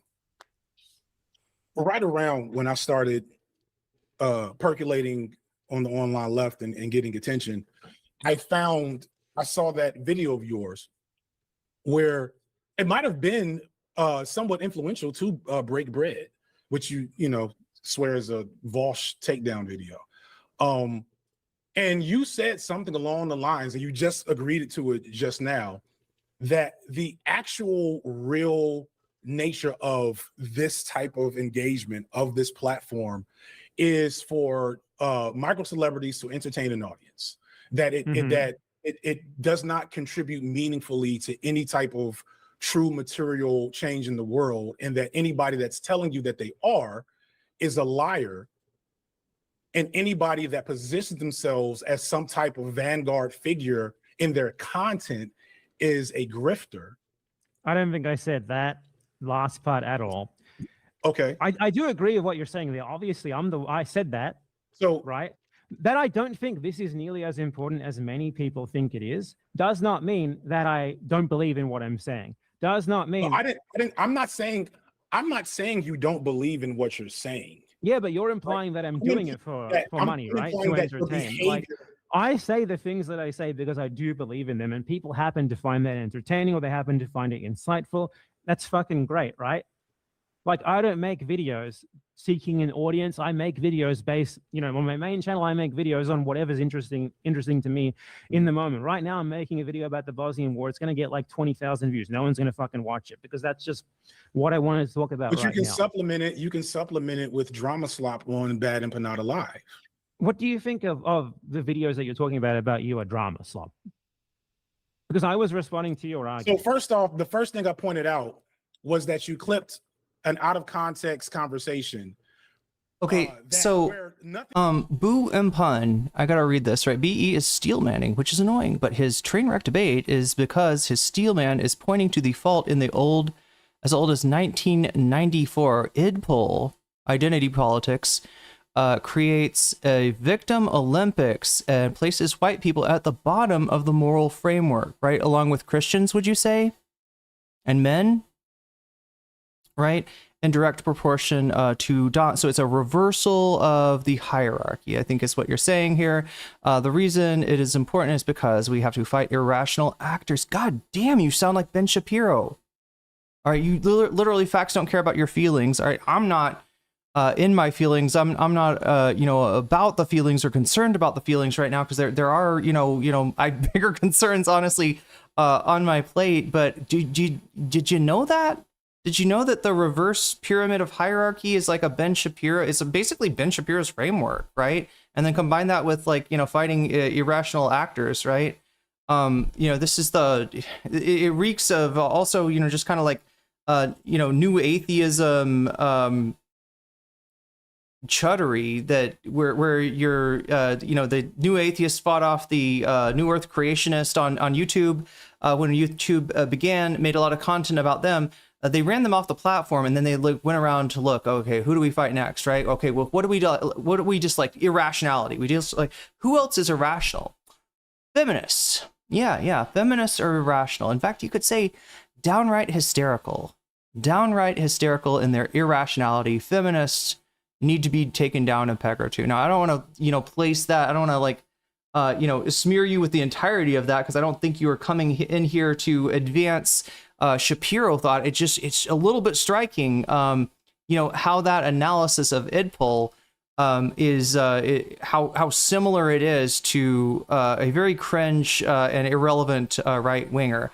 However, let me give my critique of idpol, all right, and see what you think of this, because you might find that this works better. Idpol, as we speak of it, entered the left-wing lexicon after the 2016 failed presidential run of Hillary Clinton. She was running in the primary against Bernie Sanders, and people were excited about Bernie Sanders because he was to the left of her, just like they were excited about Barack Obama because they perceived him as being to the left of her. Now, whether that's true or not, we can. That's a good discussion, actually. But just like, not like with Obama, because she straight up used racism against Obama, but with Bernie Sanders, what she tried to do was imply that people that were voting for Bernie Sanders, instead of voting for the first woman president, were doing so out of misogyny. This is where the term Bernie Bros came up, despite the fact that I don't think that matches the demographics, right, in the Bernie Sanders movement. Not that Bernie's perfect or anything, that I'm trying to raise him as some sort of paragon, but Hillary Clinton used identity as a fig leaf to cover up her right-wing platform. Right? The only way that you can move to the left of Bernie, which Hillary Clinton needed to rhetorically do, is to, just throw all this shit at him and, imply that because your identity as a woman, that you are the further left candidate, despite the fact that you don't have the fucking guts, right? Look, what you want ultimately, chat, from a, if you're going to play the Democratic Party politics game, which is, questionable in its own ways, but, what you're looking for. At Will7409 super chatted $5. Good morning, sunrise. Good morning, sunrise, and good timing as all. I need that 5 minutes. I'm going to put that on in a second. But yeah, like Hillary Clinton, let me try to get back. Where the fuck was I?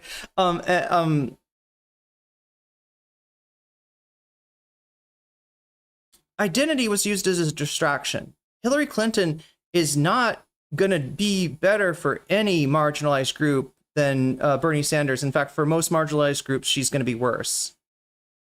So anyway, I am not just trying to use this to, criticize or to dunk on, you boo Impan or anything like that. I'm just, it's a little striking how similar that is to Shapiro thought but maybe I got you wrong. Maybe I misunderstood you, and I should scroll down chat as always when I engage with a chatter like this and make sure the chatter gets heard out.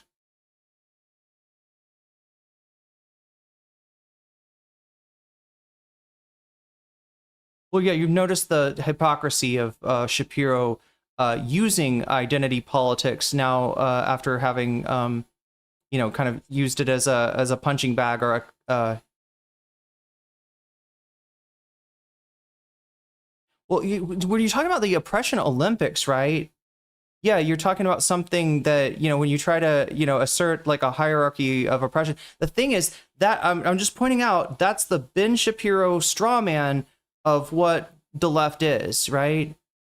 And you know, if you want to criticize Hillary Clinton for using, you know, identities of vulnerable groups as a fig leaf, I'm right there with you. But if you want to, you know, assert a, I don't know if that's what you were trying to do there. The idea far precedes Ben Shapiro. Okay, you could like a hipster in chat here. Think of what I said in that moment made much sense at all. And Which later, one? A hipster of class or I don't know though. I feel like your thoughts deserve the, anyway. I'm not going to engage with you anymore just because I'm afraid I'm getting you wrong here, and I don't want to mischaracterize you. You're at a disadvantage in that I'm on stream talking and you're in the chat chatting, and you are bringing up, you know, some stuff that I probably don't have time to, you know, completely unpack, and I don't want to I fear I might have mischaracterized you already, and I don't want to, you know, do more of that considering the asymmetric nature of our discussion here. No, I'm not so concerned about your feelings. I'm just trying to do the right thing, Boo Pun, whether you have feelings or not. And if you do, you know, some of those feelings may be more important than certain facts, but not always.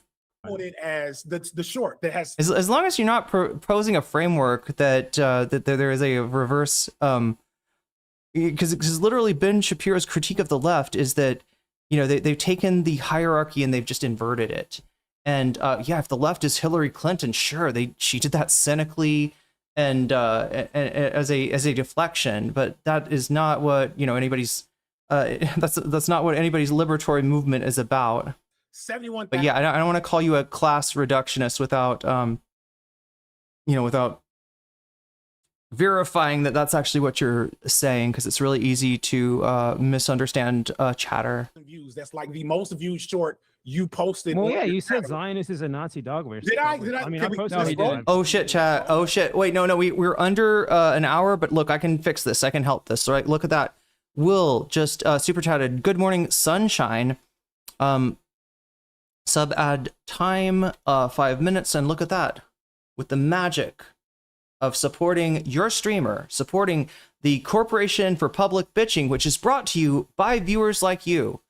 You turned back time. You gave me more time to deal with this, and I thank you for that. And just, you know, everybody look at the example of what can be accomplished. He didn't. I didn't He say did. He didn't in say that that. clip. That's what You'd be amazed with what I can do in 5 minutes. No, we No, watched I the didn't clip. say We in that watched the clip. clip. That's You're what he said. literally He didn't say lying it. on your teeth. We- Okay, so this is about the clip that we were talking. Wait. We've kind of been over this, right? This right here, I think that we have been, you know, watched that I think we live. might be able to. We watched it. You labeled it as such. You didn't say you that. applied as such, but I did not say that. So they're talking about FD Signifier saying that the Zionist is a dog whistle. I had a conversation with one of my mods last night. I do think the way that he said it is confusing. I don't entirely, you know, blame, because I'm seeing people misunderstand it. I parse language fucking autistically. Like, right? I look, when I look at language, you know, I'm really paying attention to the details there. And I guess that I get that most people who aren't neurodivergent might, you know, I don't know, like there's like a tone in they will see tone in language that implies something. The question here was, though, that FD, let's see if they play the clip. Are they going to play the clip? If they play the clip, then we're good. But I'm kind of rehashing yesterday's stream. I feel. What did you say in that clip? No, What no, did no, you no. mean How to say about in that how clip? about bad empanada? How about say, "Oops, my bad. I'm sorry." How about saying That's what you I was said. You said incorrect? No, you listed a bunch It's of not what he terms, said. including No, Zionists. it's not what he and said. They are a Nazi Look, dog. all That's not what he said. I've been yelling at my kids. I've been ignoring my kids. I've been ignoring my wife. And Okay, so yeah, we're not gonna go over that again, but yeah, I think what it was is a list of things. He says people are waiting in the wings to call you a Zionist, a Jewish exception. I don't remember the other one. Fuck, I don't remember. It was a Zionist, something else, or insert random Nazi dog whistle here. So some people heard that as that Zionist, in the other words, FD was saying were Nazi dog whistles. In other words, those are like constituents of God, what was the word that I was they're substituents is not the right word, Chad. I'm using biochem terms here, or orgo, whatever. It's but that those the Zionist was under the umbrella of Nazi dog whistle, right? I read it, like I said, autistically, very precisely and dispassionately, and in parsing that, I saw it as a list, right? They're willing to call you, they're waiting in the wings to call you A, B, or C, right? Not A and B, which are under the umbrella of C, right? And it's you know, it's like how you remember it. Oh God, I don't want to get into it, but there's an element, I guess, of you know, a possible intrusion of inductive reasoning there. BE fans in chat, yeah, they're allowed to be here. Jeff's kids are welcome.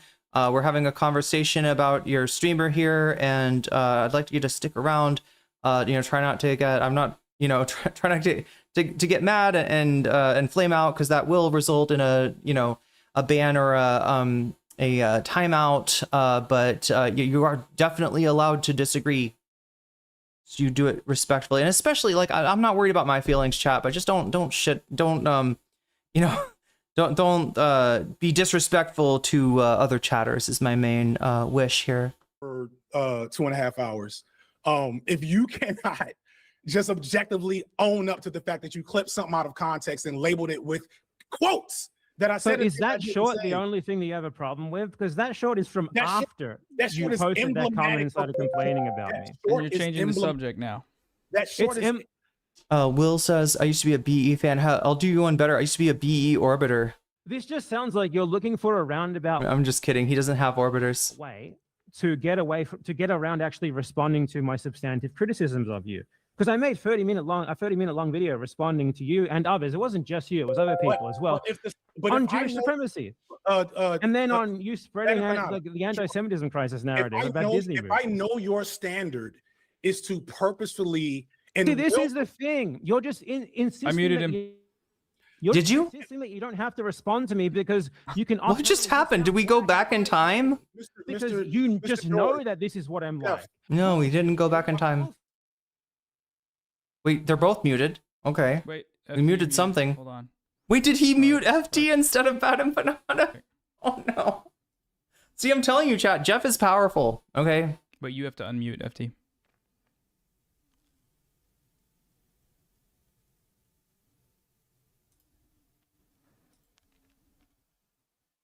Okay, FD has to unmute himself. Okay, here we go. Oh, there we go.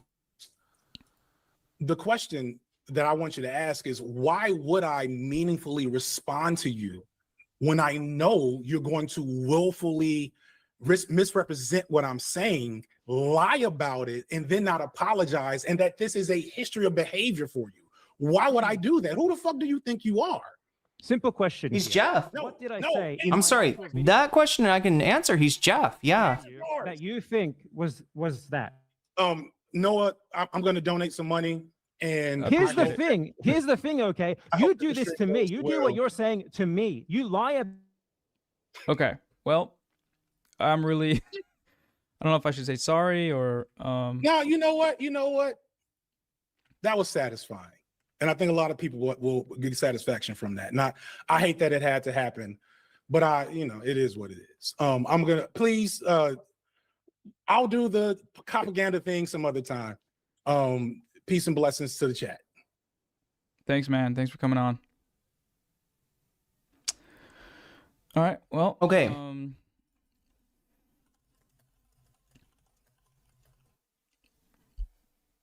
Let me see what my timestamps say. It just seemed like that got to a point where it wasn't going to be very productive. So make sure to donate. So yeah, for 243, that's where we're headed. So wow. Oh, those are stream alerts. Okay. I don't have to respond to you because it is. That was supposed to be so much better. We were supposed to get question. Hello, Noah. Hello. Hello, Noah Two-Face. I'm a two-faced. I'm so sorry, man. That was supposed to be so much better. We were supposed to get question. So he's saying constantly, I don't have to respond to you. I don't have to respond to you because of this other thing. I don't have to respond to you because you uploaded a short where I say. Listen, that'd be fine to say, and I'd agree with you if you had not done so many deflections yourself, right? Like, I just want to know, what do you think about what do you know about the origin of Zog? What's your mic? Sorry, let me fix that.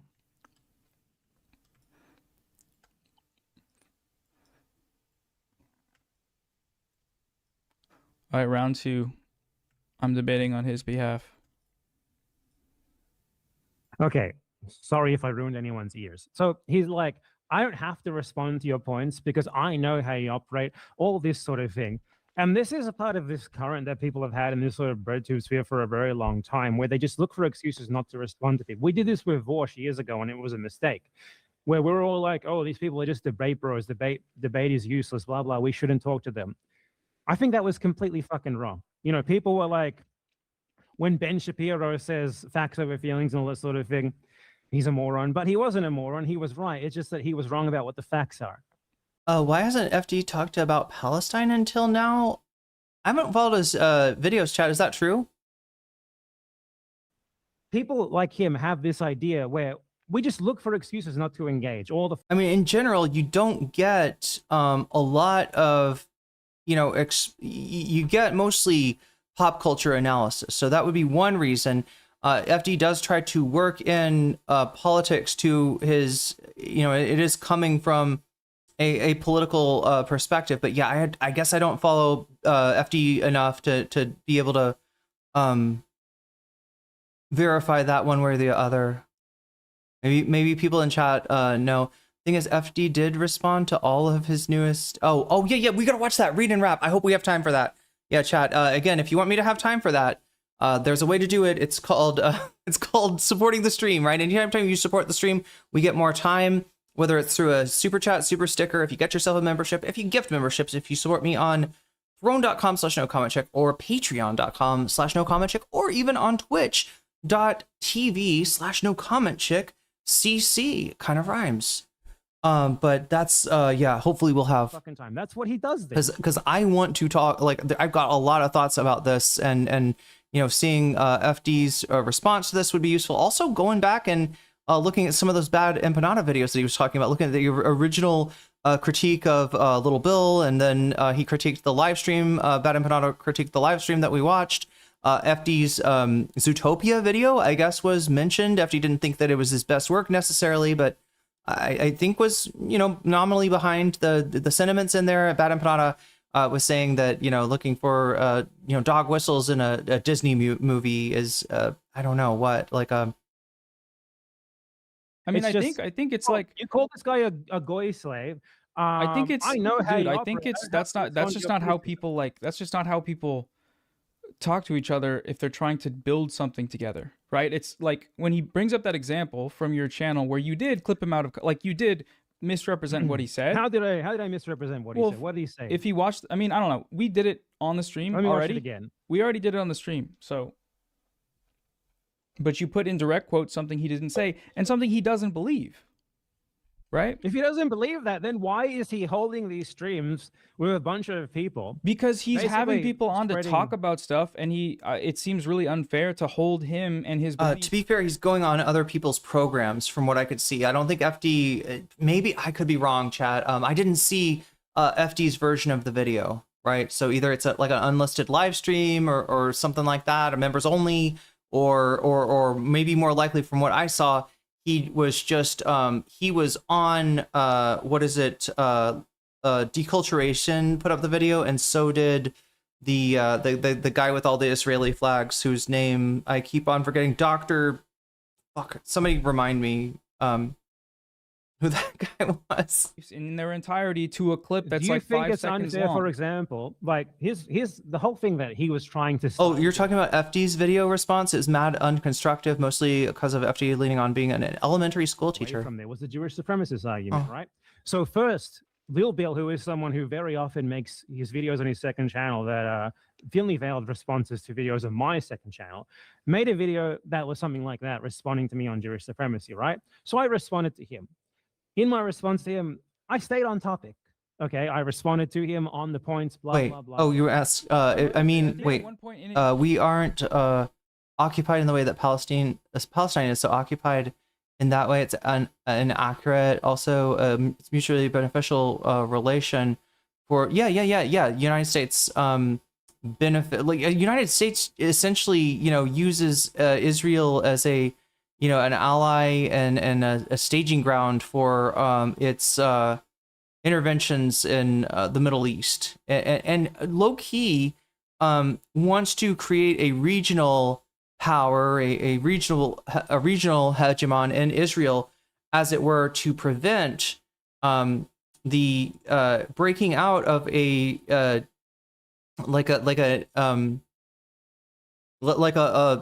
Muslim country coming to power, whether it be like Iraq when they were. It isn't.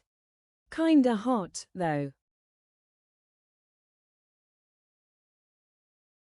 Noah's kind of hot. Yeah, many people are saying this, and other people are saying Noah's pretty funny too, right? It's a different kind of humor than some of you might be used to, but it's got its place for sure. And thank you for the super chat, Joshua Keller, and giving us more time to work with. Especially, I very much appreciate that. What the fuck was I saying?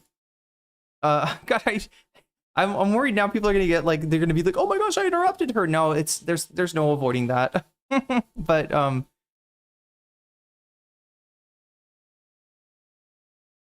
most useful responses are to understand the Palestinian issue. We both from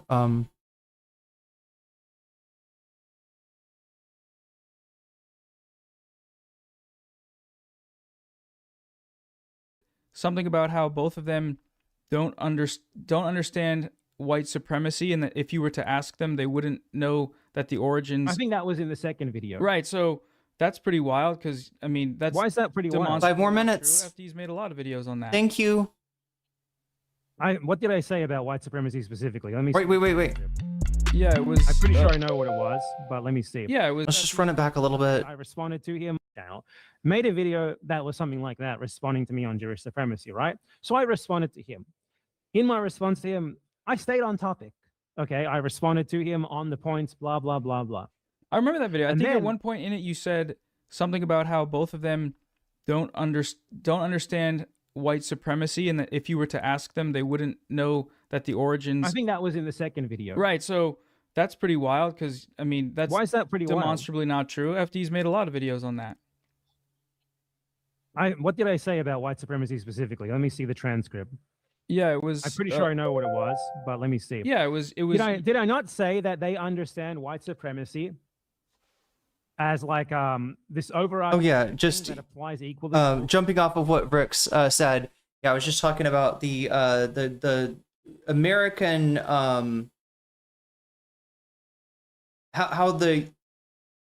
how U.S. hegemony benefits from Israel. Yeah, it's an attempt to construct a superpower in the Middle East to frustrate the attempt of any other regional power from coming to prominence and being able to threaten the petrodollar structure that is facilitated by the Gulf states being, essentially under the thumb, under the, control of U.S. and Israel, keeping someone like Saddam Hussein from gaining great power, consolidating oil production, or a power like Iran from, I don't know, maybe taking control of the Strait, which was not a problem until Trump started. Yeah, as much as people talk shit about Iran, they could have done that, right? Just their geography gives them the ability to curtail international trade in a big way,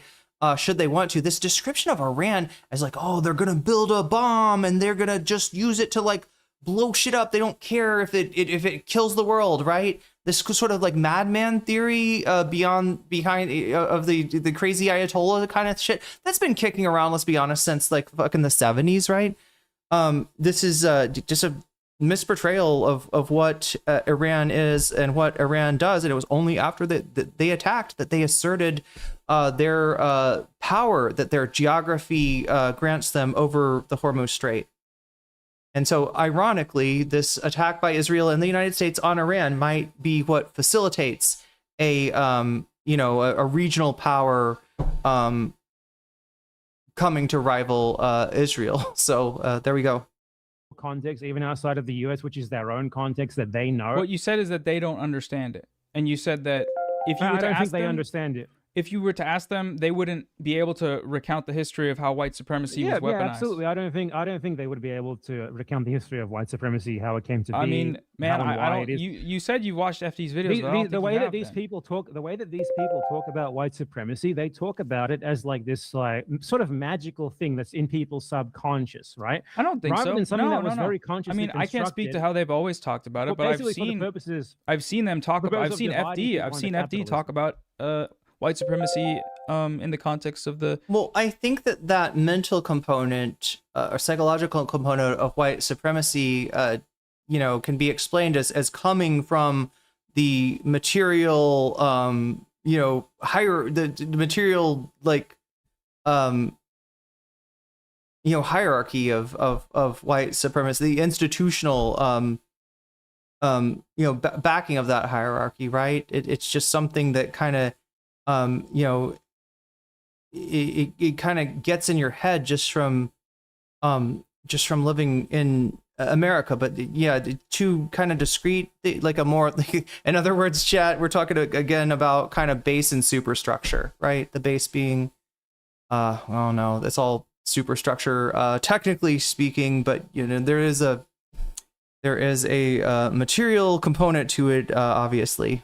History of slavery and colonialism and its weaponization. well, okay, in that context, in their weaponization, but does that mean he could tell you about that history, how it came to be? Does that mean he could tell you when whiteness as a I mean, concept that's the was first well, legally defined? dude, Doesn't so mean that he can tell you. Dude, I this don't is think the it problem, does. right? This is the problem, is holding someone to a standard that they need to explain all of that to you, and the fact that they I don't think can't he and needs to have to explain that to needs me. what? I don't think he needs to explain it to me. I think you're overblowing an offhanded comment in a wider debunking video. Right, but Oh my god, Chad, I gotta stop eating these Rambutan. We got 42 minutes left. I'm gonna try to get at least through this second debate between Noah stepping in to, I guess, argue in FD's stead, and Bad Empanada, still rearing to go. So but dude, when you make a wider we debunking, also got what the FD video on Zootopia, what back and forth with, or Bad Empanada's video on Little Bill, and on the panel that FD was involved in. Also, I think Bad Empanada probably did a video, on the Zootopia, anti-Semitism in Zootopia or whatever that was. So, but then also like a response from FD. I don't know. Should we watch the FD response next? debunking video, if you include the offhanded comments, it's going to turn people But off. the thing is, the offhanded comment was right. It wasn't wrong. Okay, so now you're It might- defending you- the you might offhanded think it's- comment. So is it an offhanded Yeah, comment that I should? I don't think that FD Signifier could give you like a Wait, did he just say that, saying Black Americans don't understand white supremacy? Is kind of wild. FD Signifier can explain the origins of white supremacy, the concept of whiteness. It sounds like what he's trying to challenge him on is like the historical origin, the first usage of certain terms and stuff like that. But yeah, it's it's silly. I think that's coming up, right? We didn't miss that. That's why I'm asking you. I'm not Really nuanced historical outline of the history of white supremacism. I don't think you could. That's interesting. I disagree. And the reason why I said that is because it was relevant to the context of the video, which is they were like trying to put everything under this umbrella of white supremacy rather than even acknowledging the possibility that it can be its own thing. Then something that Jewish supremacy can exist as something. Do I like the rambutan? Is that the sweet one or the sour one? I think people will call it the sour one. But it's these are very sweet. It's got a little bit of sourness. So yeah, like a lychee, I think is more sweet than sour. Wait, am I right about that? I haven't had a lychee in about a year. Oh yeah, and then what is the other one? Yeah, there's similar fruits. Lychee, rambutan, and fuck. Why am I forgetting the third? The one that's like brown. It looks like a shell. You kind of have to crack into it, and you open it up, and yeah, it's another looks like an eyeball with a it's got a black seed in the middle. Why am I forgetting this? It's like one of my favorite.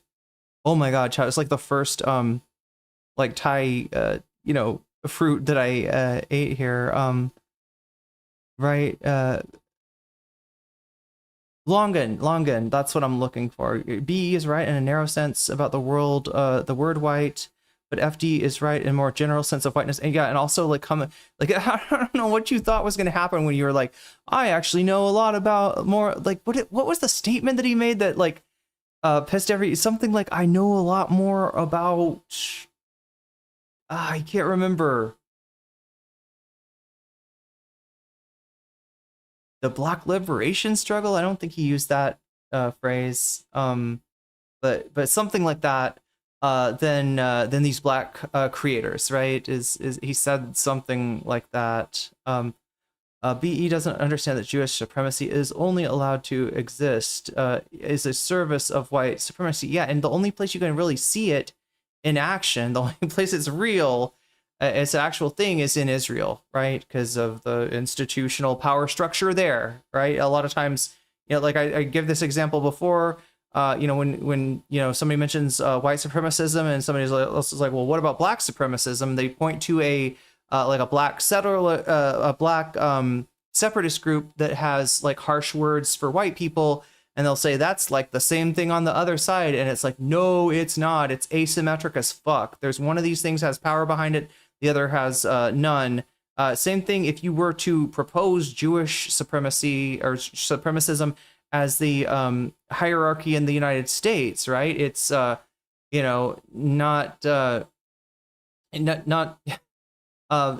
there might be people, people who have far right Israeli politics in the United States that might have that belief system.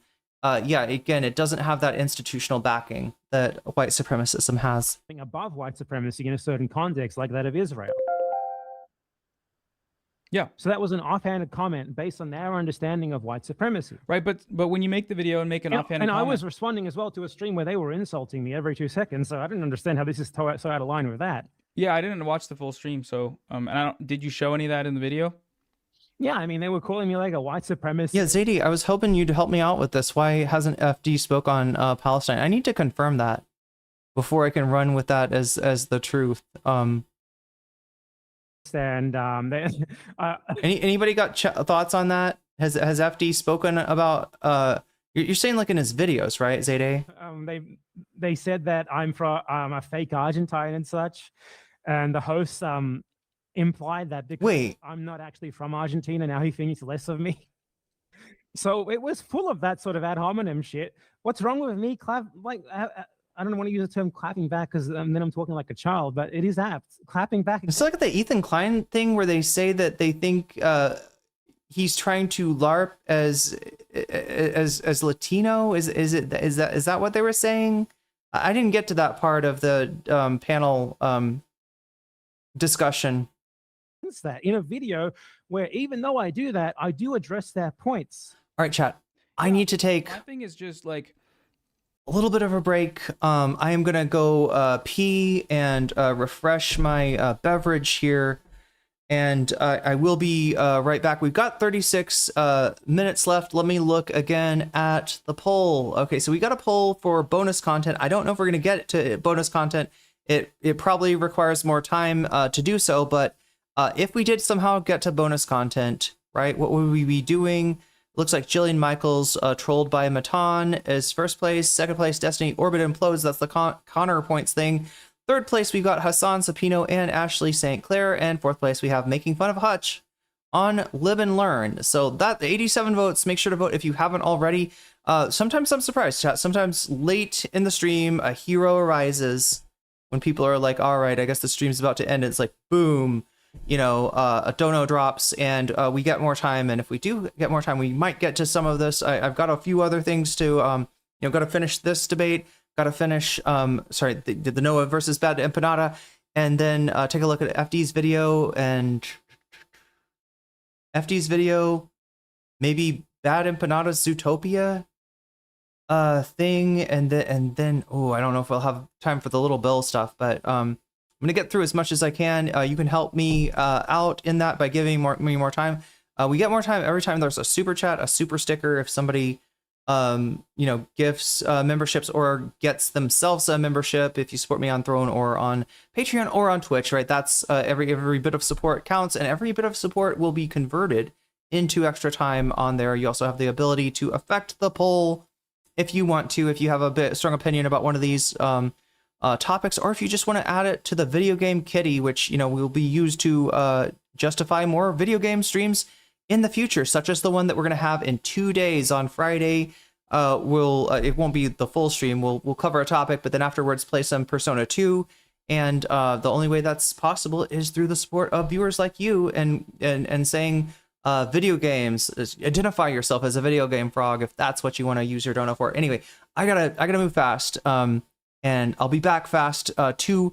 I've got my headphone in here and yeah, my phone. So I'll be listening along with you. So I won't, if I miss something, I'll pick up on it when I come back. But yeah, we are 34 minutes left.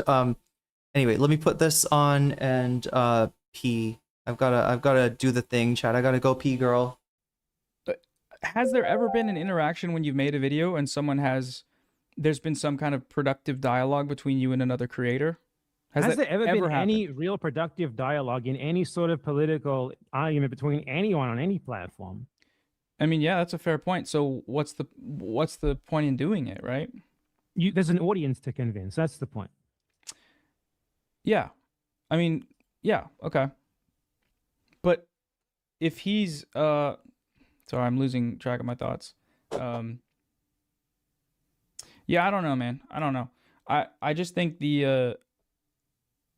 like I've told you, I like your videos and I think you're right about a lot of stuff, but the fact that really few people, other creators, there's never been, it seems like, a productive dialogue to come out of it, and you're swaying an audience online. To what end, though, right? Because you said yourself. I've very much changed my opinion on that recently because I've seen some of the effects of the stuff that I say. I've seen people slowly over the last year start talking about things that I obviously was basically never the real first person to talk about these things, but things that I've been helping to popularize, things that I've been really harping on, like the Jewish exceptionalist, Jewish supremacist stuff. I obviously wasn't the first person to ever talk about these sorts of things that exist. But now, years later, people are talking about it way more. And I recognize a lot of the people who are talking about it as people who got it, some of it from me at the very least. You see, like, the backlash against Hassan Piker recently on Twitter. Obviously, Twitter isn't that big of a deal, but I think it can be indicative of a broader shift in perceptions, because at least, you know, like a year ago, Hassan was seen as this darling of like the American left wing, right? And now you have a lot of people who are fed up with the shit that he's doing. And I absolutely see people, you know, like, for example, like posting clips of stuff that he said that I've refuted in my videos, that I brought attention to. I see people using talking points that it seems like they got them from me, stuff like that. So I'm not saying this to play myself up or anything, because I'd be making my videos even if this wasn't happening, okay? Because I think the mere possibility that it can at least makes it worth doing. But I am seeing this sort of thing results in changes in perceptions. I have contact behind the scenes with a lot of people who are, I would say, are actual real political activists, way better than I am, way more involved than I am. Like who? Who have been influenced by me. Like who? I don't want to say because they can get in trouble. Okay. Ali Abunimah, for example. Who? Ali Abunimah? He's the owner of the Electronic Intifada. Have you said you've pushed him in directions on? I haven't pushed him, right? But he's told me like he values my work and stuff like that. And to me, that someone like that is getting value from my work, someone who is a real activist, unlike me, someone who is really out there doing stuff in the real world, indicates that it might have a bit more of at least a potential for an effect than what I used to think it does. Now, does that mean I don't think it's primarily entertainment? No, obviously. I mean, I've been saying recently that I don't think like art has a massive political effect as many of us take for granted that it does, which I absolutely stand by as well. And I think it's in the same sort of realm. But I think talking directly about a topic, as we do on YouTube, has much more potential for real political effect than a painting does or than a comic book does. Because dealing with something directly, putting it in people's face, I think they're way more likely to be influenced politically by that and potentially take action than they would by something that's more abstract, more subtle. But like the point that I'm trying to make with all of this, basically, like, I care about the issues. I don't give a fuck if people think I don't. I don't give a fuck if you think I'm a poopy head. If you think I'm mean, okay? I care about the fucking issues. No one can watch my videos responding to people and say I'm not responding to the points they're making. I always do. But FD Signifier wanted to avoid that because you're just like, oh, I know how you operate. Like, let's say that I did. Let's say I don't agree with this because I don't remember exactly what was said in the short, but I certainly saw it as him saying that Zionist counts as a Nazi dog whistle. Okay? But let's say I did do that. Let's say I did take him out of context there. People take me out of context all the time. Hassan Piker, for example. But does that make it okay? Right? Maybe it doesn't. It doesn't make it okay. Let's say it doesn't make it okay. Yeah. 100% I agree with you. Okay. But then using that as an excuse to discount the times where those people did actually refute you on the points that you're making and such is a massive cop-out. And that's what he was doing. I mean, yeah, I think like if I was like him, for example, I would just be like, I should never engage with Hassan Piker because he's talked shit about me. He said untrue things about me. He's slandered me, which he has done. But why? Why would I not want to engage in the political issues still with this person who is a really big, like important guy in the American electoralist left now, who's also representative of massive broader currents within them? Why would I deprive myself of the opportunity to respond to this guy who's making points that are wrong, who's pushing people into political action, into political thinking that I see as wrong, just because he insulted me beforehand? I think it's a fucking cop-out. I think, like, even if I had said, oh man, I'm sorry, he wouldn't have known what to do. Maybe I should have just said that, right? But I mean, yeah, for the purpose of the like, if you were to want to talk about the actual issue at hand in his short, whatever you actually disagreed with, you don't need to defend taking it out of context. Like, we watched it on the stream. It's less about like, I don't know, right and wrong, and more like how people talk with one another. If I come on stream and say, hey, and you say you took me out of context on this stream, on this short, and then you want to immediately go into a debate about the merits of that rather than go talk about the issue, when we had already watched it on the stream, like this already, so that we're the fact that we're talking about this. So many people waiting in the weeds to label you a Zionist and a Jewish supremacist and an insert Nazi dog whistle here. He compared calling someone a Zionist or a Jewish supremacist for their opinions on Israel to a Nazi dog whistle. That's, I mean, read the transcript again. I said about that. Okay, I mean, you could just play it, but I'll read it. Okay, what he said was, there are so many people waiting in the weeds, to label you a Zionist and a Jewish supremacist, and they insert Nazi dog whistle here, just for being like, this sounds weird. Yeah, I mean, I don't think that. I think my interpretation of that is completely fair. Well, he didn't, and then when you guys could have talked about the issue, right, of what he actually I wanted thinks. to talk about Jewish supremacism with him. He wanted to talk about optics. Yeah, but like, if there's a chance to talk about something you guys maybe disagree on, but was misinterpreted by you know, mislabeled by putting in quotes. Like he said, you put in quotes, right? The title of the short. He did say insert Nazi dog whistle here. Like he compared Zionists, Jewish supremacists. Well, I don't think it's a comparison. Nazi It's dog like whistle. it's like a anti-Semites do use Zionists as a no. He wasn't slur. talking about anti-Semites. He was talking about people like me who call out people as Zionists, for example. He was talking about anti-Zionists. Yeah. The context of that clip is he was saying like there are so many people. I mean, he was implying. I mean, this isn't a direct quote. He was sort of trying to imply that there are lots of people who are just waiting to jump at you and call you a Zionist or a Jewish supremacist, you know, because you're not pro-Palestine enough. And he threw in there, insert Nazi dog whistle here, after saying Zionist and Jewish supremacist. Now, to me, that seems pretty clear that he was at the very least claiming that pro-Palestine people are just sort of waiting to call you Nazi dog whistles. No, and he dude, was well, directly comparing that to the term Zionist. It might seem that way, but then when you get a chance to come on and ask him and actually know what I he didn't have a thinks- chance. I didn't have a chance because I told him, you know, let's bring that up and let's watch the clip and I can explain my interpretation of what I heard there. And he didn't want to. And then he said like, oh, I don't need to engage with you. I don't need to engage with the things that you actually say because basically I think you're a bad person. I don't like who you are as a person.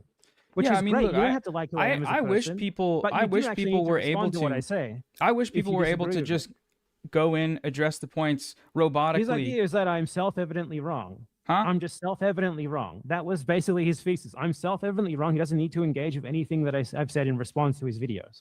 That was his thesis. Yeah, I don't know. I interpreted the exchange differently. I interpreted it as there was a chance to ask him about it. You asked him for his views. He said, no, that's not what I think. And then you went immediately into telling us how he thinks rather than discussing because I've it. watched, this is the same thing that happened when I talked to Hassan in your stream last time, right? He lied about his beliefs to me that entire debate. I took him and his fans on their word as to what he believes. Well, Only later, when I if watched someone more of his says something content, on a I found live that he was stream, lying. if someone says something on a live stream and it gets clipped and made into a short by you, and then you talk about that same thing on the stream and they say, no, I don't believe that, which one is true?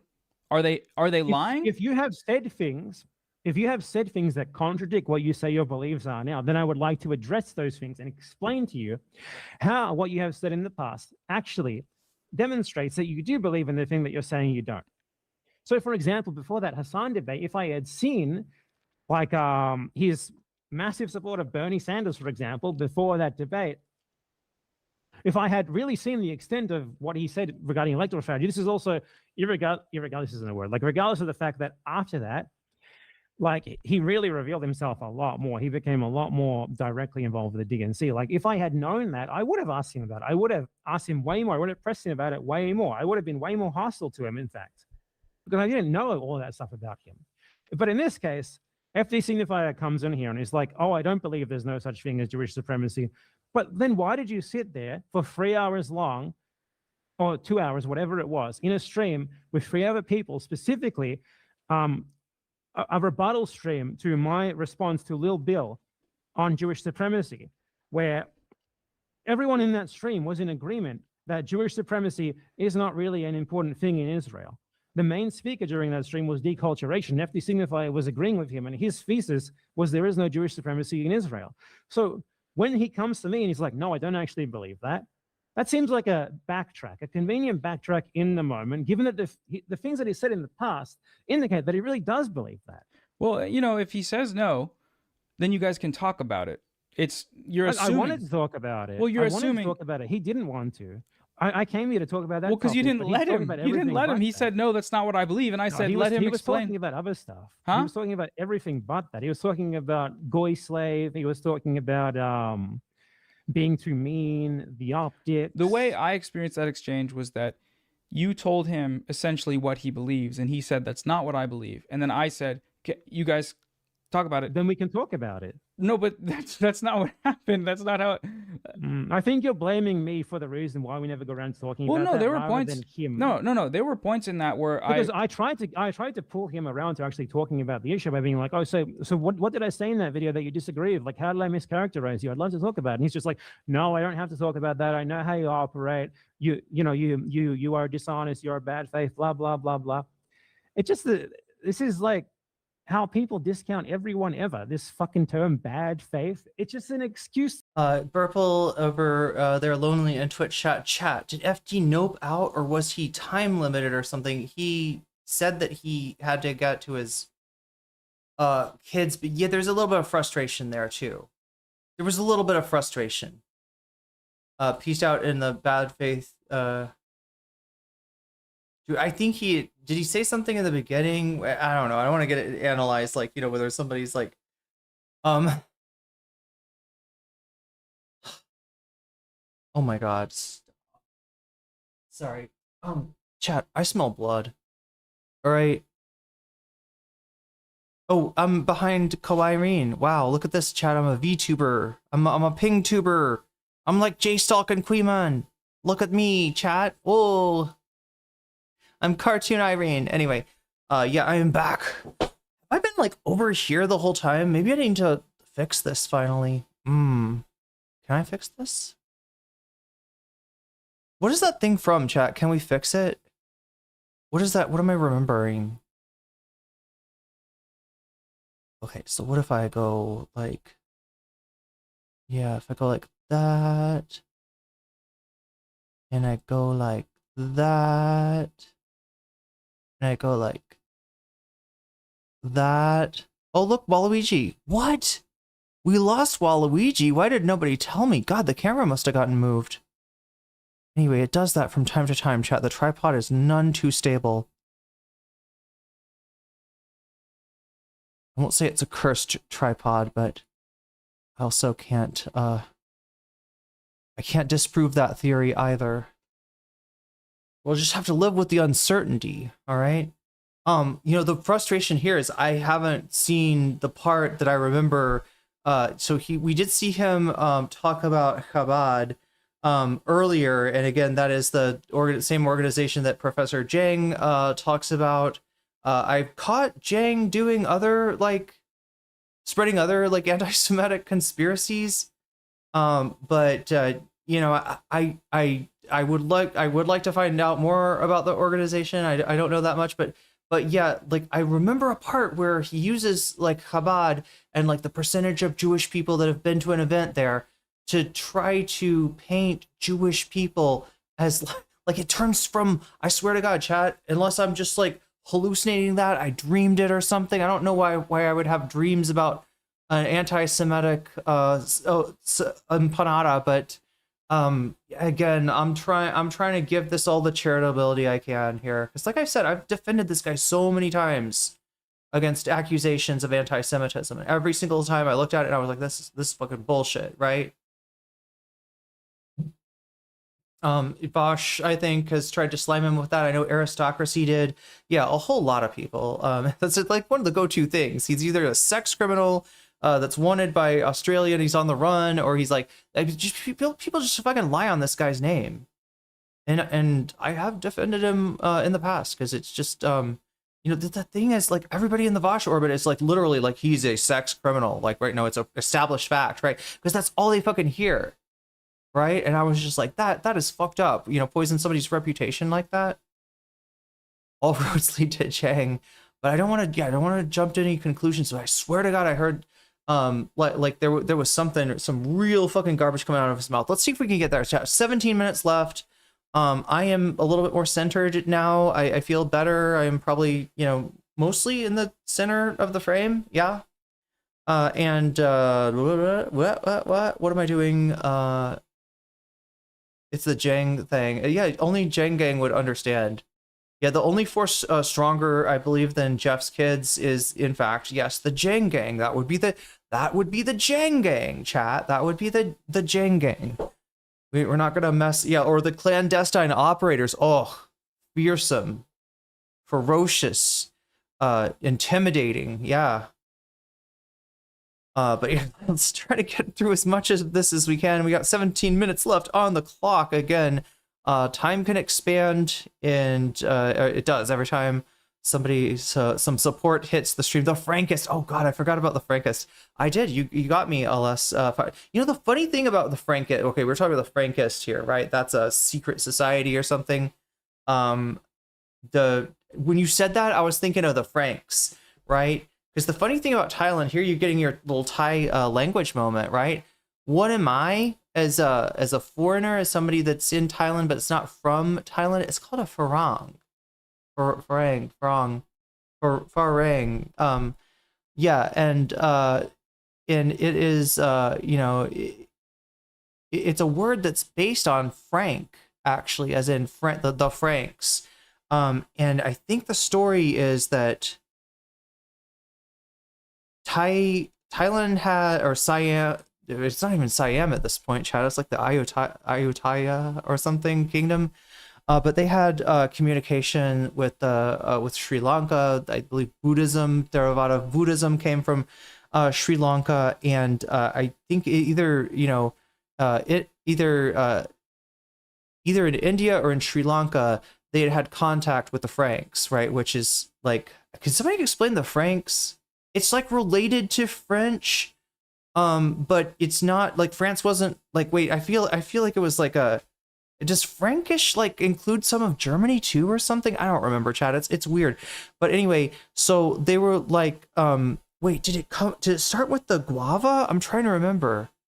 Maybe because the guava is called a farang, right? I'm called a farang, and a guava is called a farang. We're called the same thing. But the guava is not native to Thailand, so it was called a farang because it came from. I'm trying to remember which. I think it's the people that were first called farang. But just because that was the first like outside, or the first like European group that they heard word of in Thailand. Then they sort of saw everything in the terms of it's the Franks, those people from over, over to to the west, right? Way to the west. That's where the Franks live, and in Thai it gets sort of morgified, transliterated into farang. I feel like I'm saying it wrong. Treating myself to some strawberries. At work, yeah. That is how you say a strawberry in Thai. A lot easier to remember than calling a guava a foreigner. But yeah, that's how it works. Anyway, chat, let's get going. Avoid engaging. I'm sure you've seen that a million. That was more of a derail than I meant. Like, I don't have to engage with someone who disagrees with me, with someone who has articulated their disagreements with me, because their motivations are bad, or I know how they operate. Yeah, blah, blah, I blah. really don't like when people imply motivations and assume motivations. I see Ethan Klein. I see people. Wait, there's a unique version of the guava in Thailand. You know, people love guava here. But I didn't know that there was a unique Thai. I see Zionists do that all the time. They in order to tear down whatever you're trying to do, they assume you're doing it. He will force me to leave the left. Not if he leaves the left first, sassy. For malicious, which is like not as out of the question as I would like to think. Self-interested reasons. Yeah, I mean, it's like the argument, like, you don't really care about Palestine. Well, maybe they don't care about Palestine, but maybe what they're saying is still true. Anyway, who cares? But that's what he was doing there. It's like speculating and stuff, like speculating, like just saying, oh, I know how you operate. Well, maybe I do operate like that. You're here with me right now. You can explain how I'm wrong. If someone fucking insulted me and I had the chance to talk to them face to face about something that we fundamentally disagreed on, I would focus way more on the thing that we fundamentally disagreed on than the petty insults. Yeah.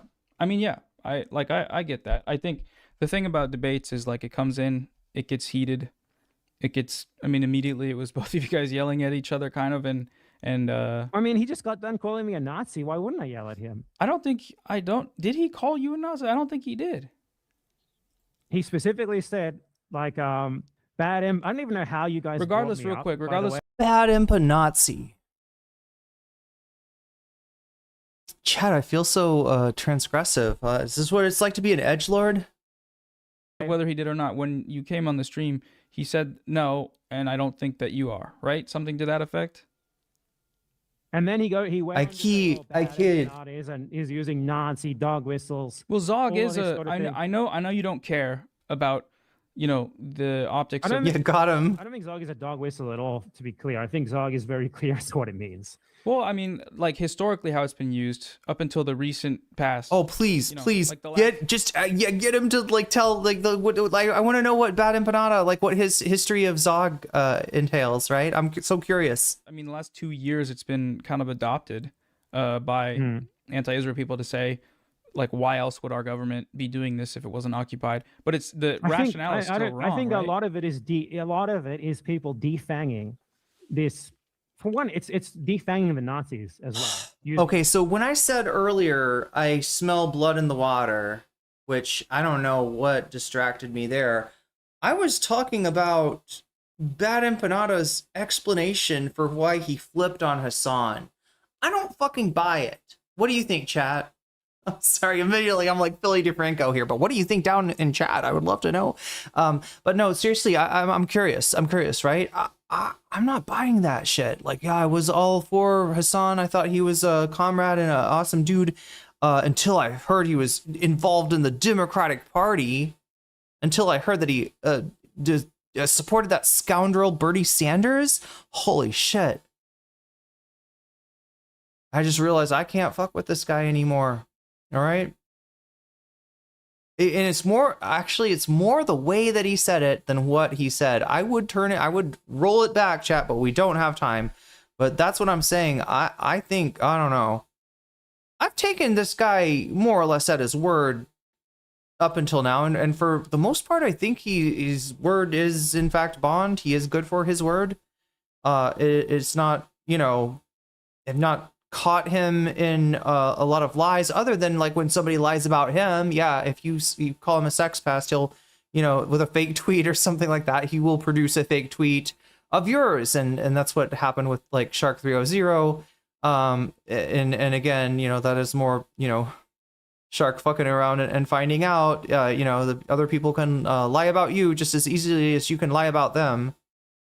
But again, the permission structure within VGG, which, you know, Shark is a part of as a member of the White Leaf Network, is such that there's nothing too bad. There's no what is it, chat? That no bad tactics, only bad targets. And Bad Empanada is not a bad target. Bad Empanada is what they call an acceptable target, right? So it's just like full on, just fucking lie, just slander this dude. It's okay. It's okay, because we'll all back you up. We'll all back you up in VGG. The terms like this. And for two, it's defanging the notion that there is. Don't buy it either. Hassan's association with the DNC was well known. That's what I thought. Yeah. Just jealous at the moment. I don't use that argument lightly. God damn it. I don't want to think he's just making a fucking. What do they call it in wrestling, chat? Is it a shoot? Is that what it's called? Is he making a shoot? I remember Demon Mama accusing me of making a shoot in disagreeing with Dylan, and I never found out exactly what wrestling terminology is a little confusing. You know, I think I get kayfabe, sort of. Said Jewish exceptionalism. You already understand. Where does the guava come from? I actually don't know. To explain it to you. By using these terms that are supposedly like beyond the pale and horrible because they're on the AD. Why do I think Persia? I don't know. It just came to my head. This is my Professor Jang spark of what does Jang say? The spark of. Oh my God! Is it the spark of life? What is it? His thing? A list of secret dog whistles. In this sort of way, like Zog, who fucking cares about someone said Zog? This was like, you remember the ContraPoint statement, right? Like a good paragraph or so of her argument was that she is worried. So kayfabe is an agreed upon act. A shoot is breaking an agree. Oh, okay.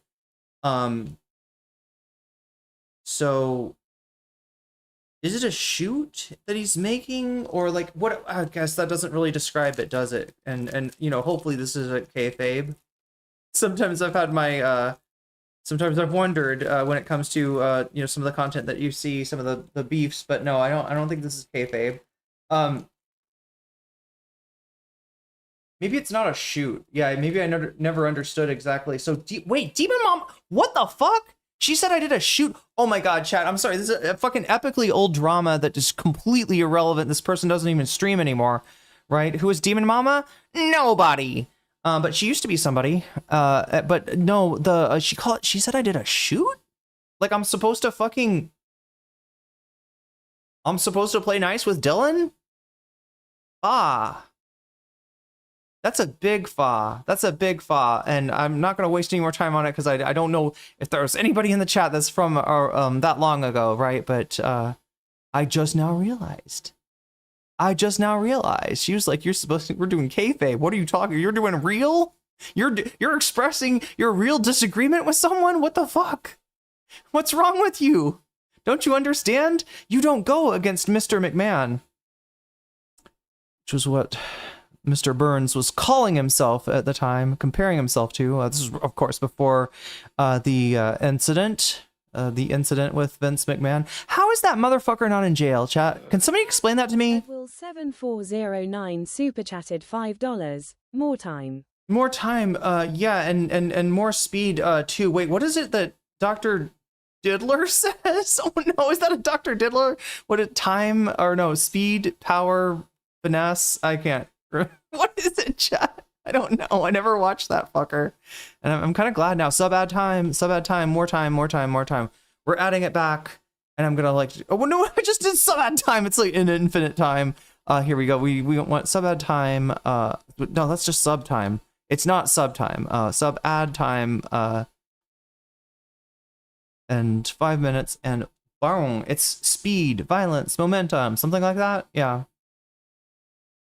Worried about the Gaza genocide because she's seeing more people on Twitter. People with money don't go to jail. Good point. Saying Zog. And I saw that and I was just like, who fucking cares? Yeah, that's crazy, right? That's totally crazy. I agree. Like, why do you care about someone saying Zog or Goy right now? That's crazy, but I think matter. That's crazy, but I think like until if you were to make a piece, his wife is Secretary of Ed. True. Whatever, like your rationale for why these kinds of terms. I don't think I need a rationale for why I threw a random insult on a guy on Twitter once. I think random casual social media interactions don't have to be overanalyzed from a political justification perspective. And I think that someone is focusing on something like that rather than the actual main problem that we had. Wait, we effed? Was the Jewish supremacy. We effed? What did we do? Are we okay? Okay, that's Twitch. Twitch is effing. Yeah, just Twitch.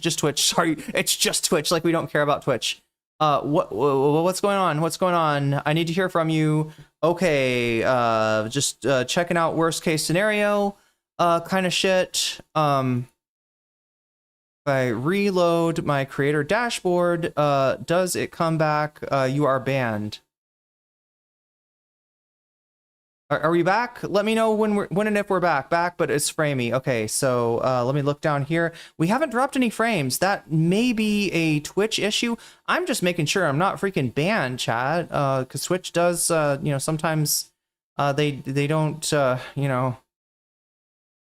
looks like we're okay. We're good for now. Okay, yeah, let me know, Twitch, if anything else should happen. I made this. His algorithm told him attacking leftist talking heads more views. Talking point, and also his spreading of the sort of this secret anti-Semitism and everything idea with the Disney movie critique. I think that was the actual. But I mean, what's worse, that shit saying that there's anti-Semit, that Disney might be anti-Semitic, right? Disney is it's weirdly it is actually weirdly problematic in a lot of ways that you wouldn't think. I believe Walt Disney himself was anti-Semitic, but what's worse, that or Bad Empanada going on a secret crypto Zionist witch hunt, right? You say that you again, I said it's the opposite of the do you condemn Hamas? You say that you don't condemn Hamas, but do you secretly? Really important thing that we should have talked about, but he clearly didn't want to. Well, yeah, I mean, I don't know how much of the stream when we were talking about. No, he was making excuses to get out of talking about it as well. Yeah, every single time I brought it up. When we were talking before on the stream, he brought it up briefly and he just said that was media analysis that I don't I actually disagreed with him about that. He said that's media analysis that was kind of midway through a stream. It wasn't the most in-depth, but the Zootopia thing being I don't think it was that serious of a point. I don't think he. Okay, so if that's not serious, that serious of a point, then why is me calling BRG a goy slave that serious of a point? I think that's significantly less serious than that, but it's what you guys were harping on the whole time. Yeah, that's fair. You understand? Wait, what? Like, if he was like, oh, I don't really believe that, it's fine. I don't think I was making good arguments. So the whole thing with Contra, No, but the whole thing with Contra freaking out about somebody saying Zog is that, like, the leftist that says that kind of shit in activist circles is a leftist getting pushed out of those activist circles because you just raised everybody's fucking red flag, right? You look like a Nazi.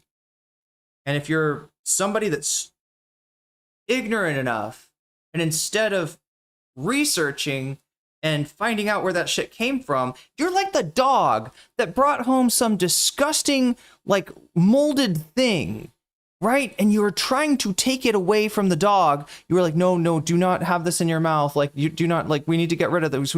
And the dog keeps on going in the fucking trash and getting it out again. The dog cannot get the fucking disgusting, slime mold that used to be, I don't know what, cannot leave that shit alone, right? This is like, so yeah, the answer is not like, yeah, fuck the left now, because I heard somebody say Zog, right? Who could have been, maybe it's a, person that maybe the person's not on the left. Maybe they're just ignorant, right? But it does not, it's like judging the fucking whole movement about that. That's the mistake. The weird, group disassociation based on that, which we know what ContraPoints, like, she doesn't need a reason to fucking disassociate herself from the left. She's been doing it for more than half of her career, chat. Responding to him on that wasn't just because he was making bad arguments, because it indicates like it's part of this broader pattern of what we see all the time of people. Broader pattern? Really focused on policing anti. Are you gonna do a fucking? Logical to do. Are you gonna do like a what is it, like an educational video of like you're a secret Zionist, like, right? He may be obsessed with anti-Semitism in Disney movies. He may be concerned with Nazis. He may be you respond strangely when you make a funny joke about goys and Zog. I'm imagining the Hunter S. Thompson this is Fear and Loathing in Las Vegas. They're in a convention in Las Vegas with a bunch of cops, and they're being lectured to by a narcotics expert who, presents a film that's like, no, you're a dope fiend. Your life may depend upon it. You will recognize him by the crusted semen on his pants. Like, you will, and the hands clenched from inner, inner conflict or something, like, right? It's like this whole like over the top kind of thing. That's what this feels like. I want Fat Empanada to teach me, to make me a Zionist hunter. Oh my god, that sounds so bad, chat. That's gonna like get me in trouble. Okay, for the record, I do not want to be a Zionist hunter. Okay, as far as I know, that's not a thing. God damn. But yeah, like a witch hunter. But for secret Zionists that talk about Kendrick Lamar too much.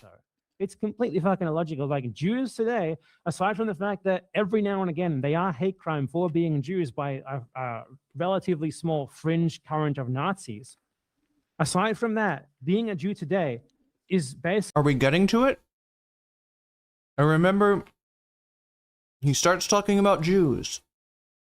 And it got surprisingly bad. Like being a really specific. Is it here? Especially privileged white person. Oh, it is. Oh. Someone like that. Oh my god, chat. Like, immediately. 3 minutes on the clock. I don't know, chat. This is where it gets good or bad. Actually, look, if you're like Dr. Jihad and you're a racism scholar, maybe you'll enjoy this, right? But if it makes you queasy, maybe you won't. Just warning, this is about to come up, and we got 2 minutes and 50 seconds left. Overanalyzing a Disney movie for secret anti-Semitism, which I think is indicative of like the way that people still think of Jews. I gotta see the Zootopia video. What the fuck?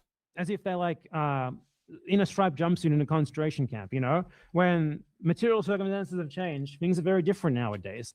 We don't need to be policing Disney movies for anti-Semitism like that. We don't need to be engaging in this sort of ridiculous looking for anti-Semitic dog whistles and everything thing, because in doing so, we are really strengthening Zionism, because we're helping to spread the notion that that is what is happening, that Jews really are like at risk of like ever-present risk of like future violence or whatever, and that there are secret dog whistles in Disney movies to sort of turn you into a sleeper agent to carry out that violence. I think that's ridiculous, and it's helping to instill in people, to reinforce in people this idea that the world really is like that. Yeah, no, I mean, I agree. I think I don't think that's like that maybe would have been good to talk about. I just think that's what I was here to talk about. I tried to push it towards that a couple of times, but I got muted. yeah, sorry. You didn't. It's just You didn't I though. apologize, but I wanted to talk about the issues. He didn't want to talk about the issues, and he did a really good job of avoiding them. yeah. I mean, he did say like when we talked about that specific quote, he said like it's okay to disagree with that, but then I don't know when it came down to it, when you came in, it just got heated. So Well, yeah, he just called me a Nazi. I mean, you can say he didn't call me a Nazi, but I would say being like, oh, look at this fucking guy. I didn't even know why you were talking about me. I would have thought you would have avoided the topic. well, I mean, that rather was than, the plan. That was the plan, right? But I mean, I think he wanted to, because the chat has been quite active, so he wanted to start out talking about like addressing the whole situation, and then it just turned into a conversation about it. And it's interesting how he never wanted to address the situation with me. I actually exchanged emails with him in regards to his Graham Plattner video, and I sent him like a bunch of the evidence, like about the things that Westside Tyler has done and said.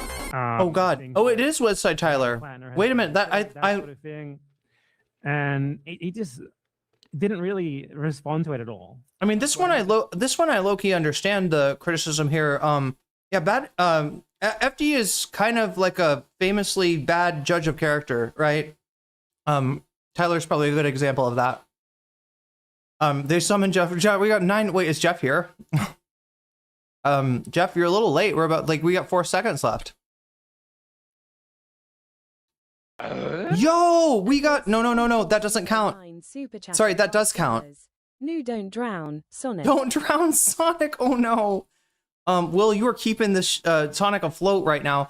Let me try to let me undo because you hit that before it even ran out. So I just have to be smart about how I how do I add time here? Oh no, not to that. What just fucking happened? I think I hit oh, that's unfortunate. Go to this. Okay. Edit. Oh my God. I'm gonna add 5 minutes, okay? Even though there's time ticking now, it doesn't count. It's time outside of time. 24 hours, that would be crazy. Open control panel. Oh fuck, I literally have to do it. Reset timer. And then -3, 4 hours, and then plus oh look, it only comes in increments of 10. Would you look at that? Your dono just got doubled, Will. Really seem to care. Let me see if I can find the email. So I sent him, because we are just getting to the good part here.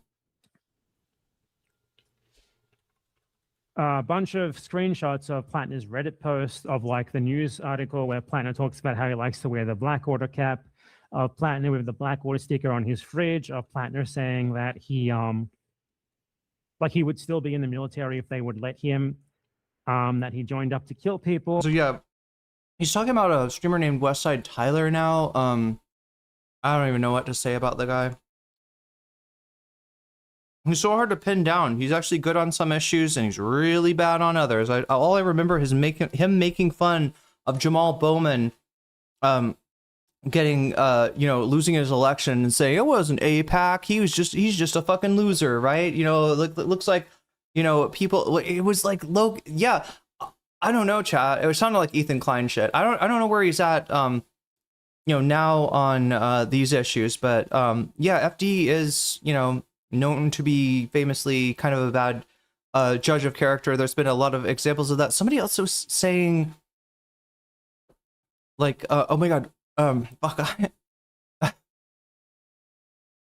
I'm trying to read all of the BE going after Plattner is irritating.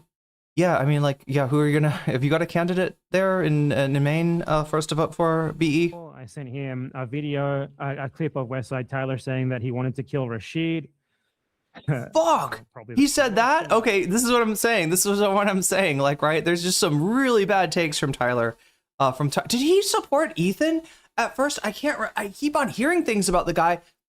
I haven't had anything to do with him in a long time. He got in a beef with Sunday, and I was kind of covering it, and it just got super toxic, and I dipped.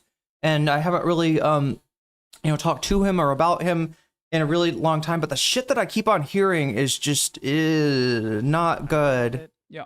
And his response was, so are we talking like normal people or nah? Do you actually care about my opinion or stuff? Do you really think I'm a Platinum fan? Is this engagement for clicks or clarity? So I sent him like a bunch of evidence, right?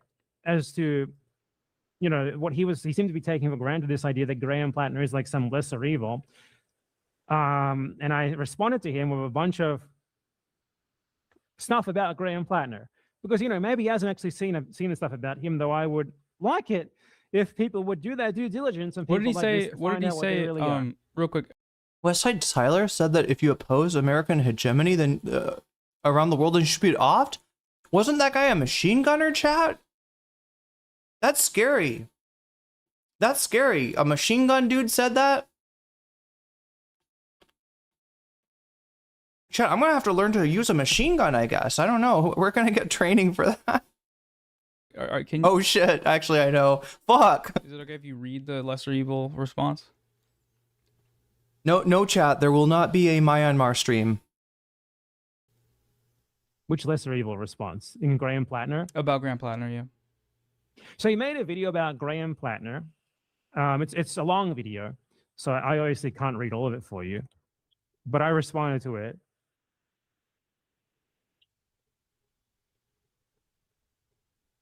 Westside Tyler wants to machine gun me? Damn. Called Trying to Make Sense of Graham Plattner. And his conclusion was basically, I'm suspicious of him, but it's better than another Republican senator, so I support him. Yeah. The exact quote.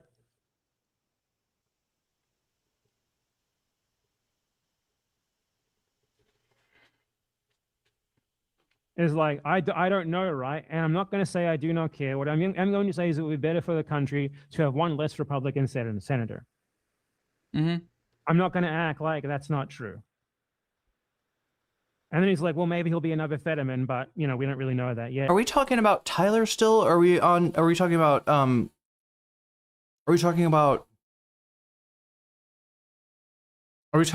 like, FD? Then he pinned a comment which said, could we do better? Yes. Should we do better? Yes. So I want him to get elected. Also, yes. Now, to me, that is pretty clearly him saying, maybe I don't like him that much, but he's a lesser evil, so we should support him. And the entire thing that I've been talking about with the Graham Plattner stuff, it's not just like, he's personally a criminal or whatever, right? It's not just that at all. It's what this indicates about internationalism in the USA, that they are so willing to accept someone like this and to vote for them, even as a lesser evil. He's talking about Plattner, but in context of who? Like, who is he calling a Plattner supporter? FD is, I don't think, super big on Plattner, right? Who's he talking about? Westside Tyler? And to not interrogate their past just because they see him as advantageous for them. What does it say to the rest of the world when we have someone like Graham Plattner, a proud mass murderer of people in Iraq and Afghanistan for... Wait, are there timestamps for this? Let me see if I can find... We need to get to the part where... I can see something like that. We're trying to get to the part... Oh, actually, I don't know if my... Actually, you know what? I don't know if my timestamper noticed the rant specifically about Jewish people that I remember. They aren't willing to draw a line in the sand and say, yeah, this is too much for me. I don't want to support someone like this, even if his politics are less bad than the Republican. I'm not putting, this is normalizing that we're accepting someone like this is sort of normalizing the idea that it's totally fine to join the fucking US military and go and kill people. And you don't very... Oh my God. Look, this is sad. Who's gonna tell him that that idea is already super normalized in the United States?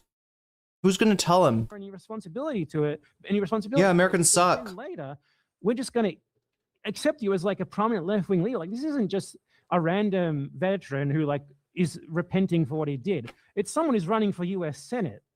Yeah. I mean, yeah, like I think on moral grounds, there's no justification for voting for someone like Plattner. I mean, what he's done is like atrocious. If he's Yeah, I don't using think the it's lesser moral evil grounds, though. Like, argument, I'm making an argument that it's much more than moral grounds, right? That this is something that is influences people. The way that we treat. do you think it would people like it this would it would influences people? it like what's the influence exactly on like people will see Okay, that so Plattner had this If you see history someone, and then if got you see someone like, yeah, if you see someone like Hassan Parker, for example, say, okay, I don't care what he did Hassan Parker. in Iraq and Afghanistan. I'm Team Plattner. That's not what he said, is it? We can very easily discard what he did in the past. What does that say to his audience or the people who see that sort of argument? What does it say about joining the U.S. military, about what people in the U.S. military do, what responsibility they bear for it? Because if you're someone who's thinking about joining the U.S. military and you see Graham Plattner and he's like, I'm a proud military veteran, then you see Hassan Parker and he's like, I don't give a fucking shit if someone joined the military, man. It's you know, it's not that big of a deal. That's not what he said at all. What? Look. Probably gonna think. Do I remember this incorrectly? Hassan was super skeptical about Plattner when the tattoo stuff came out. And then he said something like, when Plattner when it was clear that Plattner was gonna outdo Mills, he said something like, well, it looks like the people of Maine don't care about this shit, so like, I mean, he's glad that Plattner is there instead of Mills. He's glad that Plattner is going to win, hopefully over Collins, but they are more justified in that. Recently he did have a video, at least the title was somewhat complimentary of Plattner, but I don't know if that reflects anyway, I don't know if that reflects what Hassan is actually saying. To join the military than not. right. I mean, do you think that's like the largest material consequence to come out of, or even a significant one? Oh shit, chat. 49 seconds. Is something very important to do. I feel bad that somebody responded to the Sonic drowning music. Like, I'm not trying to like psychologically squeeze the donos out of you, but the donos will make the stream last longer, and we're about to probably end otherwise here. Actually, in this case, I'm not saying you should go around like shaming some random fucking guy in the street or whatever, but this is someone running for U.S. Senate, man. He wants to be a big political leader. I remember somewhere around here, chat, where, oh fuck, what? Fuck. Are we doing a third stream on this? It looks like we're gonna do a third place. Kaya Go to Play says Hassan has been positive on him, but remains skeptical like FD. It's what we've gathered, at least 3 seconds. Oh no, it's fading, chat. I don't know, chat. Have I done 3 streams in a row? Maybe on like the Vosh, lolly horse thing, right? Yeah, the thing where Vosh showed us his folder, his spank bank. It's a pretty unpleasant childhood memory hearing Sonic drown.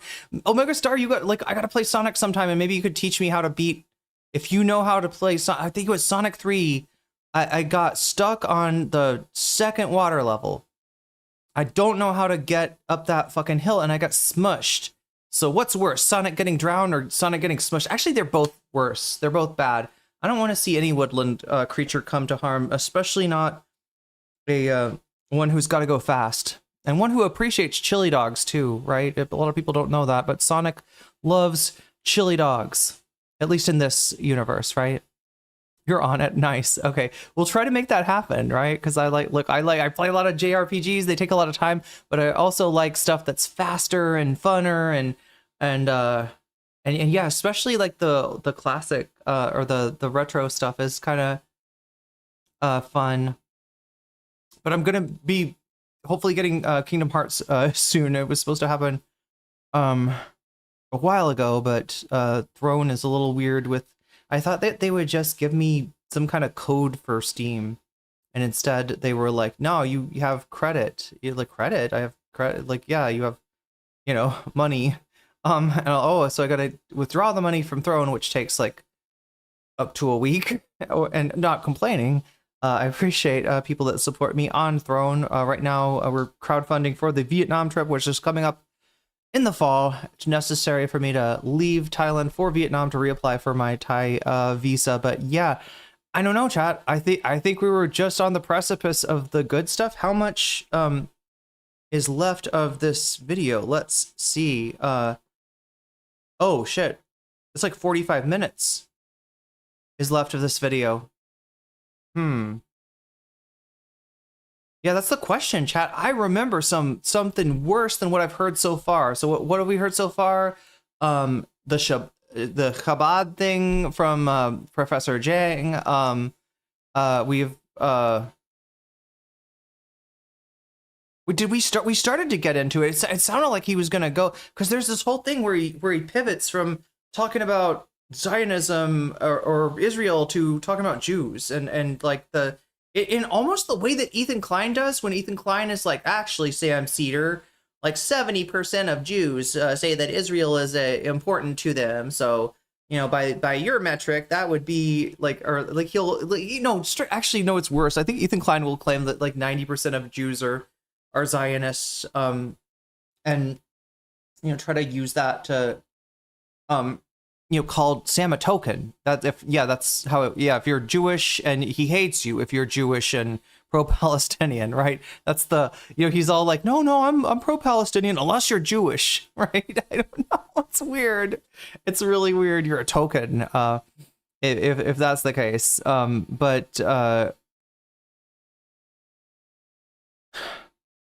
But yeah, we didn't quite get to it. We did cover a lot of ground, and I guess we got more ground to cover tomorrow.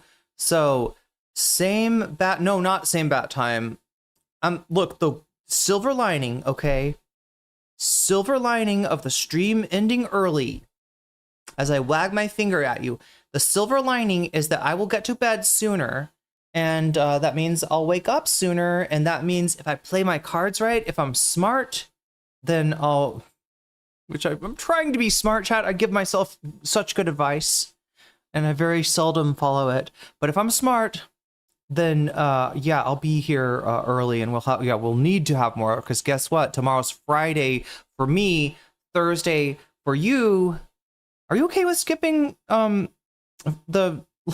leftist mafia for me? I certainly hope so. No pressure, chat. You make your own decision on what content appeals to you. But wait, too many pronouns. Jewish people abroad are getting targeted, and Israel has a pretense of propaganda of their. Oh God, wait, what? Wait, what's the pronouns thing?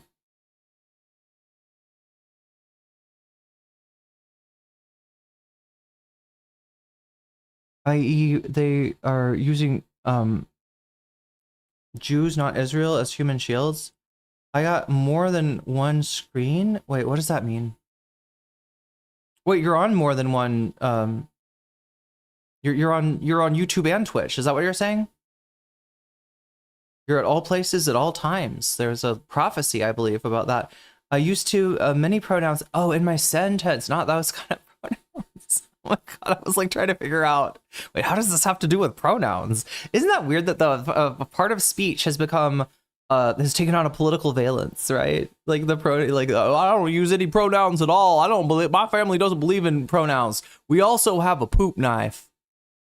We have a poop knife and a spongiorum. Is that what it's called? Yeah, that's right. We only flush the toilet once a week. The whole family uses one toilet. They don't flush it except for once a week on Friday. Call it Flushing Friday. What are the poop knives for? Have people seen this content? I think I showed it one time, right?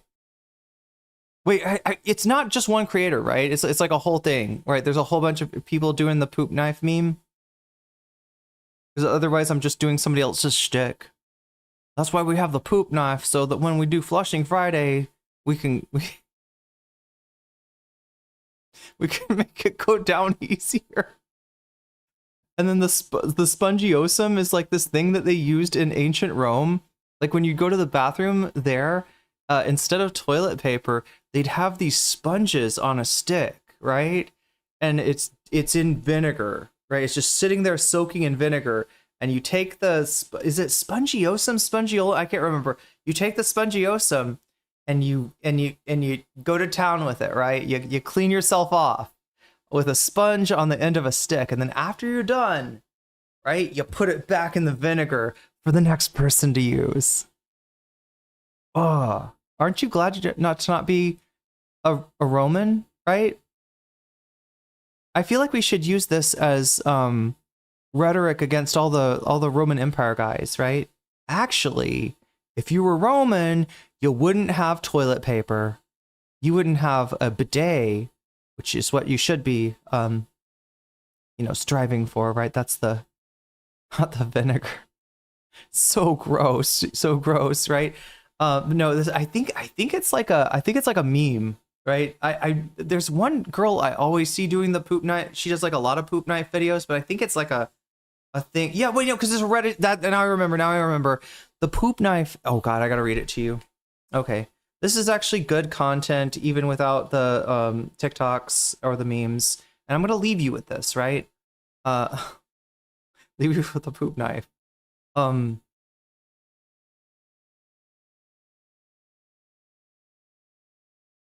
Whoa, my cursor disappeared. There we go. Poop knife Reddit. Tales from the Reddit. Tales from the Reddit. Oh, it's this museum of Reddit. Okay, there we go. All right.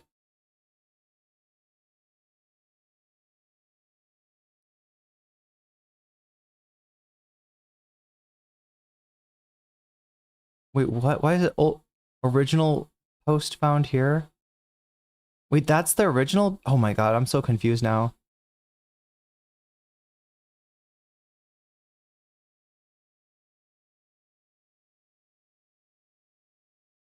That's the original. It's about a pocket knife original. Okay, I'm just gonna read you the classic. I don't know about the original. All right, so here we go, chat. It starts. My family poops big. Maybe it's genetic, maybe it's our diet, but everyone births giant logs of crap. If anyone had laid a mega poop, you know that sometimes, if anyone has laid a mega poop, you know that sometimes it won't flush. It lays across the hole in the bottom of the bowl, and the vortex of draining water merely gives it a spin, as if to mock you. Growing up, it was common enough occurrence that our family had a poop knife. It was a old rusty kitchen knife that was hung on a nail in the laundry room. Only used for that purpose. It was normal enough to walk through the hallway and have someone call out, "Hey, can you get me the poop knife?" I thought it was standard kit. You have a plunger, your toilet brush, and your poop knife. Fast forward to 22. It's been a day or two between poops. I'm over at my friend's house. My friend was the local dealer and always had guests, quote unquote, guests over, because you can't buy weed without sitting on your ass and sampling it for an hour. I excuse myself and lay a gigantic turd. I look down and see that it's a sideways one. It was a sideways one, chat. That's the problem. I see that it's a sideways one, so I crack the door and call out to my friend. He arrives and I ask him for his poop knife. My what? Your poop knife, I said. I need to use it. Please. What the fuck is a poop knife?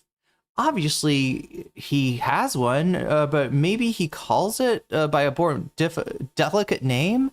A fecal cleaver? A dung divider? A guano glaive? I explain what it is and why I want it. He starts giggling, then laughing. Then lots of people start laughing. It turns out the music stopped, and everyone heard my pleas through the door. It also turns out that none of them had poop knives. It was just my fucked up family with their fucked up bowels. FML. I told this to my wife last night. who was amused and horrified at the same time. It turned out she did not know what a poop knife was and had been using a rusty old knife. Wait, what?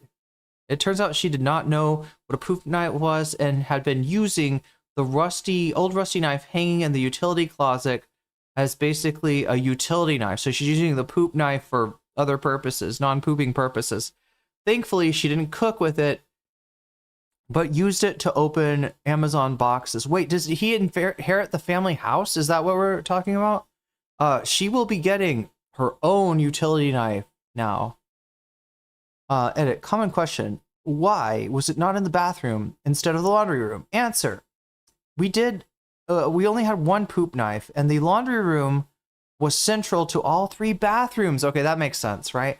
I have no idea why we didn't have 3 poop knives. All I know is that we didn't. We had one, possibly because my father was notoriously cheap about the weirdest things, like poop. Yeah, being cheap about poop is a choice. So yes, we shared our poop knife. Okay. Wow. Okay. Well, and with that, chat, with that lovely story, with that wonderful, heartwarming tale, we're gonna be back to this tomorrow. I don't know. I'm gonna have to make another thumbnail, chat. Did you see? Like, I could have just gone with the same thumbnail again, but it felt wrong. It felt bad. I felt like somehow people would think that they were in the Groundhog Day by Bill Murray, the movie where he has to have a groundhog drive for him because he's too drunk, I think. Is that what happens in the movie? Anyway, yeah, he repeats the same day again and again. And that I was afraid people would think that they were Bill Murray. And we can't have 50 Bill Murrays running around chat. That would just be too much Bill Murray. That would be like the too much Garfield energy in one chat. We can't have that. So yeah, it's make some killer nut thumbnails. Well, I'm gonna have to make another one just to make it clear that that's not the same video. Yeah, we will be finishing Noah and Bad Empanada. We will be reacting to FD's response, and we will be, oh my god, what is the other I mentioned them, didn't I? Oh god, yeah, we gotta watch that Zootopia video, chat. This Zootopia video has been like Bad Empanada. This better be fucking cringe. All right, you've really sold it as a piece of cursed content. It better live up to that description, or else I'm gonna be slightly disappointed with Jeff. And chat, we gotta keep our mind on on trying to do our best for Jeff's kids. I'm really worried about Jeff's kids. All right, I will say it. We gotta all band together and make sure that Jeff's kids don't end up going down a fucking yellow brick road to to who knows where, chat. A bad place, a very, very bad place. Anyway, let us select from a list. Oh my god. Seriously, 12 people just left Twitch? Tag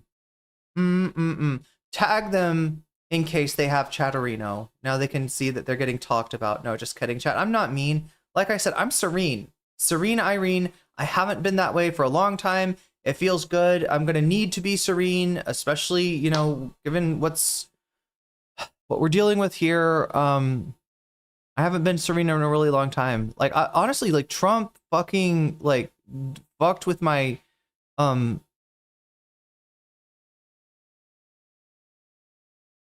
my serenity. There we go.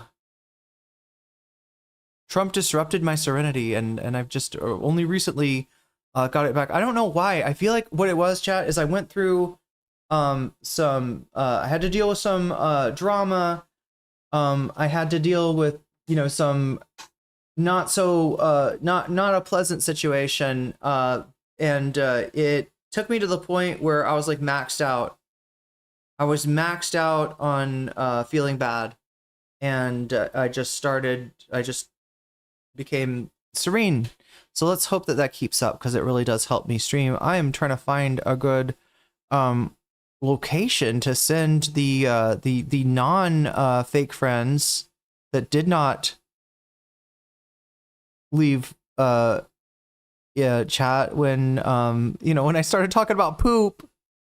knife, the poop knife.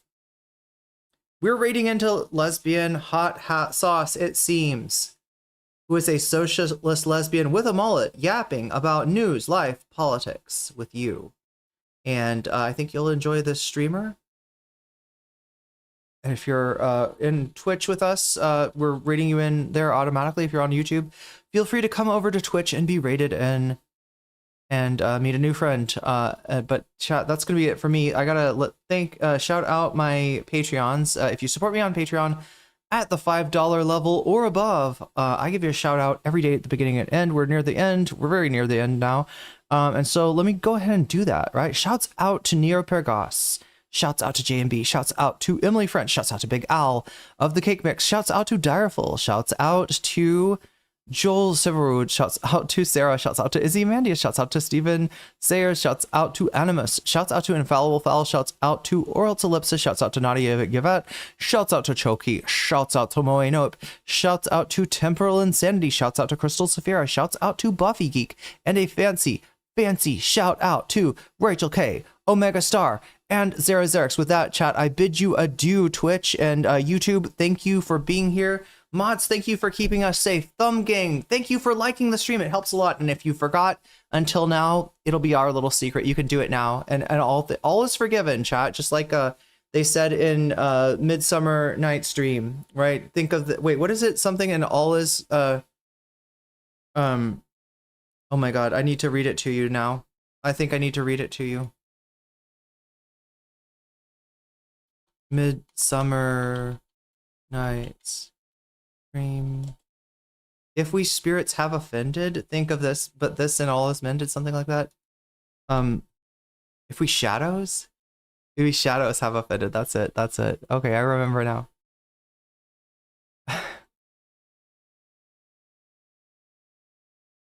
If we shadows have offended, think but this, and all is mended, that you have but slumbered here, while these visions did appear, and this weak and idle theme, no more yielding but a dream. Gentles, do not reprimand, wait, oh my god, it just did the pop-up. That's so unfortunate, right? Gentles, do not reprimand. If you pardon, we will mend, and as I am an honest puck, if we have unearned luck, now to scape the serpent's tongue, we will make amends ere long, else the puck a liar call. So good night unto you all. Give me your hands, if we be friends. And Robin, is it Robin Goodfellow? Shall restore amends. Chat, Robin Goodfellow is a persona in Persona 2. We'll be getting to that not tomorrow night, but the night after that. So stick around if you're gaming frogs for the Friday stream. Until then, chat, much love. NCC in the morning. Let's go. Yeah, you wish, right? I'm off. I've run out of time. Sadly, we have no more time, but I'll be back with more of this tomorrow. We'll probably try to start early again because I have Thai class, and the only time I'll be able to finish this topic 3 days in a row, chat. That's fucking crazy. And don't think it's because there's no other stories. There's a ton of other stories. There's a lot to talk about. I can only talk about it after I get the shot off my chest. But until then, chat, what do they say on the McLaughlin group? Oh yeah, bye bye.